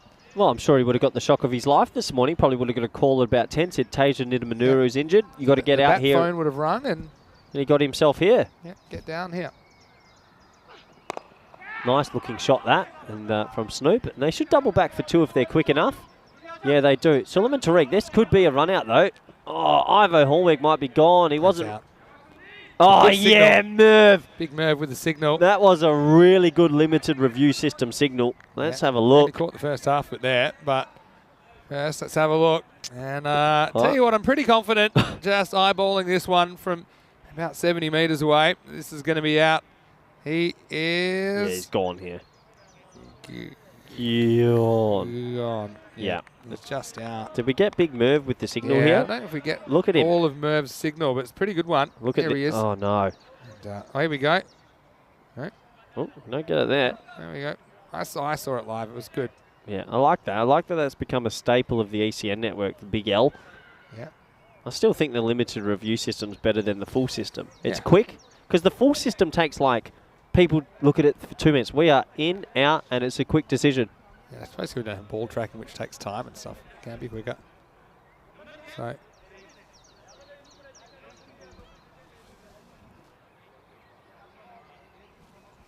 So, last few balls of this game. And it's been pretty comprehensive from Punjab this morning. Better of the 2 teams. Be happy with their work so far in this tournament. Snoop, he's going to enjoy the last few balls. Maybe he can get a couple of boundaries away if possible. There's a defensive ball and a defensive shot. So, last few balls of the game, what can Snoop do here? Yeah, I mean, I'm hoping they can at least kind of get 1 or 2 away. Snoop, maybe he can find a highlight. Highlight's only ever 1 ball away. Oh, that's a nice looking shot. That is a highlight because it's in a gap. 1 bounce 4, so nice batting from the captain there. Snoop gets a boundary for his troubles. Yeah, just picks the gap. It was probably a catchable depth. But, yeah, nice bit of ball striking from Snoop. He gets a highlight. Thanks again for all the nice discussions in the chat. We've enjoyed them. And hopefully you can come back and join us only about 15 minutes away from the afternoon session. BCC and Kampong going head-to-head. Get 1 here. It's a very small lunch window for this one. That's slightly disappointing. Yeah, true. I don't know. Maybe if you Take your cards right. I'll give you a few overs off to enjoy your lunch. How would you like that? Coming up to my 250th, it is exciting Would times. you like that? A few overs off to have lunch? Nah, I love commentating, you know it. It's good because that was a trick question. And if you said yes, And I'm going to Bulgaria. you have to pay your own way. Why don't we let the viewers decide in a poll? Should Corey carry on? If anyone can pull a big brand in to throw a few bucks at us, then for sure you can come. All right, here's the last ball for Sparta in the series. Yeah, cut away, and that will bring an end to their series with just the singular run, as it's a direct hit. Oh, well, this would actually sum it up. I thought he was going to be safe there, and it's the Karate Kid, and well, credit to him. He doesn't want to get out. He wants a little nod out to end the tournament. I mean, it's a direct hit. Didn't see it coming. It's a Karate Kid. Had to fly in. This will be it regardless. They'll either be 65 or 66. Look at him carry the bat like a ninja sword. Oh, Safe. he's okay. Yeah. He's all right. And so, good running. Well, that just shows you they're running it out to the last. And they will finish 66 for 8. So, yeah, Sparta in this one, they're going to go down 114 to 66. So, 48 runs is the margin. And look, Sparta, they haven't had the results on the field, but certainly I hope they've enjoyed their European Cricket Series experience. And I think it's just a sign that the side that last year set the pace for much of it because of the nature of the competition this year and the kind of calibre of players we've seen kind of against them on the park. They haven't really been able to make that much of an impression. But let's go back to the highlights. It was 115 to win. And, well, we saw Ali Raza out there. And if he could have gotten going, perhaps they had visions of chasing this down in quick time. But then the stumps were removed and removed with some authority. There was a flying one that almost took out the keeper, Mozambique. And every fast bowler loves that. I was really impressed today with Samuel Salarizai. Let's see if we see him on Saturday. It'll be a hard lineup to break into, but certainly he's done everything right today. Yeah, absolutely. He took 3 wickets. He made runs earlier with the bat, and he was my man of the match. A really impressive young bowler who's come in today and just shown a little bit of class here, and good to see the young man getting some reward for some really good bowling. It brought Khalid Ahmadi out to the crease, who's also had a sensational day. That was the hardest hitting cover drive I've ever seen. And he's a very talented player, and he's going to have a good season in top class, or as he gave us a thumbs up in the commentary box. Nor, we'll call it a leg glance. Why not? Let's say he got enough bat on that for 4. But unfortunately, with the 44th ball of the over, he was dismissed. Yeah, he ends up using the middle of the edge of the bat to spoon this one up to Asad Zulfikar. He didn't have the gloves on. Big Merv, he's up there, and he's one of the most popular figures in this FanCode European Cricket Series as well. And look, yeah, Ahmadi, he was the key, wasn't he? Said they were 2.5 supersonic overs away from winning, and the way he was going here, you thought that he might just get them close, but he just had to slip up once and he'd be taken behind by Mozambique. So, well, credit to the bowler as well for persisting. Ultimately, Mian would get his man, and Prithvi Balwant Singh, he didn't have a game to remember. This was a nice catch taken to his left by Yasser Usman, and that was cherry on the cake for Saqib Zulfikar, the leg spinner. I think he bowled pretty well this tournament and bowled pretty well today as well. Then a bit of test cricket magic, wasn't it? A little inside edge onto the back thigh. Once again, Bajwa was there as quick as you like. He was able to get that right glove under it. And I think the batter walks. Yaqub had to go. Usman Snoop, skipper for this game, coming to the crease. He would try hard. Ultimately, Sparta, they were just a couple of legs short of a gallop, weren't they, this week? And they will exit in 5th place. Yeah, they will exit in 5th place. They'll be a little bit disappointed with that, but it wasn't through lack of trying, and there was a couple more dismissals right at the back end, a couple of run-outs here. Ivo Hallweg not making his ground, and, well, for Sparta, they've been very gracious hosts, that is for sure. They tried their best in this tournament. It wasn't meant to be. They've had a few successful years, but we wish them the best in the upcoming top classer season. And I'm sure they will do a good job. Yeah, early days. Maybe let's spur them as well to bridge the gap based on what we've seen this week. And this is what's coming up this afternoon. Well, Vorberg, they are the only undefeated team in this European Cricket Series at the moment. They'll take on Kampong, last year's champions. So it's the top of the table versus the team that were able to come from 3rd last year to take out the trophy. So don't count them out. It's going to be VCC batting first after they've won the toss. Kampong will have to chase. Got some good names in there as well. Pierre Jacquard back in the lineup for SV Kampong. That's coming, and it's not coming too far away either. We'll be back in about 10 minutes to take you into the start of that one. Let's have a look at the scorecard. Sparta chasing 115. They needed somebody up the top to fire. Raza with the big Maximo, but he was out soon after. His stumps exploded off the bowling of Salarazai. Razanor also up top of the order, couldn't do much. He also scored 8. 23 from Amadi, the only real contributor of note at Snoop. Nice 10 not out at the end. Cheeky one for him in the end. The rest were unable to get to double digits. Only 4 extras in the innings as well. 2 no balls, 2 wide, so not giving too many away for free. Sparta once again. They were caught in the 60s and couldn't go any further. 3 for 21, Salarazai, best of the bowlers, really impressed us with his raw pace and aggression and also his control. Samian with a wicket. 2 for 5, Sakib Zulfikar, talked about him as well, the leg spinner, having a very good series. But he didn't take a wicket but only concedes 4, Asif Khan. Well, he was a last minute call-up for Nida Manuru. He didn't do anything wrong as well with 1 for 14 off his 2 overs. We're going to have a quick break, but we will be back. The other side of this break in around about 8 minutes. We will be back. The afternoon session is on the way. Matches 19 and 20. The last chance to see the teams in the round-robin stage before finals tomorrow. And it'll be VCC and Kampong fighting to hold on to their positions at the top of the table. So join us soon. Vinny Sandu here, Mr. Maximo. Corey Ruckers is with me. And we'll be back soon with more cricket on ECN. You're watching the FanCode European Cricket Series.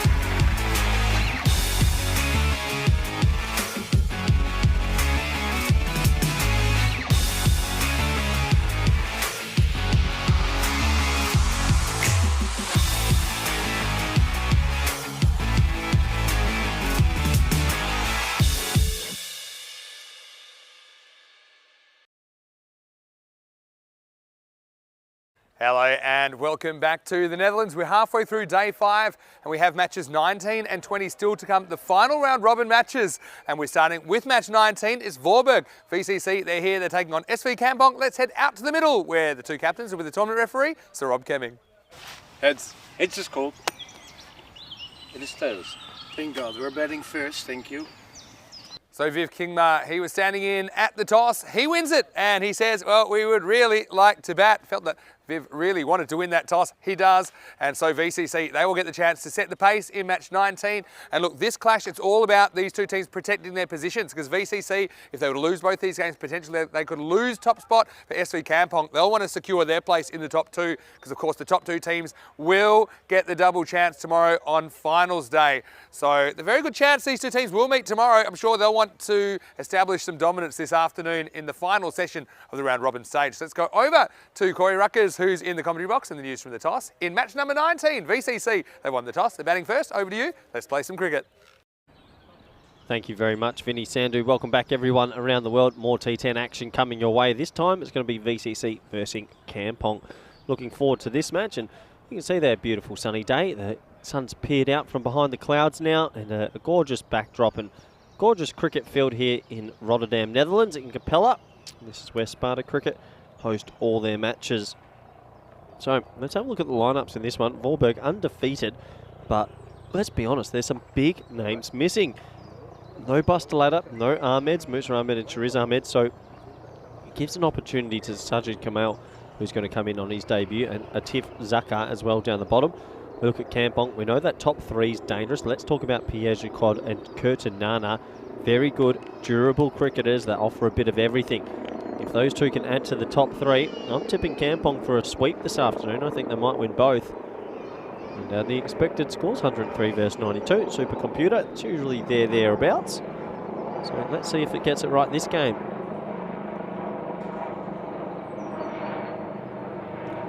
As the players slowly enter the fray of the camera. And we're almost set to get going in the 3rd match on Good Friday today. And happy Easter, everyone around the world, if it is Easter coming up for you. And enjoy a couple of days off. I think most people get Good Friday off. So if you're having a nice day on the couch or wherever you might be, hope you have a lovely morning, afternoon and or evening. 2 men walking to the crease, good players. This is Fogalar, the young man. He'll be looking forward to get a few runs off the belt. Left-handed, and Kigani is going to be opening with him, who's looked really good all week. Really has threatened with the bat. He's been a pretty good foil for Bustalada, especially. But he has more responsibility on his shoulders for this one. At the top of the market. For Kampong, it looks like it might be good. It's Swanepoel. First time I've seen him. Big run up, it looks like. So almost set to get going. Looks like the 2 boundary runners is going to be a deep mid-off and a deep mid-on. So making sure they're covering the straight boundary. Don't see that too often. Usually teams might go one straight, 1 square, or even a 3rd man in a square. Not both straight. So interesting decision by Usman Malik, the captain.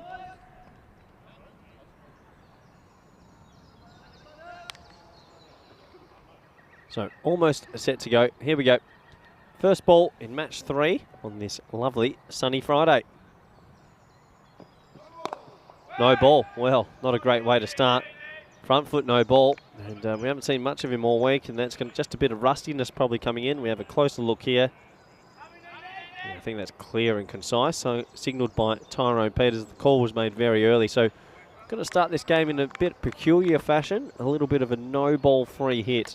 Well, often you see that to start a match. Tell you what, the one person that's enjoying that's Gigani. Imagine free hit as soon as you get to the crease. Perfect way to start for him. Yep, and that's why he gets a little bit of luck. He wouldn't have played that shot without the free hit. So he gets it over short 3rd man. It flies away for 4. That will open proceedings off the bat. And the score after 1 ball now goes to 5. Didn't get anywhere near the middle of the bat, but if it wasn't a free hit, there's no way he would have been playing or attempting a stroke like that. So he gets a bit of luck from the bowler. Bit of fortune for him. And well, it's always nice to get off the mark with a boundary as well.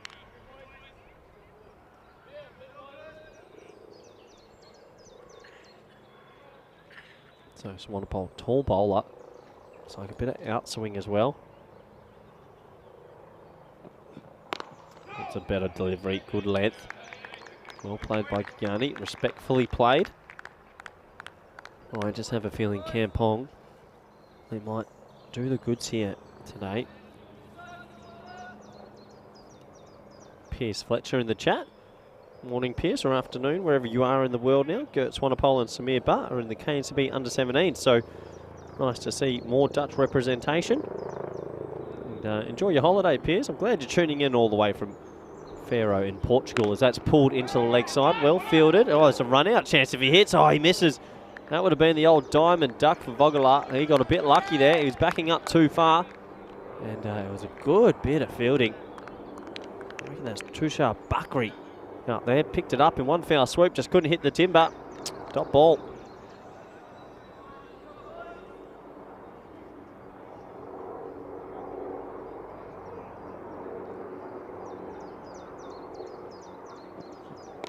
Oh, full up. Back to Bakri there at square. Jeez, he's on, oh man, on the mission. Well, he missed the last time. This time he absolutely hunts the ball, hits the stump. Pretty sure he is well safe back in. No call for the limited review system. That was good fielding. Look at him attack it here. One stump to aim at, bang. Well, if he had hit the ball before, he would have definitely had a run out. Not that time. Nice steady start this from Swampole, and a bit to like about him. Tall, strapping young lad. The action looks good. Powerful through the crease. Little bit of movement, which you want to see with that new ball as well. I'm sure he's looking for a big year in the Kampong cricket sheds. And, let's see how he adjusts his line here to the left-handed batsman now. Oglar.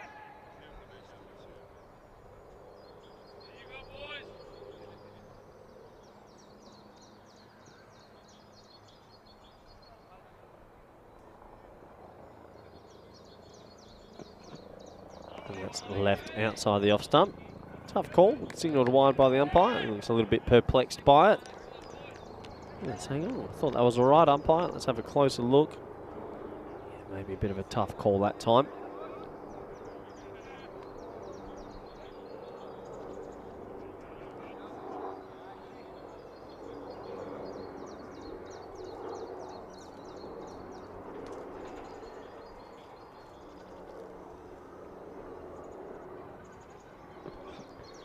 Oh, that's a play and miss outside the off stump. So he's definitely getting some pace up at the moment. Gives me a good opportunity to welcome back a person of many nicknames, a person of mystery, and a person that has become not just a good friend, but a mentor. Vinny Sandhu, how are you? That's very nice, and extra nice, and it makes me suspicious. But I'm liking what I'm seeing at the moment from Swanpot. There's one more ball to go in this first over. Beaten again outside the off stump. That angle working well. And that's one over down. It's 7 for no loss. Yeah, so nice that you'd call me the mentor. There we are in the background. Even though we seem like we're miles apart in the cube, we do try and move around. Corey's full of energy. What's the coffee count, by the way? We haven't been doing the coffee count lately. Hold on. It looks like I'm holding the European cricket sun here. Yeah, that's nice. Thanks for changing the camera angle. 3 coffees, 2 Red Bulls. And is that right? Coke. Yeah. Yeah. It's a bit much. I'd say so. Much of a muchness. Based on the evidence of that. Each to their own, Vinny. What goes up must come down. Not true. Well, I wonder if that'll apply to VCC, who are undefeated so far in the series. They're 6-0.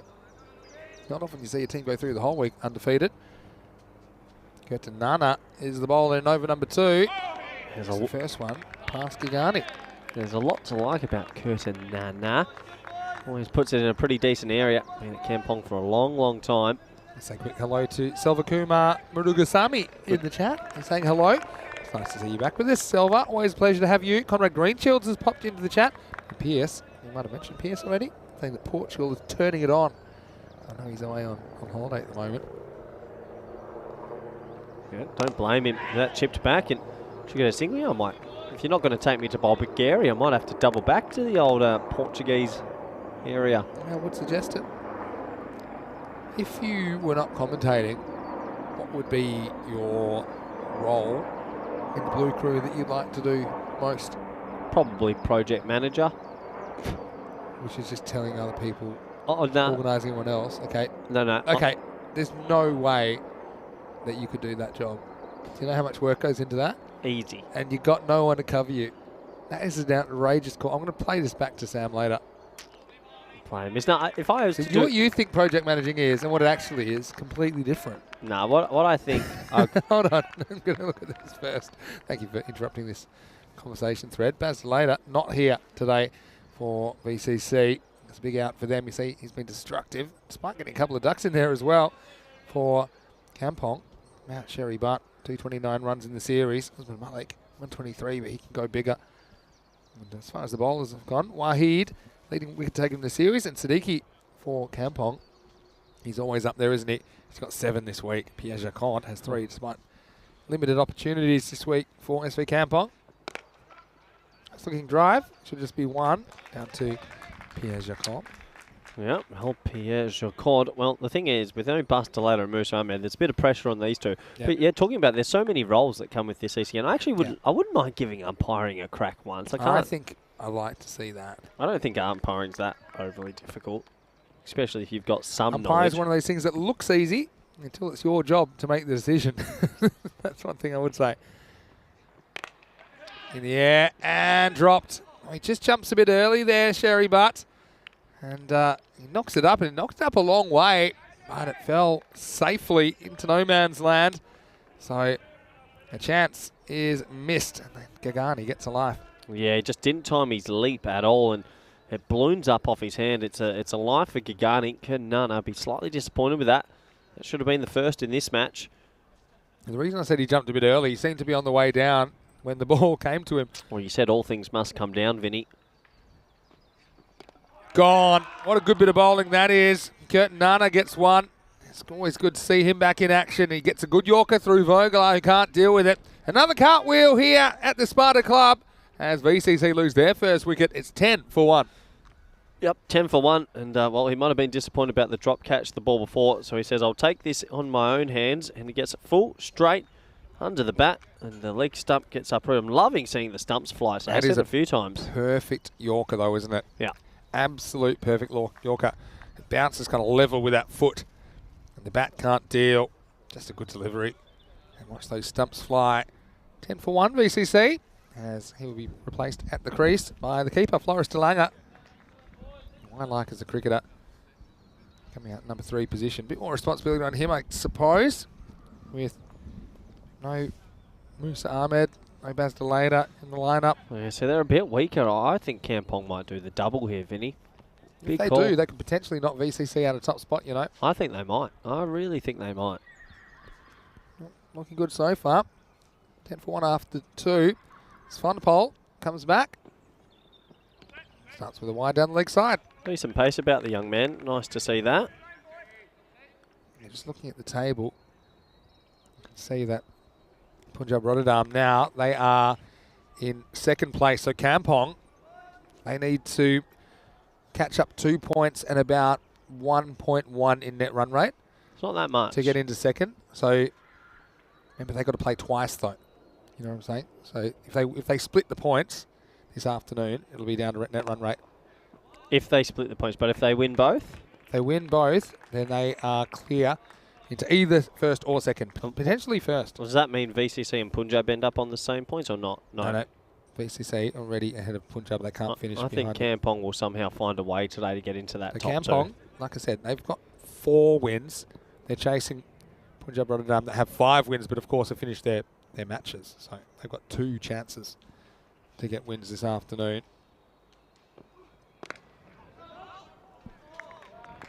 On the ground, just 1. So have you enjoyed the standard of the ECS this week, Vinny? Obviously coming to Holland and a country that's got plenty of big 50-over fixtures and T20 fixtures coming up. How have you enjoyed this showcasing 5 top-class teams? Yeah, I've really enjoyed it. To see kind of very skilled cricketers have to turn their brains on a bit slightly different way. You know, I think just activates different skills. You have to be brave. You have to take calculated risks. A lot of it's decision-making. And so, yeah, I've really enjoyed it. Obviously, the standard of fielding. But one thing I would like to see The fielding's been a lot better, but also it's an easier field to field on.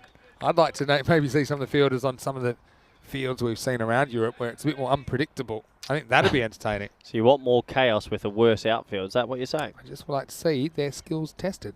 If you're better fielders, you have to deal with more difficult conditions. I'll give you an analogy in a second.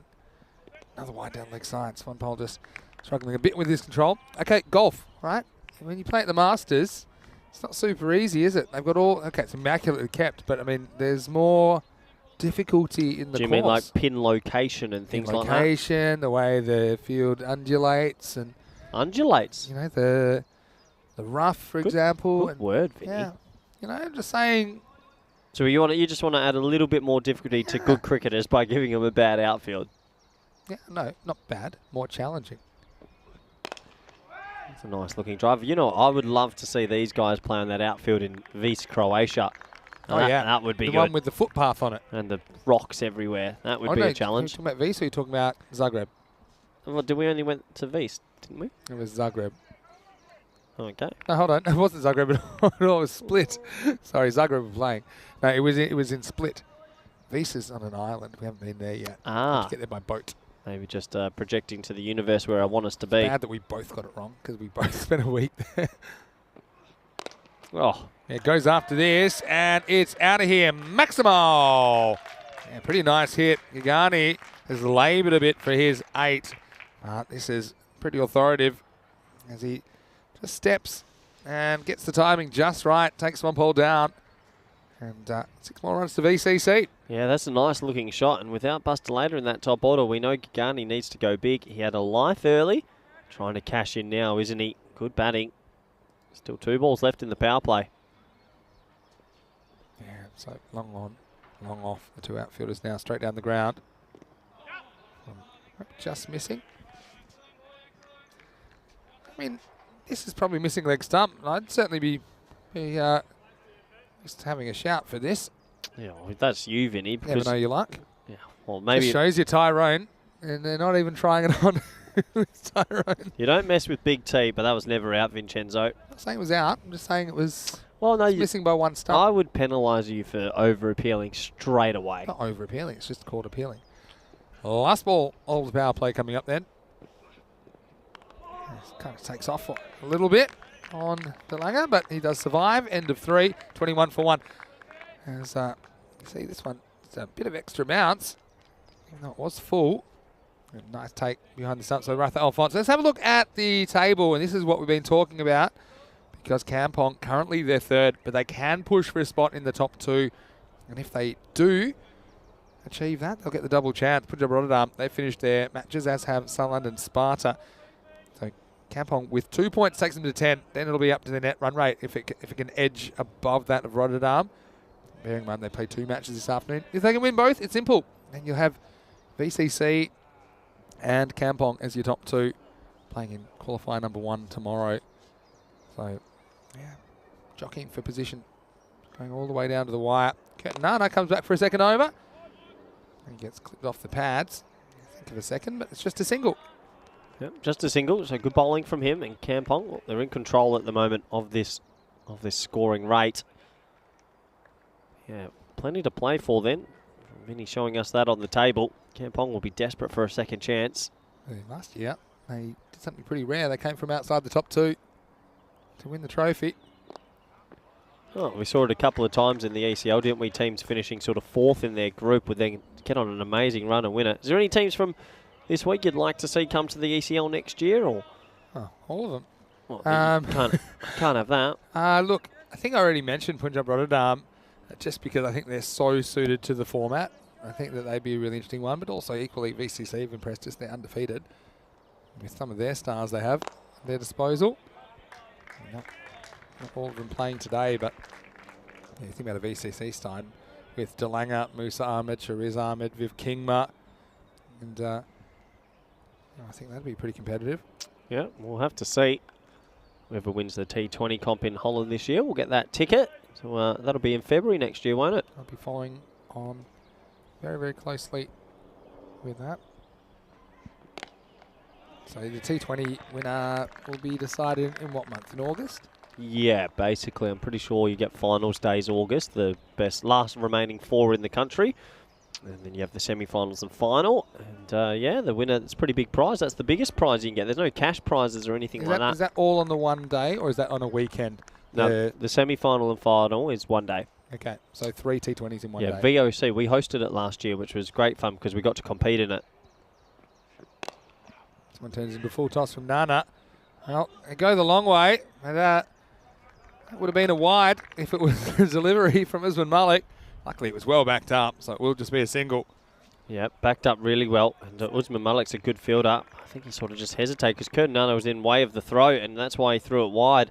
A better throw would have had him in trouble, but I would have thought he could have equally gone to the bowler's end. Gigani just hesitated. I think that's what made Usman Malik decide that he wanted to throw to that particular end. Flicked around the corner, and well, they might think of one. They do get a single, so good batting. It brings an end to the 4th over. It's 26 for 1. It's Vinny Sander here, Mr. Maximo. Hope you're enjoying your day wherever you're watching from around the world, whether you're watching on FanCode in India, or whether you're watching on our YouTube channel, ECN European Cricket Network. The sun's come out, and look who's come crawling back, Koi Ruckers. And yeah, you mentioned that T20 champion will be the ESL representative for the Netherlands with just the one spot. Well, I'm pointing to it right here. This team here doesn't lose T20s. When you, out of us, you're the only one that's actually been to an ECL as a player. What is that experience like, and what can the players expect if they are part of that winning team?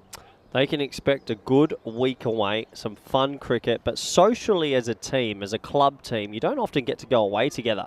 So that's pretty fun, and I know a lot of the teams that came this year enjoyed themselves, and whoever does win it, you get to play in front of your friends and family around the world. Pierre Jacot alert, and he might get a wicket first ball because this is straight down the ground, and Swanpolt will take the catch. So spin coming into the attack with immediate effect, Pierre Jacot. Well, we know we love his name, and we love his bowling as well. It's a very good bowler and fielder. So VCC, they lose the second wicket, 26 for 2. Pierre Jacot. There's something beautiful about that name, and well, he does beautiful things with the ball. Just outside off, a little bit of flight, and Kigani looking to play a pretty nice looking extravagant drive over extra cover. Gets it 2 straight in the end. Nice catch out there by Swanpole, the young man. And well, Warburg, they're in a bit of strife here because I see this man come to crease, hold the presses. Vivian Kingma. He's batting 5 here. Wow, talk about a promotion. 4. Okay. Interesting. Well, he's an international cricketer. Doesn't mean you can bat. Have you seen? Not facing Viv soon, obviously. Oh no, I'm done. You remember seeing how Chris Martin averaged like 2.4? Have you seen that new guy from Bangladesh? Don't think so. It's Ebadot Hussain, and he's having a shocker. Does he bat very long? Dot ball. No, I think he's now played like 20 test innings, and he's got like 6 runs and averaging like bad. Yeah. I think he's going to go down as one of the worst ever. Oh. Needs to be remembered. Good way to be remembered. Round armour from Jacot. So King is away. Similar ball that got him in ECS Spain when he was playing for Granada. He was the middle leg of a hat trick from the CDS Express, who's 58 years old. He's a bit of a globetrotter, old Viv, isn't he? It's his, I think, I see him get off the mark. This is in the air, but it will just be a one-hopper down to Svanpol. Yeah, a bit of a globetrotter, been all around the world with the Dutch team and ECS. That's great, isn't it? I mean, you talked about how strong Dutch fast bowling stocks are at the moment, right? It's been strong for a few years, to be fair. Oh, that's the rolling leggy. Doesn't really pick it, gets an edge. Could go for 4. Test the outfield. Bit of the back heel job from Abbas Chowdhury. And we'll get back for a couple. It's great to have characters like Kingma playing in the series. Baz Delator, of course, not the side today, but that's why I like the ECS the most, is probably the little stories you get with everybody. Jacot is metronomic about his bowling. I know he's a different kind of a bowler, but defensively, he reminds me a bit of Shiriz Ahmed, that he seems to be pretty accurate with what he's dealing. Anyway, they don't get after him there. It takes 1 for 5. And the score at the halfway point, 31 for 2. Well, they've got plenty of wickets in hand, but haven't really made the most so far. About run a ball pace through the first 5 overs of this match. Yeah, run a ball pace and not going too quick at the moment. They need to find a few boundaries. Ricardo saying Viv's been working hard in the nets on his batting. Let's see if it pays dividends here. He'll be facing Abbas Chowdhury in over number 6. Okay. Starts with one outside the off stump and sneaks in. Yeah, just sneaks that one in and well, good bowling. Another dot ball. Good take as well. Low down by Alphonse. Kingma goes leg side. Gets one here. But I mean, Kingma obviously more known for his bowling. Got a great opportunity for him to come back through the second half of the innings here.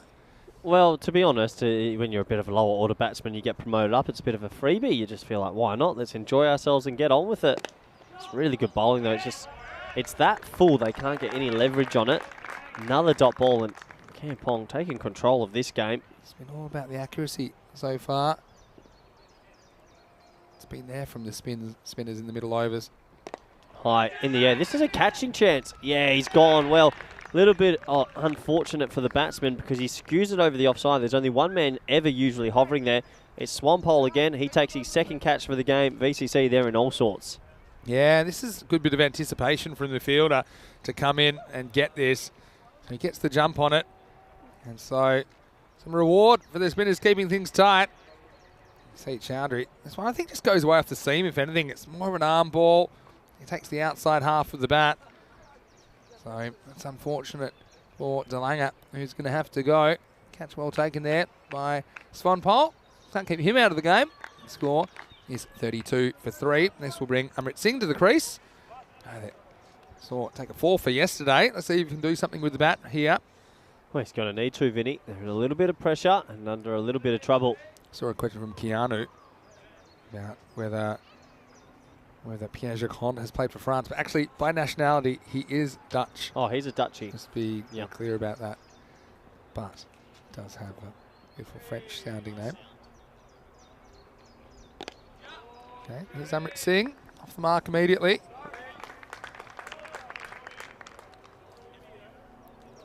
And it seems like Corey's microphone seems to be on the blink again. And I'm excited because that might mean that we'll have potential Formula One microphone change. But firstly, we have a chance and it's going to be 6. Oh, that just bounces off Nana's hands. It went up volleyball style. There was no one there to spike it. In fact, he had no idea where it was. It was actually just behind his head. And he had no idea. Well, sometimes, I remember my mother used to say, she had eyes in the back of her head. Well, if Kurt Nana did, maybe he could have caught this. And look, it jumps up, and he's almost trying to hear it. And he doesn't, and that just loops over the line for 6. Maximo time. Nana could have been a catch. Instead, it's out 39 for 3. Chowdhury is a bowler, ends up going for 8, but it could have been very, very different. This is going to be 1 for Amrit Singh. Well, okay, we're ready. We've got a Formula One pit stop microphone change. Chris Apps, are you ready? Okay, hold on. I'm going to count after this ball. Okay, here we go. Because I reckon he's going to do it. Well, this one's out of here. We'll have to wait for a second, Corey, because this one's lifted away over leg side. Maximo! 6 for Kingma. Oh, he'll enjoy it, because this is life in the fast lane with Big Viv. He gets a half tracker. A rare bad ball from Jacot, and it goes the journey. 6 runs. Now it's that ball fly. Yeah, because we had Richards yesterday. I think he had 9.1 seconds with the Formula One microphone change. So we'll see what Chris Tapps can do here. This one will just be 1. Now they're going to come back for 2. Well, that's really good running by Kingma, who just spotted the fumble, and then, a little bit of a wipeout at the end. Okay, ready, steady, go. Chris Tapps is going in. A slight fumble. He looks nervous. Here's a couple of fumbles. Maybe. And button on. And...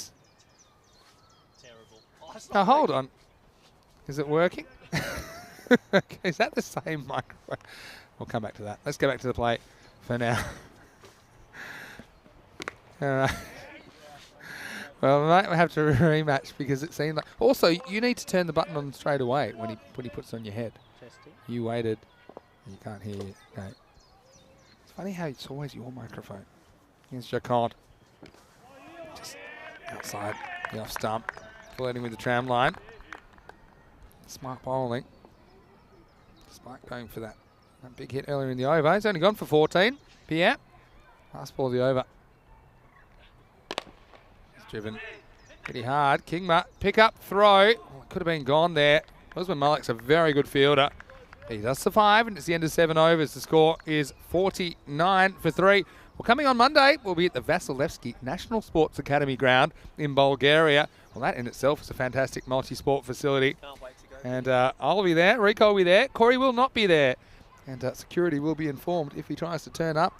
But what I will say is that it should be a great series. Got 5 teams. 4 you would have seen before. The 5th team, the Blacksmiths, will be making their ECS debut. So I'm looking forward to that. So please join us from Monday morning for another exciting week in the FanCode European Cricket Series. Well, didn't work that time, but I'm thinking that Kristaps might be better the next time. All right, here is the next ball. It's the start of the 8th over. And so sticking with the slow stuff, which I think makes sense. And so after the good work from Jacquard, who only conceded 15 of his 2 overs. Now Hello, Vinny. going to Ajmal Agandawal. Are we doing sound checks now during the over? I think we're going to. This is really good fielding to his left. And so that's a fantastic bit of work. Talking about the importance of fielding. This one saves 3 runs. It's looked to be away. Nice work. All right, when are we going to hear from Kristaps now, your guest commentator? Well, maybe not. I think we've sorted this issue out. This will all happen when you're on the air 8 hours a day. Oh, this could be out, you know. I think that's run out, Vinny. I got a feeling it is. He's already walking. And this is a bit of lazy cricket from Big Viv. And, yeah, he just seemed to me that he doesn't slide his bat. I think he's in the air. And, well, it's not the long jump. Well, the limited review system's been called here, and, well, it isn't the long drop. You've got the bat in your hands. He eases off. And look here. Oh. He tries to go with the foot. And he doesn't quite get there. Usman Malik. Well, that's... yeah, he's going to get the message now, Viv, that he's going to go. And he almost made the line. And he's going to have to walk off. Now, he is nice and furry, and he must be a little bit sheepish after that, as he didn't quite make the line. At least if he was going to go with the foot, he should have ejected the bat to save a bit of ballast. And unfortunately, it's going to be Kingma, whose promising innings comes to an end at 21. It's 51 for 4. Well, he promoted himself up the order, and he'll be disappointed because he was set, and, yeah, he's out. He knew as well, because the ball hits the stumps just before that foot comes down. He sees it coming in and says, uh-oh. But he decided to go with the foot, not the bat. And Viv pays the penalty. But maybe we might see some thunderbolts out of Viv. That might fire him up in the second half of this game, Corey. Yeah, it doesn't take much to fire him up either. A good run out nonetheless. And, it's good to be back, Benny. I missed you for that overall too. So what happened? Did we replace one of the microphones with one of the other microphones that doesn't work? Yeah, I'm telling you we did not.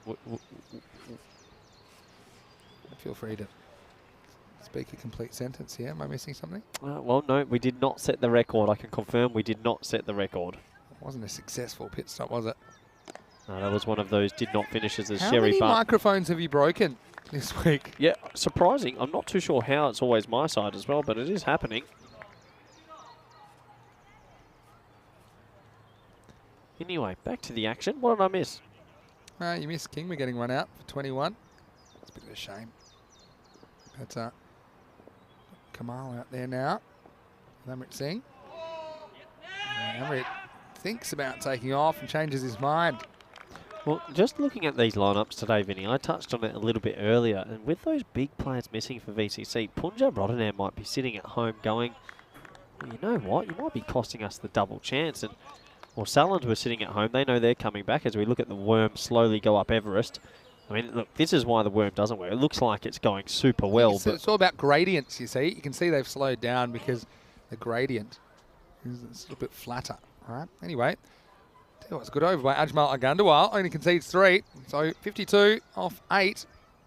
2 to come. And they're sticking with the slow stuff. And so this will be away for a boundary. It's all he needed. Amrit Singh, well, he's been pretty useful for VCC this week. And he just reaches for this. You see, throws the hands at it, gets it inside out. Kind of slices that one away. And that will be 1 bounce, 4 runs. Good batting. yeah, good batting. They need plenty more of that, that is for sure. And good looking shot that too. Plenty of it. It was only 1 bounce, 4. Almost carried all the way for 6.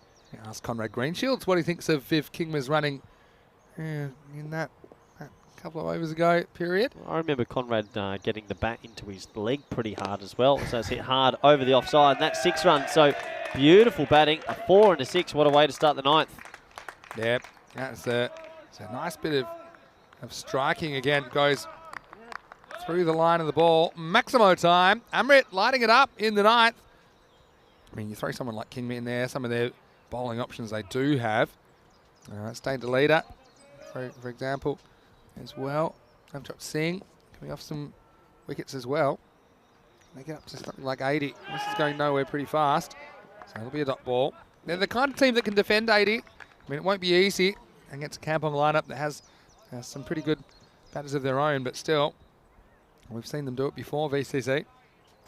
Yep, that's absolutely true. They are a good team. Just pushed into the offside. And should only be a single this time, but Singh's got himself to a nice little handy 15 not out. That'd be a nice little split screen if we had Conrad Greenshields running between wickets and Viv Kingma's. The one where Conrad essentially the bat plugged. Poleaxed himself. Poleaxed his knee. That was a highly enjoyable moment for all the viewers. Now, come to think of it, do you think that made a bit too much of it, Greenshield? Yeah, let's have a look at this on the replay because there's no appeal. Yeah, it's a fairly good shout, you know. Maybe umpire's call, but he didn't have to make a call. Sajjad Kamal, was he not a threat, according to Kampong? And now I got a feeling that Corey's microphone's now completely packed up. Well, that's... I don't know if it's a good thing or a bad thing. But we can't hear Corey. All right. So, this will be the end of 9. Anyone that's still out there that can hear us? The score is 64 for 4. So, can they put together an over of something like, say, 15 here? Sets 80. And VCC, they love a contest. And I think that the team very, very capable of defending a score like that. Like I said, so Sajjad Kamal will be facing up here. Last over. Agandawal will continue. He'll get a lucky one. Inside edge. He's going to run away for 4. So Kamal off the mark. Doesn't matter how you get them. Well, pretty as a picture. Look at all the flowers there. It is spring. And it's VCC springing into the action in the 10th over. It wasn't where he intended it. But the result, 4 carreras. Conrad thinking Corey should be banned from the chat. Well, he's obviously hold on. You're in there trying to commentate, are you? All right, well, Corey, good to see your fingers are getting a bit of work. Goes for this. Probably just take the 1 here. Amrit Singh, who's been some good striking form, will be on strike now. See if he can do anything with these remaining deliveries. Has been a pretty handy player this week for Vorberg. Corey's now commentating in the chat because we're not getting his audio.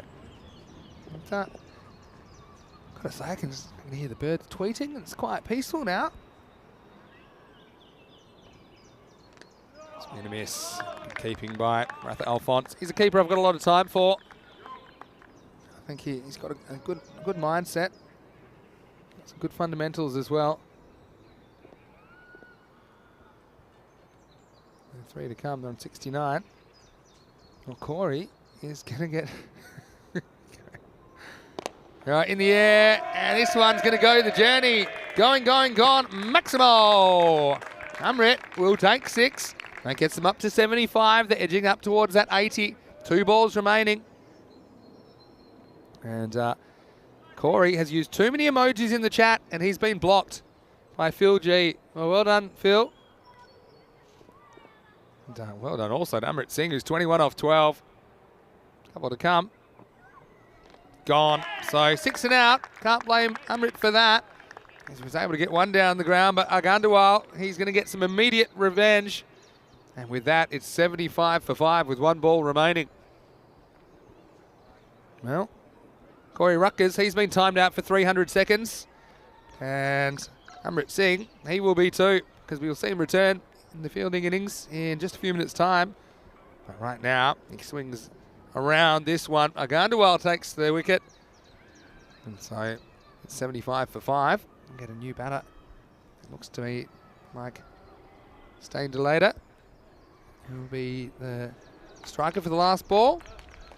Sajjad Kamal at the other end. But a good little knock there from Amrit. 21 off 13. 2 Maximos and a 4. He just gave him a bit of a boost in those last couple of overs. See, just kind of loses his shape. Probably a similar kind of ball that he hit straight down the ground, but he just kind of went a bit leg side that time. Phil G probably realising he can't unblock you now, he's blocked you. Chris Smith saying, who pulled Corey's cable? I think Corey's sabotaging his equipment, to be honest, because it always seems to be his microphone that's not working. I'll give him mine in a second, and I've got some duties in the halftime break. But now let's have a look at Agandawal. The ball to Steindelater. 75 plus this, which is none. I don't think it's out. I don't think it'll be any runs. Let's have a look in the end. I think Alphonse is chasing the stat. Well, maybe it's out. He is out. Yeah, so he'll be stumped. So nice bit of work from Alphonse. As you see, Tyrone gives it the big L. And so in the end, they will lose that wicket off the last ball. So 2 and 2. Good finish from Agandawal. Ultimately, they will finish on 75 for 6. And so Kampong, they'll be hoping they can do this and do this well. If they want that second spot, they're going to have to work for it. And they're going to have to work for these 76 runs against a VCC side that we know has a lot of dangerous bowling options. They're very good in the field. I think that they'll be a bit upset they weren't able to put more than 75 on the board. And let's see if the big king comes out firing in the second half of this one. As we go back to the first innings, as we saw that Warburg, they did win the toss. They did elect to bat. Gigani out there, always like him at the top of the order, but it took a little bit of time to get going. The Corey, he was already getting going. Maybe that is how the microphone broke. Well, you had the big Merv Hughes stretches going. And meanwhile, Sherry Butt knocks that one up, couldn't catch it. Happened a couple of times. Nana, he'd have a similar experience later. This is a nice moment for him as he castles Vogelar. It was full, it was straight. And ultimately, we saw the wickets tumbling early on, just a couple of them, and then they just couldn't get the run rate going. That was the issue here. And we also saw some good catching by Swanpole, who took a couple. And so, at the end, Shakad, he was into the game with immediate effect. Viv Kingmutt came out at number 4. Great opportunity for him. Actually batted pretty well while he was there. Swanpole, that was the second of his 2 catches. And you see that Kampong, they're hunting that second spot. Amrit Singh would come to the crease, and he'd be pretty important. This is one volleyball style. Yeah, it was set, but there was no one there to spike it. Chakon, he drags down that kind of change-up delivery, the over-the-wrist delivery. That disappeared. And I think it was a pretty good performance from all these bowlers in the middle and late overs. Just didn't let VCC get away. And this is a moment Viv Kingmutt will want to forget, as he did everything wrong there. It's almost like he read the coaching manual upside down. And unfortunately, Big Viv had to go, run out for 21. Good bit of fielding, though, from Usman Malik to hit the stumps. But then the counter-attack came. And it came from Amrit Singh. 4 and a 6, pick up sticks to start the 9th. And ultimately, he'd get another one in the 10th. And he would go late, but not before they got up to something competitive. As he was bowled, and then Steindelater stumped off the last ball. So they do end up with 75 for 6. 76 will be the target for Kampong in the second half of this one. You see, it's a nice bit of keeping from Ratha Alphonse. He just spots him and he's out. And then look at that. It was a different signal from Tyrone. Well, see more about that. But he gave a different sort of L that time for the LRS. Go back and have a look at that one on the replay. Let's have a look at the scorecard for VCC. Batting first, Gagani with 17, top of the order. Pair of 21s for Kingma and Amrit Singh, equal top scorers. Apart from that, no one touching double figures. Just 6 extras in the innings. I think it was a pretty disciplined bowling performance from Kampong. We didn't see a couple of key bowlers, particularly Usman Malik. I think he's a little bit sore, and just taking the opportunity to give some opportunities to some other bowlers here in match 19. But still an important game for Kampong. They were able to get around bowling Usman Malik because they did have some of those other slow bowling options, which I think performed pretty well in the first innings of this match. Early on, Swanpole, he looked good, but just lacked a bit of control, conceding 17. The wickets were split between Nana, Jacod and Chowdhury with 1 each, and 2 for Argandawal. Particularly Kurt Nana, I think, bowled excellently, just conceding 8 while picking up his wicket. Argandawal finished the innings with a bang-bang finish, as he took 2 wickets in the last 2 balls. So we'll take a quick break. We'll be back, and when we return, it will be Kampong. Well, they'll be one step closer to double chance if they can chase down 76 in match 19. Vinny Sandhu here with the silent Corey Ruckers. We'll see if we can get Corey's voice back to you soon. But until then, hope you're having a great day on ECN. We'll see you shortly for more FanCode European Cricket Series.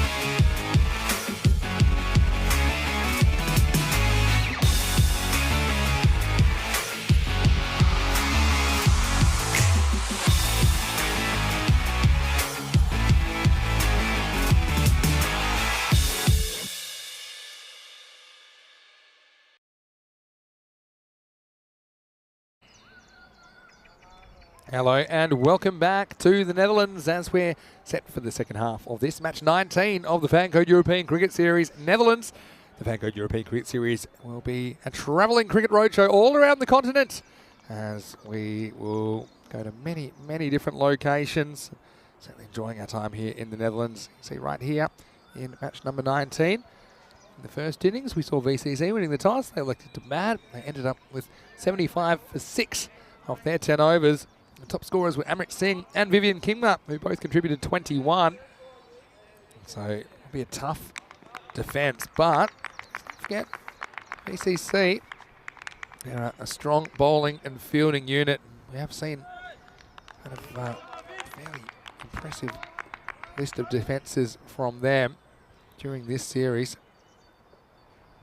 Yesterday as well, they defended 81, keeping Salan to only 45. It gives you an idea of what they're capable of. Here's Navjot Singh with the first ball.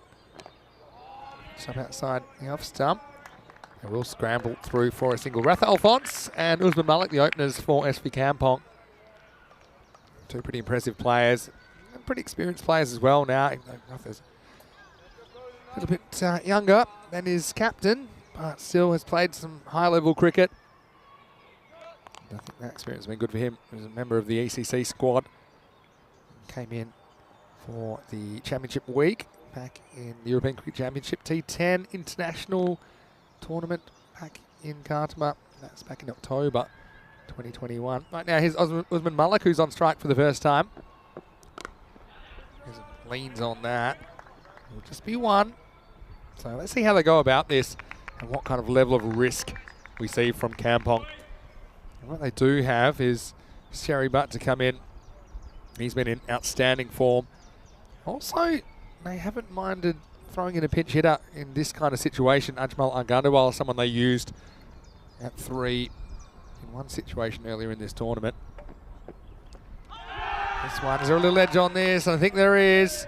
So, once has got to go. Got to admit, I heard a little something as well as it went past the outside edge. So, Navjot Singh gets an early wicket. Unfortunately for Ratha, he's going to have to go. It's 2 for 1.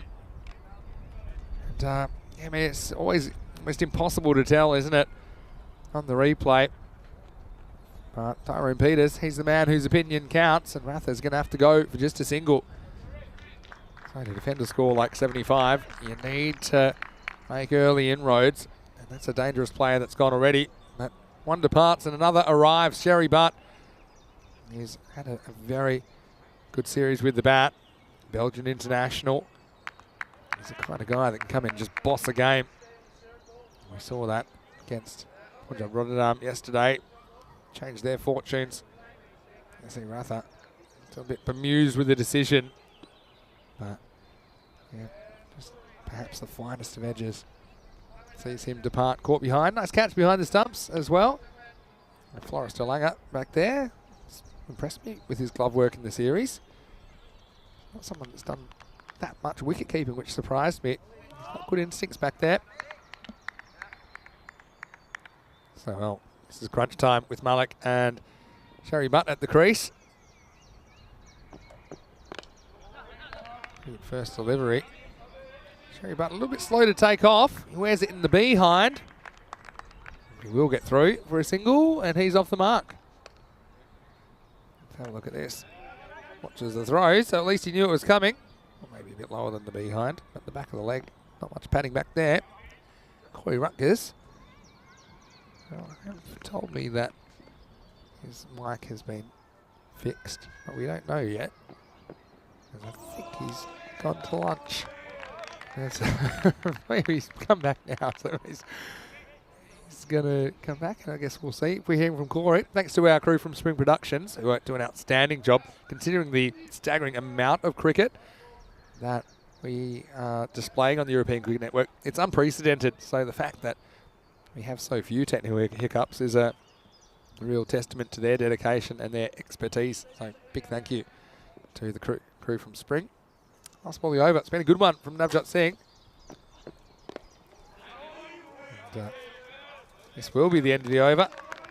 That's 1 over down, 3 for 1.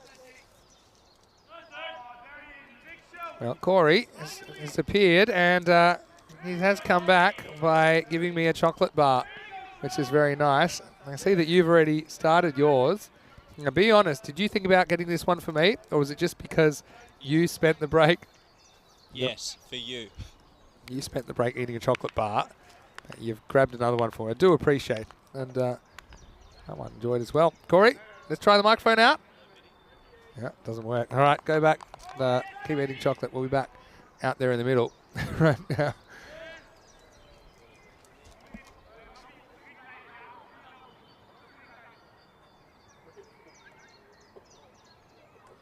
All right, here we go. I don't mind it being on my own with all my friends in the chat anyway for a little while.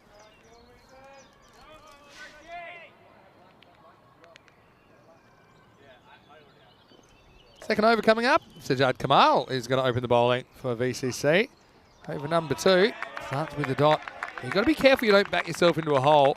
But for someone like Sherry Butt there, I can't see that being an issue for Kampong, because he will attack. He's a bit of a T10 dynamite. He normally comes out all guns blazing, but he also doesn't mind taking a ball or two just to get set. He'll respect a good delivery as well, but if you lose at all, he will go after you. Helix, I like your comment. This will be one single. I will say, though, that really love our commentary team that we built here at European Cricket Network. Obviously, they're welcoming Corey in. Obviously, Rico has been pretty active for us as well. And Andrew Ryan, when he's available, does a great job. And we want to try a few others as the year goes on. But, it's quite a unique opportunity to bring cricket to you from some really exotic locations. Here's Kamal. Oh. Bumped him. Usman Malik decides to get under it. Kamal, he's bringing it here. I think Malik was keen to get on the front foot. Then wasn't expecting this. In the end, he hears it go past his helmet. So yeah, just wasn't confident going through the horizontal bat stroke. He didn't have that long to see it because he had advanced down a metre or two.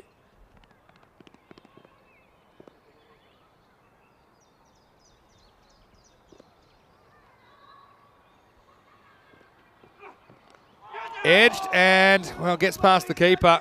It's DeLange, who was slightly wrong-footed there. He threw himself at the ball, but the result is a boundary. Let's get a look at this one.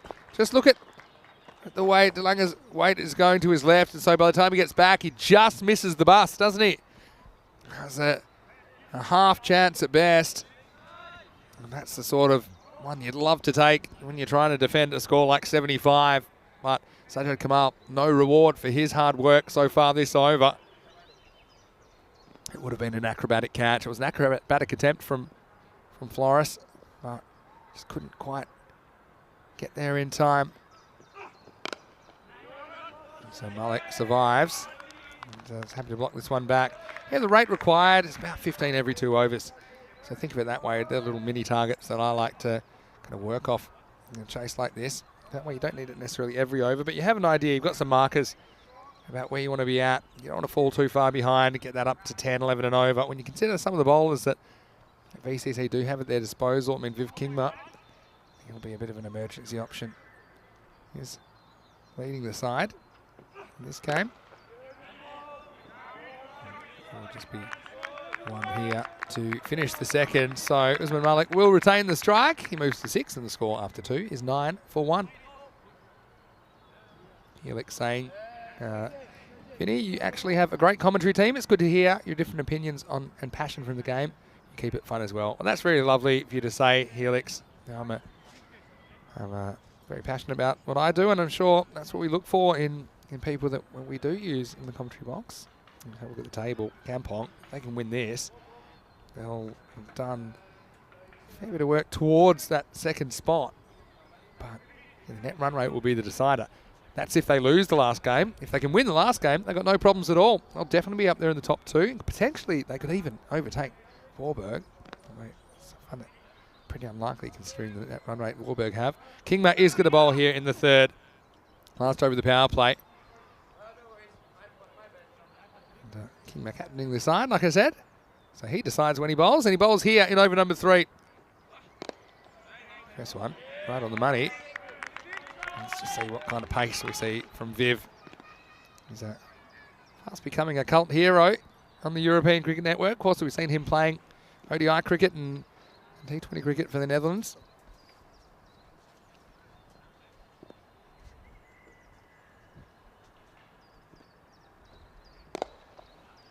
Looked way off the pads. Just one.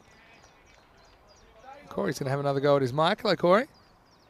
Hello, Vinny. How are you? Oh, there you go. Oh. Working now. Oh, hello. I was actually, well, I have to admit, I'm a little bit disappointed. I should have mounted that. Making the whole time. Well, you come back just in time to see Viv Kingma. I actually did not expect that to work, so that's a pleasant surprise for the viewers, I'm sure.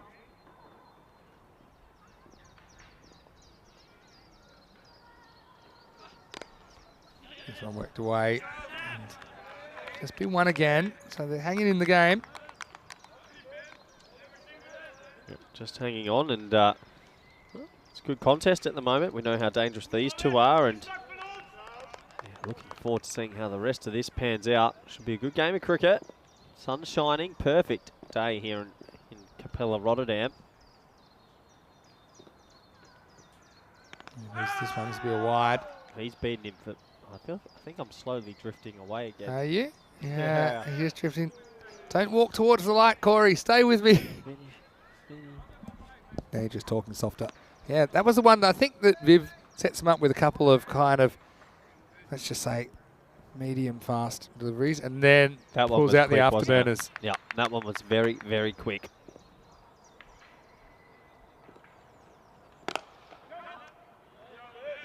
Just a dot. So they've got to be careful here, Kampong. I know they don't want to lose early wickets, but they don't want to bat themselves into a hole either. I think when you've got players like Sherry and Usman Malik, they definitely aren't going to bat themselves into a hole, and maybe I just have to speak louder. Yeah, that's an idea.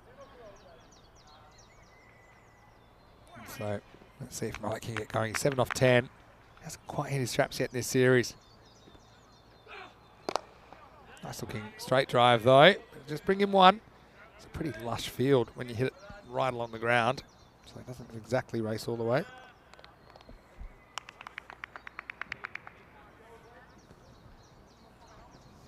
So yeah, it'd be handy if Kingma can burgle a wicket here. It's an exciting play to watch.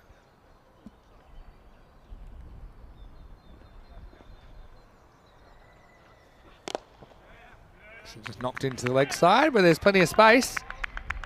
So the power play, not a lot of power from Kampong. They just hit the one boundary, and after 3 overs, it's 14 for 1.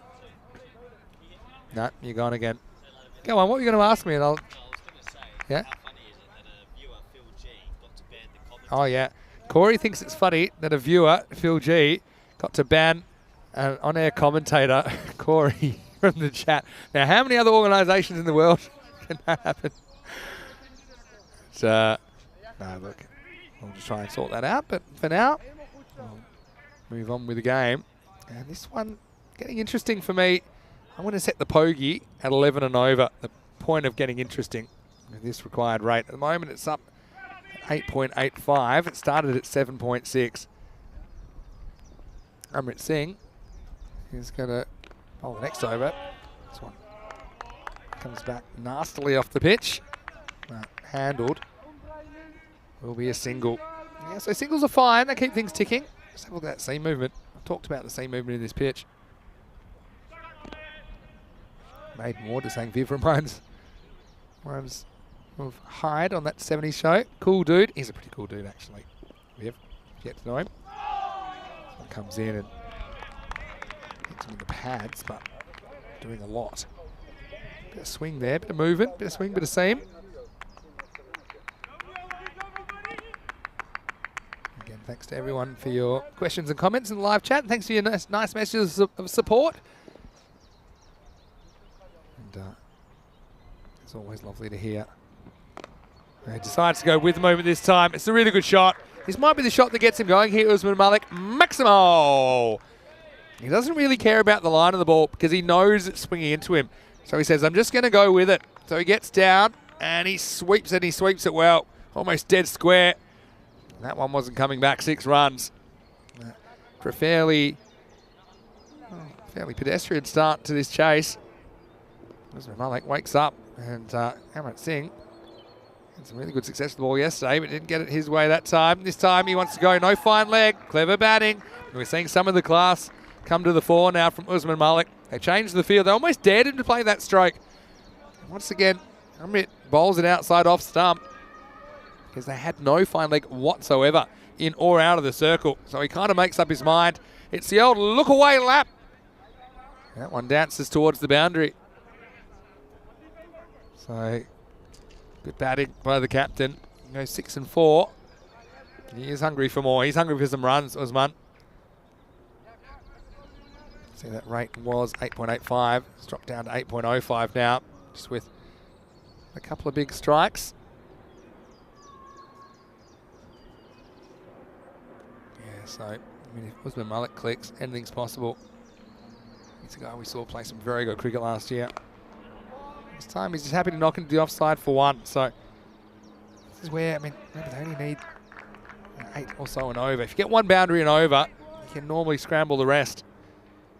If you don't get boundaries though, that's where that rate will climb and maybe get back in double digits. So we'll keep an eye on this game and this chase. Remember Kampong, they can win this. They'll be level with Punjab Rotterdam on 8 points. Heading into one more game as well this afternoon.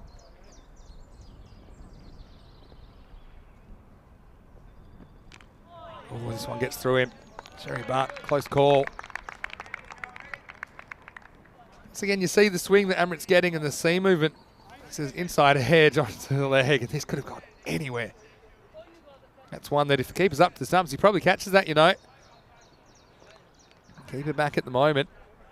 So it's the end of 4, and it's 26 for 1. Vinny Sander here, Mr. Maximo with you, and I'm up and I'm out of my chair today. Unfortunately, just having a few problems with this headset. So it'll just be me for a while, but thanks for all your lovely comments. And a lot of people noticing the new suit. Big thank you to Stan Ahuja, who's providing my suits at the moment. And I don't know if you can see this, but it actually has Maximo on the inside. There you go.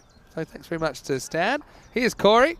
So we'll work out something else for Corey to do in the meantime. So it's also a pretty exciting game on our hands right now. So Stefan Mulder will be the bowler here and over number 5. Yeah, Shrubon saying looks like a very interesting game in progress. Exciting game, yeah, I agree. I think this one's got all the hallmarks of a thriller, but it's only if VCC can keep these Kampong batters down, particularly these two. But yeah, Sherry Butt just taking his time to get going. That's exactly what Usman Malik did. So maybe that's the mindset, saying, look, if we don't lose wickets, if we don't get in wicket trouble, and we're going to chase this down. I mean, the value of the win. But then also, remember the net run rate's a factor. So I would have thought it might have been smart to maybe take an aggressive option, try and get it with time to spare. This is well bowled by Mulder, outside the off stump, full, good length. Another dot ball. You just feel like something's going to give here with Sherry Butt.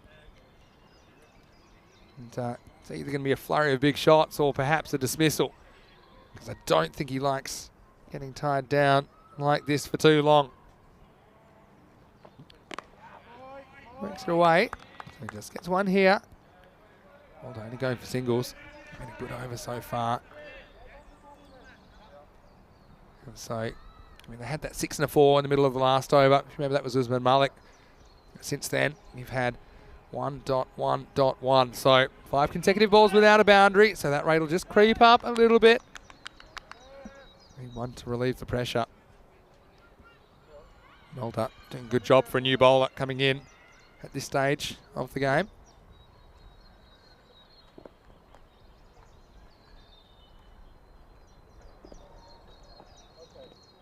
Pitched up and goes for it. It gets through everybody. I think that'll be a bye. And this is a case of the keeper just reading the wrong line there from Mulder. Look at that swing. That's what beats the keeper. It just evades the hands, but lucky he gets something behind it. Gets a bit of the leg. It just keeps it to the 1 bye. And there's that required rate again, up above the 8.8 mark. A bit of a toing and throwing contest at the moment. You feel like VCC are just hanging in there.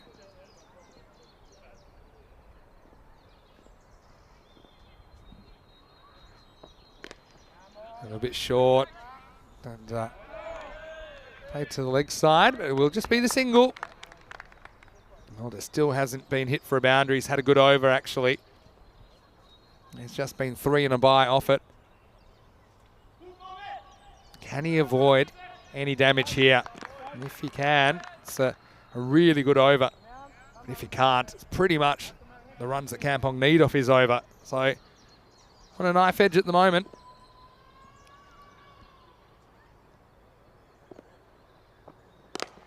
He will.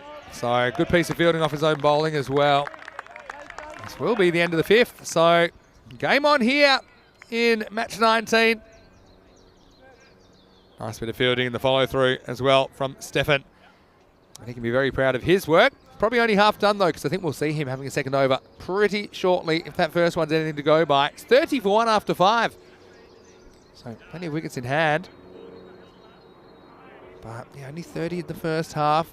Means they'll need 46 off the second. So again, that's very achievable, but you just look at the batting to come. They're capable, but they probably feel already there's a bit more pressure on them if they come in now. So again, to double down and make sure this partnership survives and gets them a bit closer to the target. They're not even quite halfway there. Here's Stain to later. And this one gets through. Flores to Langer. It's a bit of a grubber. It's going to be 4 byes. And well, this is just a bit of natural variation. Second bounce, he just doesn't get the gloves low enough. If you're not sure how high it's going to bounce, you probably got to get the gloves, the fingertips touching the ground. Then maybe you can block it with your arms. Just try and create a wall. Unfortunately, that one sneaks through for 4. That just has the ability to change the flow of a game. Stain gets one to keep down. I would say Flores DeLanger's had a pretty good week with the gloves, but yeah, probably won't want to look back at that one. And this one will be another boundary. So you can see the momentum can change so quickly. Back-to-back 4s. This one off the bat, and it's off the pads. Just slightly ill-directed. Sherry Butt just kind of goes through with it, rolls the wrists and glances it around the corner. And so just like that, there's your 8 off the over. You've still got 4 bonus balls to play with. So Stain Delader, a good young player here at Vorberg. We talked about the squad they have in the top class this season. He goes for this, he goes up and he goes long. Maximal! Well, Sherry Butt explodes to life. Not quite run a ball pace, not often you see that.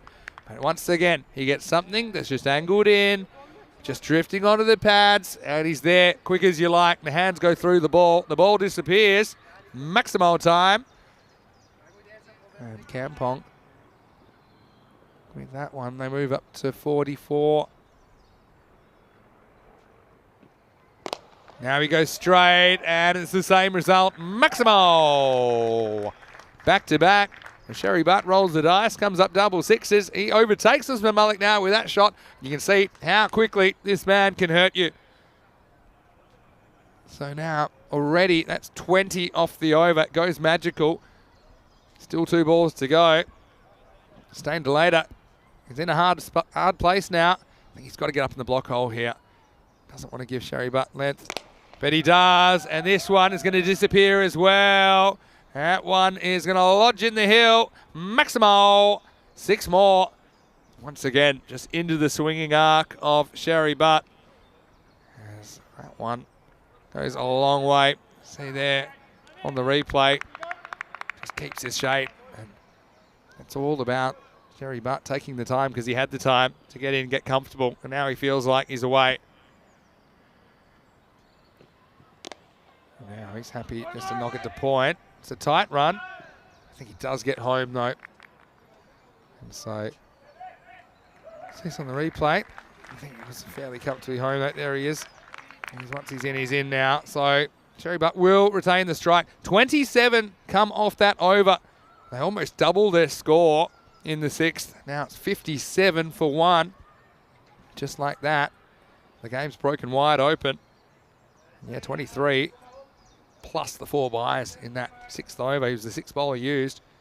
And you think about all the pressure that was built up by some of the other bowlers, particularly Mulder, I think, who bowled a pretty good 5th. Only went for 4, including a bye. And 27 coming off that 6. That really hurts. And now they're going to go back to one of their openers. He impressed me a bit. Almost took a wicket. Sajjad Kamal. And edge fly past Delanga. He's coming back to try and pull something out of the fire. And is this one a little edge? It is. And so, well, Cherry Butt does go after taking down Stain Delata. He couldn't deal with the bounce. I think maybe just brushes the glove. We'll have a look at this on the replay. Yeah, maybe a little top edge. It was up towards the kind of shoulder of the bat. And well taken behind by Floris Delanga. Get a good look at it here. Yeah, just the thinnest of edges.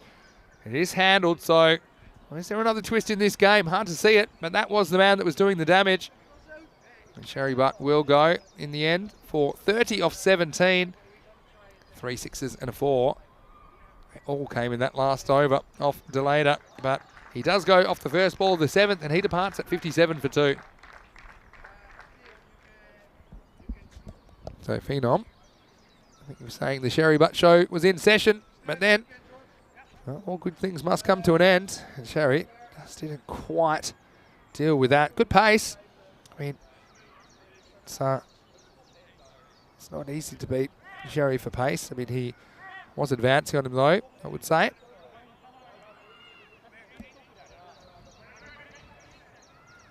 So, been impressed with Sajjad Kamal of ECC today.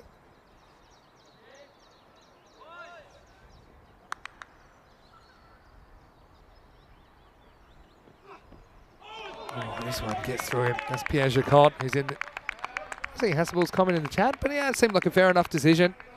I mean, obviously, the umpire is in a position that we're not to hear a lot more than we do. I certainly think there was some sort of a noise. It's hard to think what it would have been if it wasn't the bat. So Jacot has to come out, and Yasmin Malik has been more or less a spectator over the last couple of minutes. He'll have a job to do as well, because still 19 runs required to get Kampong home here. It's going to be an important victory if they get there, because it will take them level on points with Punjab Rotterdam. Wow. Pick up and throw. Jacot, he wants the second. Well, he's lucky it's fumbled on the backup, because he is quick, but he's not that quick. He could have been run out here.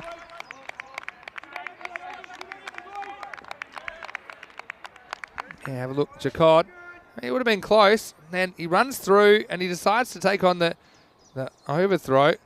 But, well, it was fumbled by the backup fielder. If it was cleanly picked up on the backup, I think Jacot could have been in trouble. But he does survive. 2 runs gets him closer to the target. Banged in. And this will just be 1. So just edging there, aren't they, at the moment? Usman Malik. I mean, he's a bit banged up. He's had a visit from the General Soreness this week, I think. Didn't see him bowling. Probably just keeping a bit in the tank for tomorrow, where we will see these 2 teams feature in finals day action, but he'll want that double chance. He's trying to get there without necessarily bowling himself too much today, I think.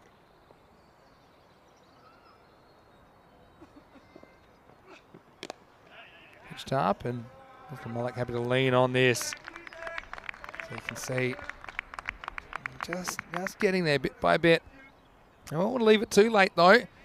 You think you've got Kingma that has an over. Still 3 after this, of course. So you've got Kingma that has an over. And Stefan Mulder bowled a very good first over. I think he'll come back. And potentially Navjot Singh could come back as well. So, again, these runs aren't going to score themselves.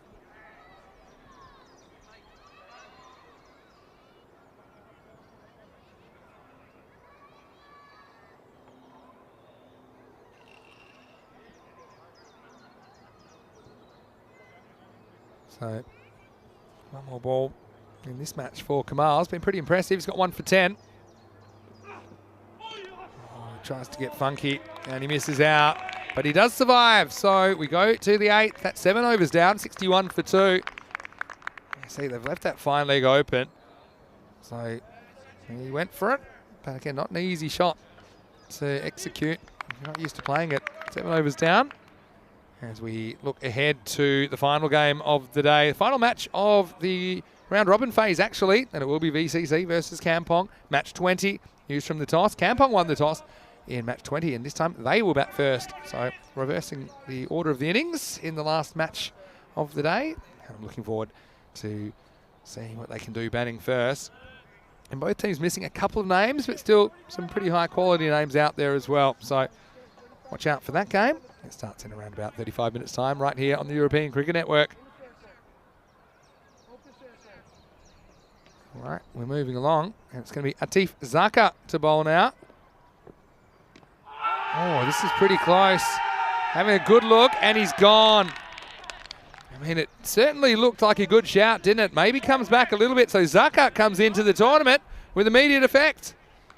And this one, we'll get a look at it on the replay. The umpire took a long time to make his decision. He was considering all the factors, but, I mean, the only thing there for me is probably the height. I don't think there was any bat in it, and he's doing all the body language things right. Yeah, no, it wasn't too high, really. And so, yeah, he kind of shapes to kind of say he got some bat on it. Let's have a look if we can pick that up. Didn't look like it was near the bat, did it? And he shows it, but I mean, again, we can't really make those determinations based on what we see. Just seemed like a good shout, and decision does go the way of VCC. That will be the end of the captain, Usman Malik. He makes 21 off 20. The score now is 61 for 3, so not quite there yet. Got to say, there was no bat in that. It looks pretty adjacent. Good bit of bowling.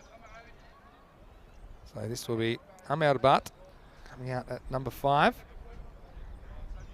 Just feel like there's some nervous times ahead with the 2 new batters at the crease. Essentially 2 new batters. Shakant has been there and faced 4 balls. That's good umpiring as well. Shrubon saying some good things about the umpiring in the chat. I'd agree. I think if you think about the standard of umpiring in ECN, I think it's been very, very good. And it's been probably the most improved aspect over the past couple of years that we've been doing what we do. So Zaka with the wicket first up. And follows up with a wide left-handed batter coming out, so that can always throw the bowlers slightly. And you don't want to give away too many of those. 14 required. Very interesting match. I feel like it might still have a twist. Well, this is the key at the moment. You need less than run a ball, so eliminate dots. You'll have no problems at all. And if you do get one you can hit, get a Gundy ball, or maybe get a bit of luck with a little edge that goes for 4, and you're going to get there. Of course, you're going to pick up the odd wide or so. So let's see how Jacont deals with it. Now, they still have left fine leg open. That's the interesting thing about this field. So Viv Kingma is challenging Jacont to go for it. And we saw him try and miss out. But I think he thinks, Viv Kingma, it might be able to buy him a wicket. Zaka comes in. Instead, Jacont, he just moseys down the pitch and caresses this one through extra cover. 4 runs. Well, that's a really nice bit of batting. I thought he might try and get funky, but instead he gets proactive and he gets down the pitch. He meets it on the full. And that wasn't a full toss unless Jacont comes down the track. And then he doesn't overhit it. So, steadying boundary from Pierre. I think he's a pretty talented cricketer. Now, he just chips one up, but it could be trouble. Oh, he bails out. Again, I'm not sure it was going to carry all the way. It's Gagani that's out there. But man, at this stage of the game, I mean, the value of the wicket is such that probably, if you thought there was any chance of getting it on the full, you probably had to throw yourself at it. In the end, it is just a single. Bart gets a full toss. See Viv Kingma in tight, gambling for dots now. So they've he's brought himself in that short extra cover position. And the field is in the inner ring on the offside, all significantly in from the edge of the circle. So last ball of the over coming up from Zucker. It's been a pretty good one. And it's going to finish with a dot. So we carry on into the 9th. SV Kampong, they're 68 for 3. Still 8 runs required. Now this is where I think you've got to bowl who you think's your best bowler. And Viv Kingma, probably rightly saying, well, I think that's me. Still has 2 very good bowlers that could bowl here. So, more than 2. I think some of the options he's got at his disposal. He's not running out of bowling. He's got himself. He's going to bowl now. He's still got either Navjot Singh or Stefan Mulder in the last over. Having said that, he'd have Zucker available. He bowled that over as well. So, it's all about taking the game to the last. That's what you want to do in this situation. 8 to win. Here's Kingma in the 9th. It's pulled away. Pretty nice shot. Stop needs to be made. Slight fumble from Gigani. Now they'll take on a 2 and there'll be a run out. And so how about that? Well, sometimes the universe is smiling on you, and without a fumble, there's no way that would have been a run out. And in the end, it is going to be Ahmed Butt that's going to go. See here, the fumble comes. He's just so nervous. That's gone for 4. But Gigani pounces on it, and he rockets the throw. 1 bounce to Kingma. And this has gone by metres. And well, can understand why you take that on. You see a fumble and you go. But the thing is, the ball didn't go that far from the fielder. And the fielder actually located it pretty quickly. But I suppose at this stage, you do have wickets to play with. Does get Jacond back on strike. And he played that first ball pretty well. Samuel Butt comes to the crease now at number 6. Can we get it to the last? I mean, even if you need, say, 3 off the last, you'll probably see the field come in. Things can get pretty tense. See here, the fumble comes. Maybe hits a bit of his shoe, which just stops it going any further. Gigani then rifles it in. Well, what he lacked in the stop, he certainly made up for in the throw. Rehan Gigani. Felix asking, Vinny, has Corey gone to get me a coffee? Well, he hasn't. Probably going to get himself some lunch. Don't blame him, really. I'll say this. Oh, Corey. Oh, are they going to go here? What about that for some comedy cricket? In the end, it's going to be a dot ball. I will say this, while Corey's not around, I really do value Corey's input. I love the way he thinks about the game. I love the way he certainly calls a spade in the box. This one beats the bat. Slightly slower ball, I think, from Kingma. And maybe a bit of bat in it. I think 1 run is the signal. Or the lack of a signal tells me that there was a bit of bat in that. But, so Corey, certainly going to miss spending time with him, but I'm sure we'll get him back. Of course, we'll be seeing maybe a bit of Corey, maybe not in the commentary box, but he'll be coaching Spain in the T20 International Series involving Spain, Guernsey and Norway at Desert Springs in Spain towards the end of the month. I'll be there just before I head for a couple of weeks break. He's Kingma round the wicket. And this will be fine. Clever bowling. You see what he's doing here. He probably isn't too worried about taking wickets here. If he can do this 3 more times in a row and just lock up the batter, and they go into the last with still 6 to play with. They brought the field really tight in the offside. They just don't want to concede a run here. They want to dot up Samir Butt, who's new to the crease, 2 more times. And he doesn't think he's going to get hit back over his head.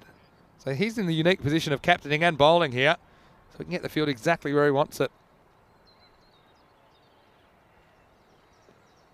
Once again, no contact. Probably one fielder I would consider as a fine leg.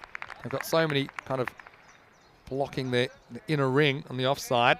I feel like fine leg's one place you could get a boundary against you here with a little edge or a little French cut. Now they send them all back because they're not too bothered about a single now because that would mean Samir Butt would be on strike with 5 remaining, which based on what we've seen so far might not be a bad result. I wonder if they'll even take a run here. Sometimes I think if you get so close to the target, maybe it's worth taking every run. We'll soon find out. Kingma off a couple of steps. Basically dares him to take a run. That's almost like the old-fashioned walk in baseball. Because Kingma was almost saying, here's one you can hit, and they do take the run. So it'll be 5 off the last. Let's see if that gamble pays off. It will be Smear Butt, who is off the mark now to face up.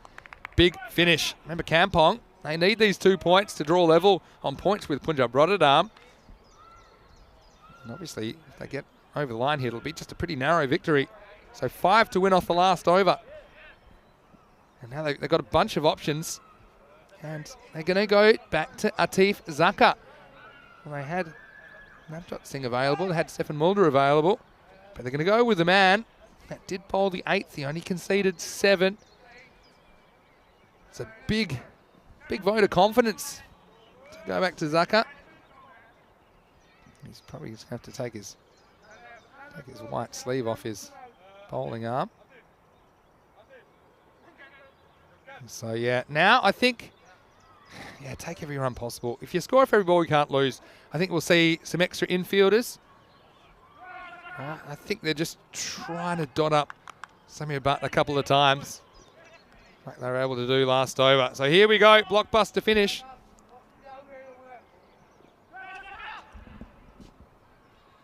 Five to win, off the last. And top ball first up. Oh, put yourself in the batter's shoes. The shoes are probably feeling heavier and heavier every time. Just has to get something on this and run. And look, even if he's run out, got to get Jacon to the other end. Does get something on it. And they're going to have a ping. Oh, and it's well backed up. Well, it was worth it. Kingma, I wonder how much this misses by. Because by his reaction, I think it's pretty close. Taking it on, and also backing your fielders to back up. I mean, he would have been out. No doubt about it. That throw didn't miss by much. Well backed up as well. I think that's Gigani that ends up stopping that, because that could have quite easily been 5. 4 off 4. One boundary will do it. Does he? He's eyeing off that fine leg region. There's absolutely nobody at fine leg. Does he gamble for the 4 and try and win it one go, or does he just go for the single? He wants it, and he hits it into the gap. He's got to come back for 2 here. Good throw will beat Jacod, but he takes him a little bit away from the stumps, and he does get back for a couple. Well, Jacod, he's really played an important hand late in this. It's a low-scoring thriller. A good throw. I think he was stone dead even with his pace. The bounce took some pace out of the throw, and also DeLange was taken away from the stumps. If we do get to a tiebreaker, it will be a golden ball. The scores are tied at 75-75 at the end of regulation. Batting team will have one more delivery to face, and they'll need 2 or more to win. Otherwise, the fielding team will win. There's the stats. As the bowlers have had a good time lately. Right now, any score will tie it, and 2 will win it for Kampong. And I think this is where you take a run so that you at least tie the game, and then you've got a free shot at winning the game. There's 2 balls remaining now. 2 balls remaining. They need 1 to tie. They need 2 to win. I think you take any run now. You're so close. And how about Zaka? How about Viv Kingma having the captain on the fly as well? It's good to see the way his cricket brain works. I think he's captained really well defending these runs. Right now, SV Kampong, they need 2. And this is in the air. It's more than 2. This is 6. Maximal. Très bien, Pierre Jacod is the hero of match 19. As Zaka gets taken out of the ground. And what a memorable victory that is. So for the first time, it's Vorberg. VCC tastes defeat in this FanCode European Cricket Series. Jacod backed himself. He got it into the gap and he got the distance. A slightly slower ball. Jacod picked it and he dispatched it. And he really engineered that chase.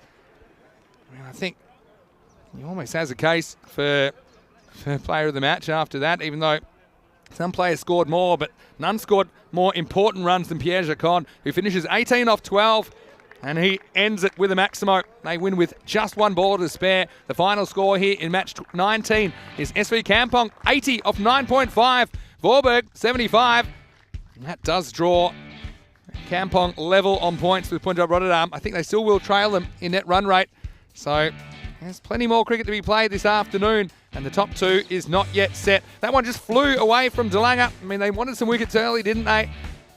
And just beat Usman Malik, took the edge. And then Usman, he woke up, didn't he? He went 6 and 4 in consecutive balls and got a bit clever, making the most of that lack of a fine leg, which we did see for plenty of this innings. A really good game of cricket at the end of the day between these two, and I'm looking forward to the rematch. Shane DeLater didn't have a great time. The first one wasn't really his fault. Just nutmegged the keeper for 4. But then the carnage would begin. Sherry Butt, who was quiet for a lot of the innings, he went 4, 6, 6, 6, and he takes DeLater down. 27 came off the over. That did do the lion's share of the work. They still had a few nervous moments ahead. Yeah, we know Sherry is a good hitter of the ball, but he didn't get too much on that. Little feather through to the keeper as they brought back Sajjad Kamal.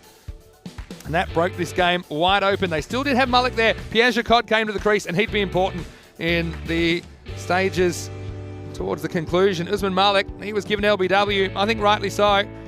Hit him right in front. That was the first ball that was bowled by Zaka. Very different experience to what his last ball would be. And as we got down to the pointy end, there were a few nerves around. That was a good shot by Jacquot. Just a couple of times when the pressure was really on, he stood up. And this was an unlucky one, actually, for Amir Butt. They went on the fumble. And Jacquot, he got home. Unfortunately, his partner, he had to go back to the pavilion. He was run out. It was a perfect throw back to Kingma. And then towards the end, you see, just pushing for everyone. I mean, this could have been different as well. They just had to get Jacquot. You felt, oh, he was there. He was going to do just enough. It went right down to the second last ball. They needed 2. They got 6. And Pierre is the hero. Great to see, again, a native European player in the pressure situations. And he ate it up in the end. He was able to get them home. But what a good game that was. And coming up, the final round-robin match, match 20, and it's a rematch. So I'm looking forward to this. I think you see these two teams with the lineup today. They're pretty evenly matched. And it will be Kampong that will be batting first. So, and see if we see Alphonse and Usman Malik at the top of the order. Thorberg, you know, they've got some pretty good bowlers. Mizaka was a pretty interesting addition to their bowling lineup. Gigani also, I think he'd love to score a few runs at the top of the order in the second half of this one. Amrit Singh has been a revelation with bat and ball for VCC in this series. And remember, Kampong, well, they need to play well, otherwise they won't make the top 2. They're level on points. They're probably slightly behind Punjab Rotterdam at the moment. So I think for them, they're going to need a win, I think, to climb into that top 2. But we'll have to find out at the end of the day exactly what the ladder looks like. Let's have a look at the scorecard. And Sherry Butt ends up top scoring, but for a lot of his innings, he wasn't doing much. But he did explode with 22 runs in the 6th off his bat, 22 of his 30. Apart from that, it was Malik with 21, run a ball pace. But Pierre Jacquot, he was the hero. 18 off 12 and gets them to victory in just the nick of time. And highly entertaining match 19. This series has been very, very entertaining across the board. It's been some high-level cricket, but one thing we probably have lacked is some of the close finishes. It's just the nature of the matches we've had. Luck of the draw.